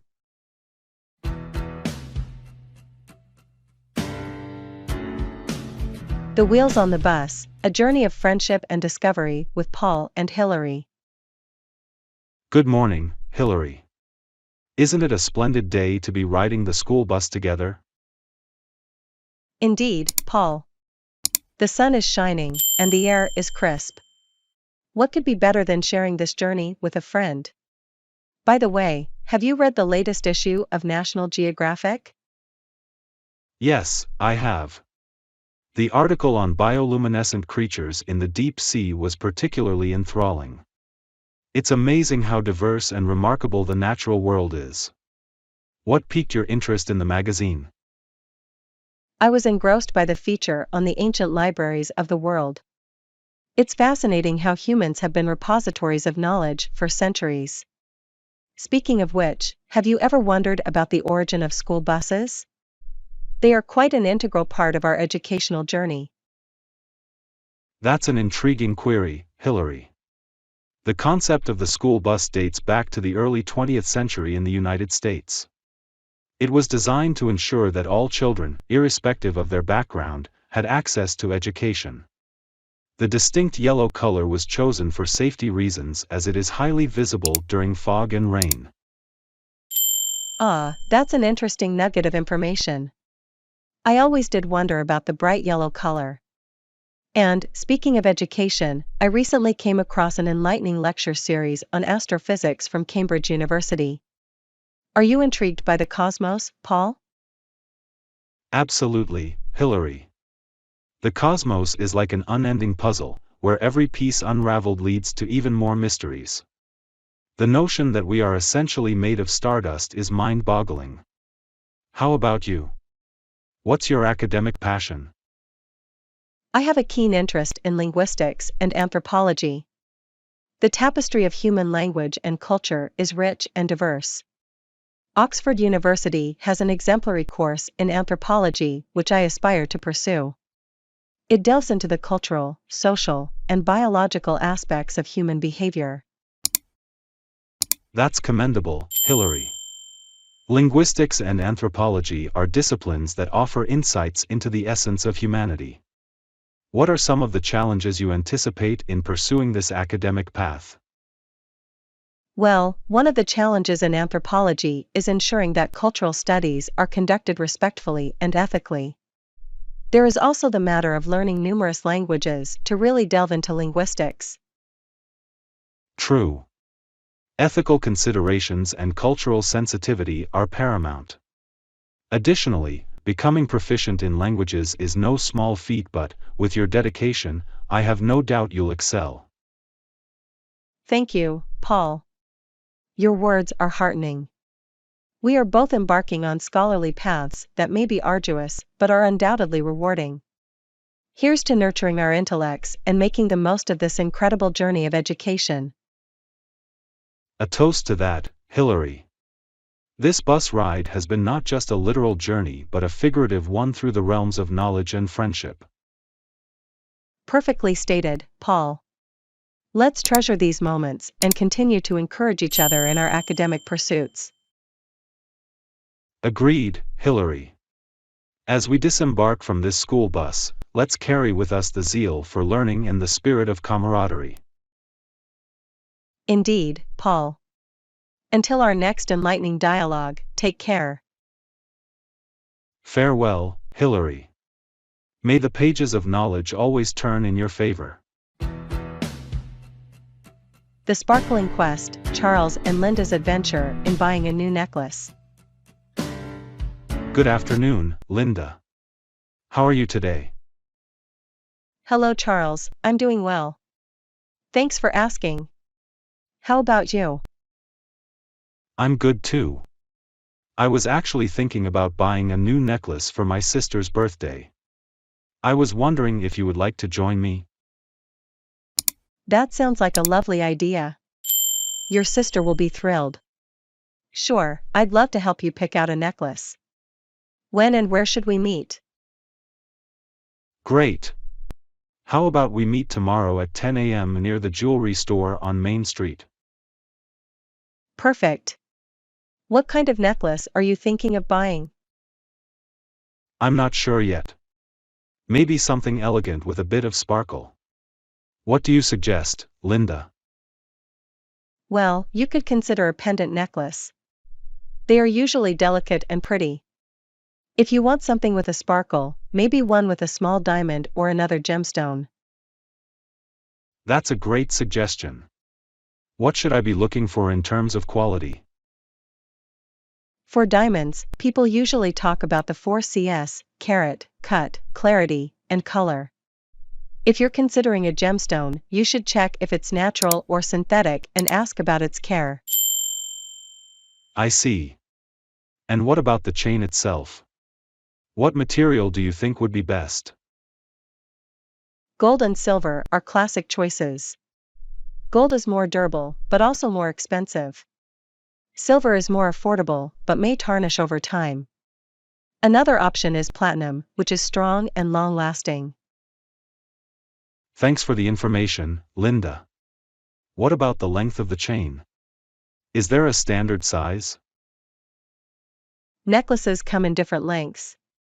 A standard chain length for women is usually around 16 to 18 inches. But it's good to think about what she usually wears and what would suit her style. Thanks, Linda.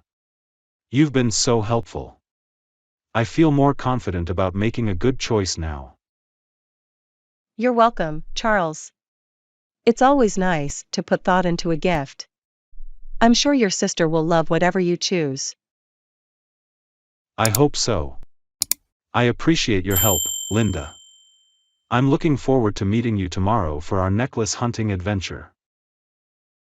Me too, Charles. See you at 10 a.m. on Main Street. Have a good evening. You too, Linda. Take care. Clash of the roommates, how Charles and Linda found peace in chaos. Linda, can we talk? I've been getting a little frustrated with the mess in the kitchen. Oh, Charles. I didn't realize it was bothering you that much. But now that you've mentioned it, I have some issues too. Like the loud music you play sometimes when I'm trying to study. I apologize for that, Linda. I wasn't aware it disturbed you. Let's try to solve these issues together. What do you suggest?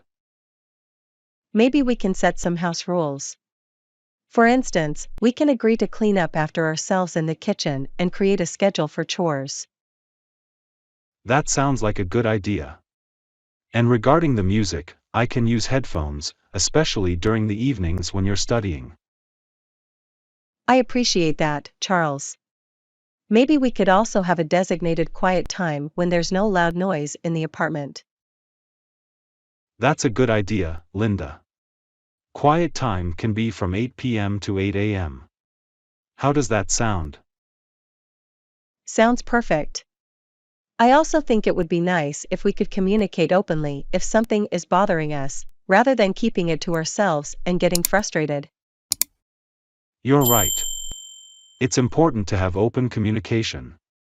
How about we have a roommate meeting once a week to discuss anything that's on our minds? I love that idea, Charles. We can use that time to talk about our weeks, too, and just catch up. It might help in understanding each other better. Definitely, Linda. I'm glad we're talking this through. I think it'll make living together much more pleasant for both of us. Me too, Charles. I think it's easy to get caught up in our own routines and forget that we need to be considerate of the people we live with. Absolutely, Linda.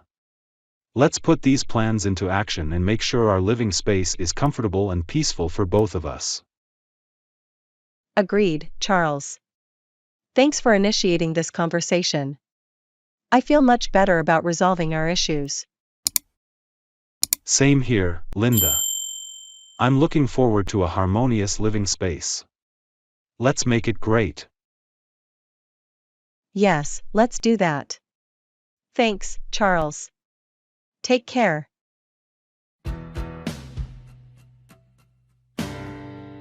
A night of gastronomic elegance, an enchanting dinner in London with David and Emma. Emma, I must say, you look absolutely resplendent this evening. Why, thank you, David. You look quite dashing yourself. I am eagerly anticipating our dinner tonight. I've heard exceptional accolades regarding this restaurant. Ah, yes. Le Château de Lumière is one of London's eminent dining establishments, renowned for its culinary artistry and impeccable service. The head chef, Michel Dupont, is a virtuoso in French cuisine. Splendid. French cuisine exudes sophistication and offers a panoply of flavors. What particularly should we anticipate on the menu? The restaurant is distinguished for its degustation menu, a sublime selection of meticulously crafted dishes, each accompanied by a wine that complements the dish's inherent nuances. How exquisite! I relish the idea of immersing oneself in the gustatory experience. Are there any dishes that you are particularly fond of? I must confess, I have a penchant for the canard à l'orange, a delicate duck dish with a tantalizing orange sauce. It harks back to traditional French gastronomy yet possesses a contemporary flair. That sounds divine. I have always admired how French cuisine strikes a balance between honoring time-honored traditions and embracing modern culinary innovations. How did you come to choose this particular establishment? I was engrossed in a feature in Gourmet Traveler magazine, and the critique of Le Château de Lumière was replete with praise. It then occurred to me that this gastronomic sojourn would make for an unforgettable evening. Your thoughtfulness is commendable, David. I trust we shall savor every moment. Now, regarding the wine list, do you have a preference? I tend to have a predilection for full-bodied reds. I am inclined to concur with your preference. Perhaps a bottle of Bordeaux would be fitting, to pay homage to the French theme of the evening. Agreed.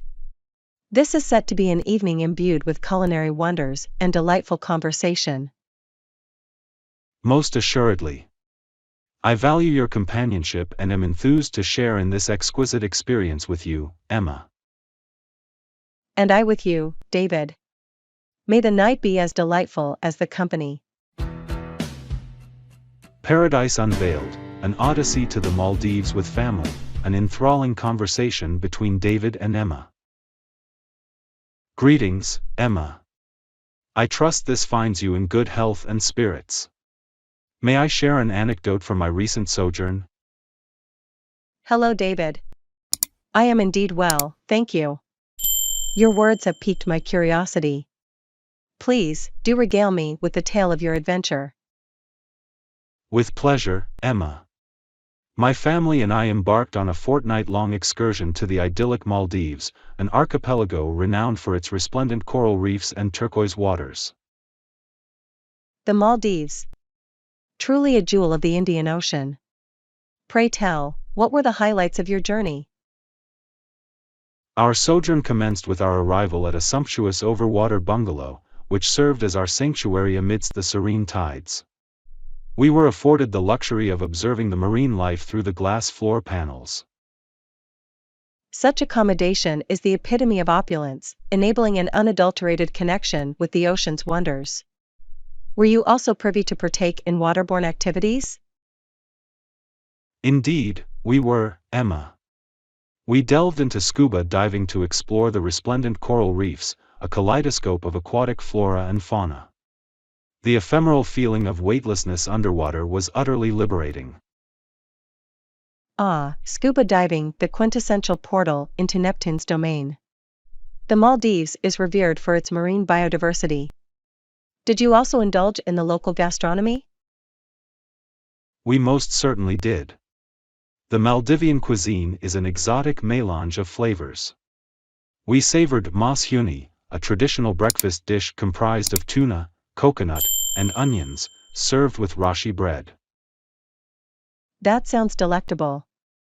I've heard that Maldivian culture is an amalgamation of various influences. Did you discern this tapestry of cultures during your stay? Indeed, the Maldivian heritage is a rich tapestry woven from South Indian, Arab, and African threads. We witnessed traditional music and dance performances such as Bodu Baru, which hark back to the island's ancestral roots. That must have been a feast for the senses. The Maldives is also renowned for its commitment to sustainability. Did you observe any environmental conservation efforts during your visit? Yes, Emma. We visited a marine conservation center where injured sea turtles are rehabilitated. The resorts too engage in sustainable practices, emphasizing renewable energy and waste reduction. That's commendable. The preservation of such a paradise for posterity is paramount. David, your narrative has painted a vivid tapestry that has been most illuminating. I thank you for sharing it. You're most welcome, Emma. The Maldives is a sanctuary where the azure waves whisper tales of yore, and the sands gleam like pearls under the moonlight.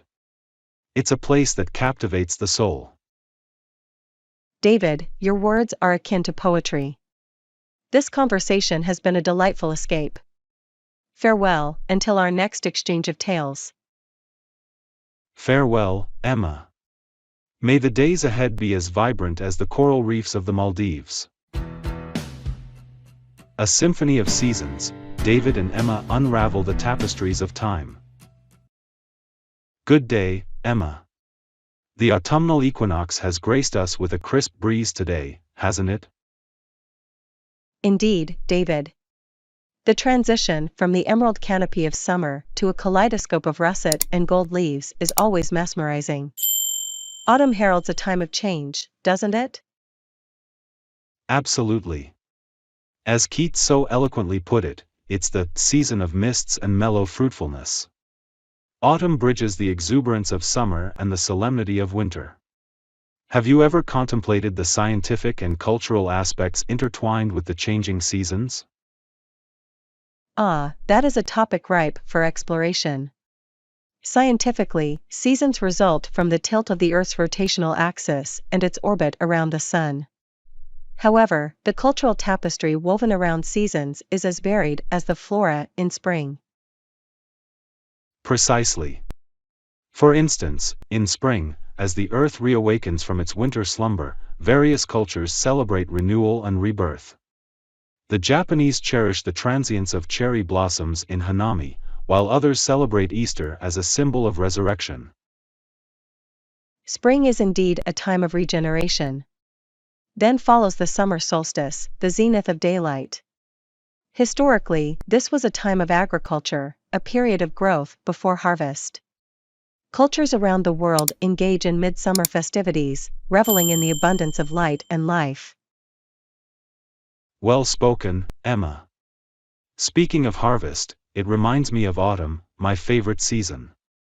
Besides the delightful foliage, it encompasses harvest festivals like Thanksgiving. It's a season that reminds us of the impermanence of life and the importance of gratitude. Quite so, David. Then, as the days wane, we enter the embrace of winter. Often considered a time of reflection and introspection, many cultures use this time to foster community spirit through celebrations like Christmas and Hanukkah. A time of giving and receiving, indeed. Beyond the cultural aspects, seasons have an intrinsic rhythm that resonates with our very beings. They remind us of the cyclical nature of time, and the ebb and flow in our own lives. How true, David. Engaging with the seasons, understanding the science behind them, and immersing ourselves in the cultural tapestries they inspire can enhance our appreciation for the world around us. I couldn't agree more, Emma. This conversation has been as invigorating as the first breath of spring air. May we continue to find joy and wisdom in the symphony of seasons. I hope so too, David. Let us part today with a newfound resolve to embrace each season's distinct beauty and lessons. Until our next enlightening discourse, farewell.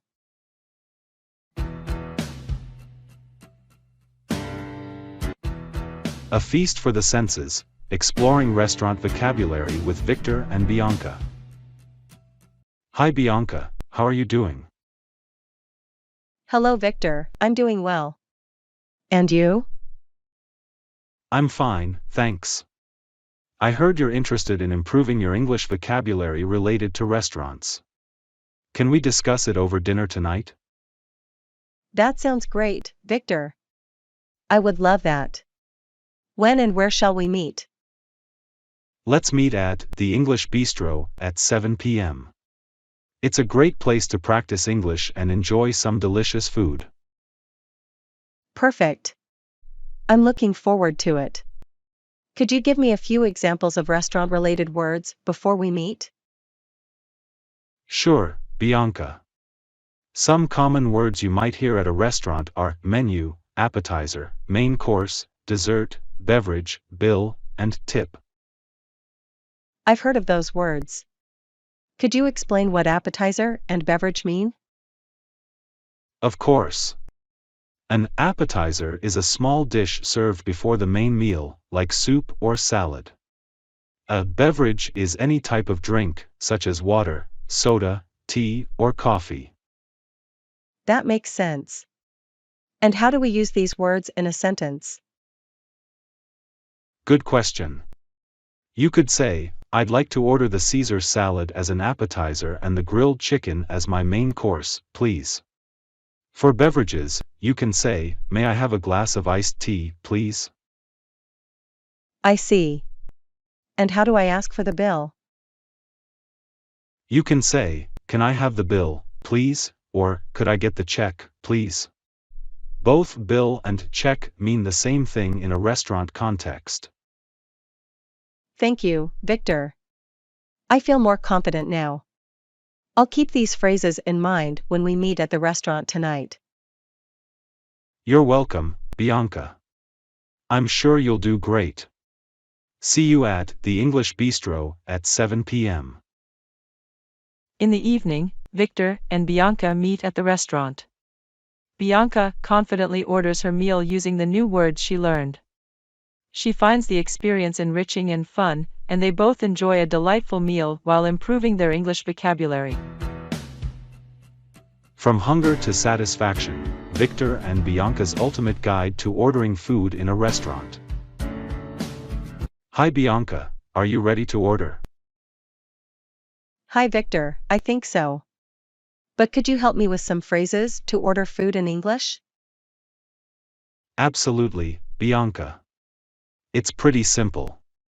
First, you could start by asking the waiter for the menu by saying, could we have the menu, please?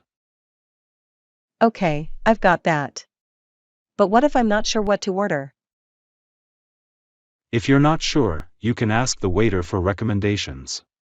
You can say, "What do you recommend?" or "What's the special today?" Great. And how do I ask about ingredients if I have allergies or dietary restrictions? You can ask, "Does this dish contain any dairy?" or "Is this dish gluten-free?" The waiter will guide you according to your dietary needs. That's very helpful. Now, let's say I've decided what to order. What do I say? You can say, "I'd like to order the," and then mention the name of the dish. If you want to specify how you want your food, you can say something like, "Could I have the steak medium rare, please?" I see. And what if I want to share a dish with someone? You can say, "We would like to share the," and then say the dish you want to share. Also, if you want something extra, you can ask, "Could we have some extra bread, please?" What if I want to ask for something to drink? You can simply ask, "Could I have a glass of water, please?" or "May I have a cup of coffee?" Thanks, Victor. This is really helpful. Now, how do I ask for the bill? When you're ready to leave, you can ask for the bill by saying, "Could we have the bill, please?" I feel more confident about ordering food in English now. Thanks, Victor. I'm glad to help, Bianca. And remember, it's okay to ask questions if you're unsure about anything. Enjoy your meal. I will, Victor. Thanks for your help. You're welcome, Bianca. Enjoy your dining experience. The Art of Dining, How to Make a Restaurant Reservation in English. Hi Bianca, how are you today? Hello Victor, I'm good, thank you. How about you? I'm great, thanks. I wanted to ask you, do you know how to make a reservation at a restaurant in English? I do, but I could use some practice. Could you guide me through it? Of course, Bianca. Let's pretend I'm the restaurant staff and you're the customer. Go ahead and start the call. Sure. Hello, I would like to make a reservation, please. Excellent start, Bianca. Then, as the staff, I would say, "Of course. May I ask for what date and time?" Let's say, Friday evening at 7 p.m. Great. I would respond, "Sure, and how many people will be dining?" There will be 4 of us. Perfect. As a staff, I might ask, "Could I have a name for the reservation?" You can put the reservation under the name Bianca. Well done. Then I would confirm your reservation. "Okay, Bianca. I've made a reservation for 4 people at 7 p.m. this Friday. Is there anything else you need?" Could we have a table by the window, please? That's a good detail to add. I would say, "Certainly, we will do our best to accommodate your request. We look forward to welcoming you and your party." Thank you. We are looking forward to dining at your restaurant. Brilliant, Bianca. You've just made a reservation in English. Thank you for your help, Victor. I feel more confident now.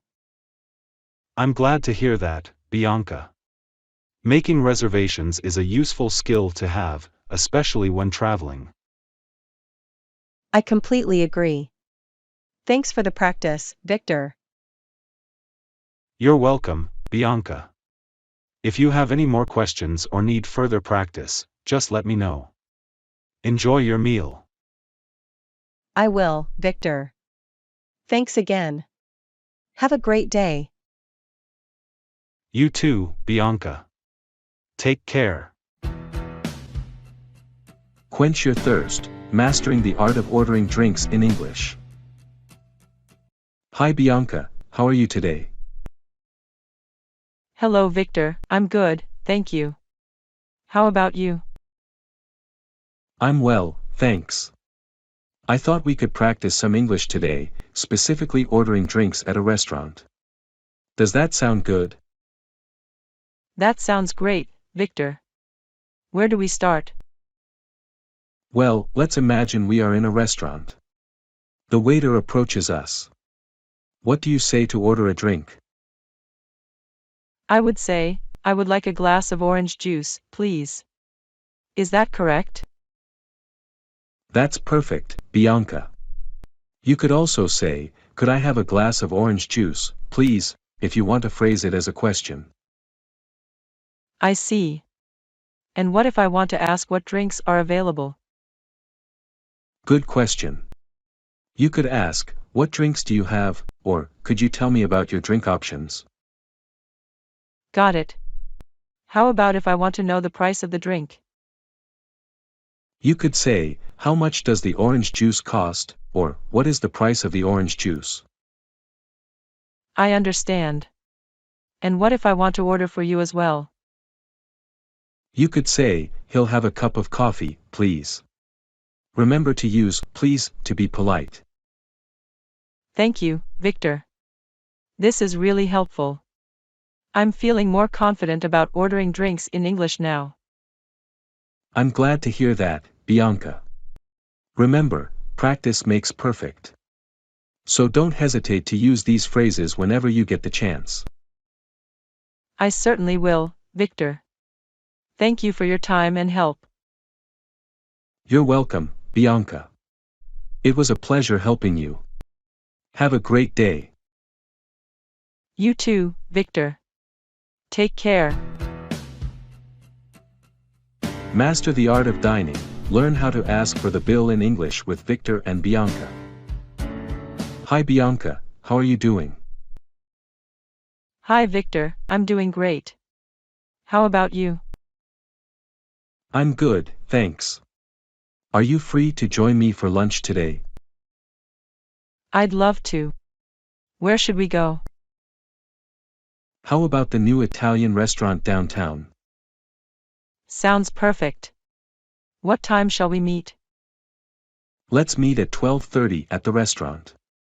Is that okay? Absolutely. I'm looking forward to it. See you then. See you, Bianca. I'm glad we chose this place. The food was delicious. Indeed, it was a good choice.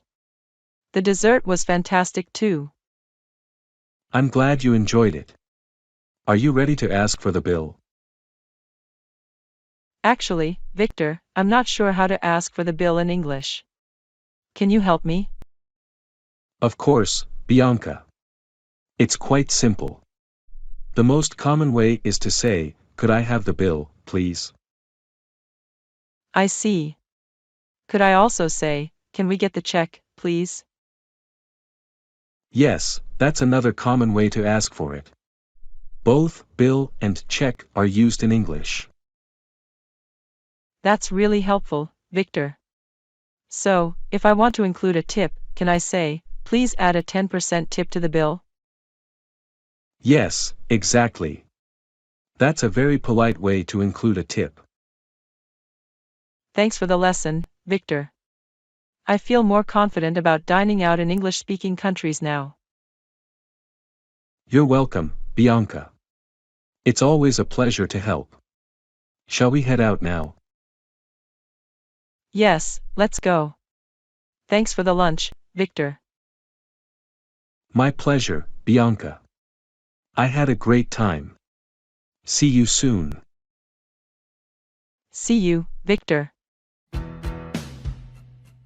A morning to remember, breakfast with grandparents. Hi Jennifer, how are you today? Hello Robert, I'm well, thank you. How about you? I'm doing great. My grandparents invited us for breakfast tomorrow morning. Would you like to join? I'd love that, Robert. Your grandparents are such wonderful people. What time should we be there? They suggested we come over at 9 a.m.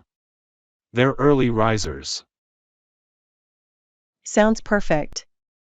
What can we bring? They said we shouldn't worry about bringing anything, but I think they'd appreciate a fresh fruit basket. What do you think? That's a thoughtful idea, Robert.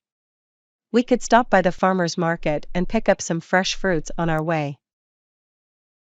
That's an excellent plan. Do you remember my grandparents' dietary restrictions? Yes, your grandmother is lactose intolerant and your grandfather is on a low-sodium diet, right? Correct, Jennifer. Good memory. They'll be pleased to see that we remembered. What's usually on the breakfast menu at your grandparents' house? They usually serve a variety of foods. Often, there's oatmeal, fresh fruits, eggs, toast, and tea or coffee. That sounds delicious. I can't wait. I know you'll enjoy it. Breakfast at my grandparents' house is always a cozy and hearty affair. I'm sure it will be, Robert. They always make everyone feel so welcome. That's true, Jennifer. They're really looking forward to seeing you. And I'm looking forward to seeing them as well, Robert. See you tomorrow at 8:30 a.m. then? Yes, that should give us enough time to get the fruit basket. Looking forward to it, Jennifer. Me too, Robert. Have a good night. Good night, Jennifer. See you tomorrow.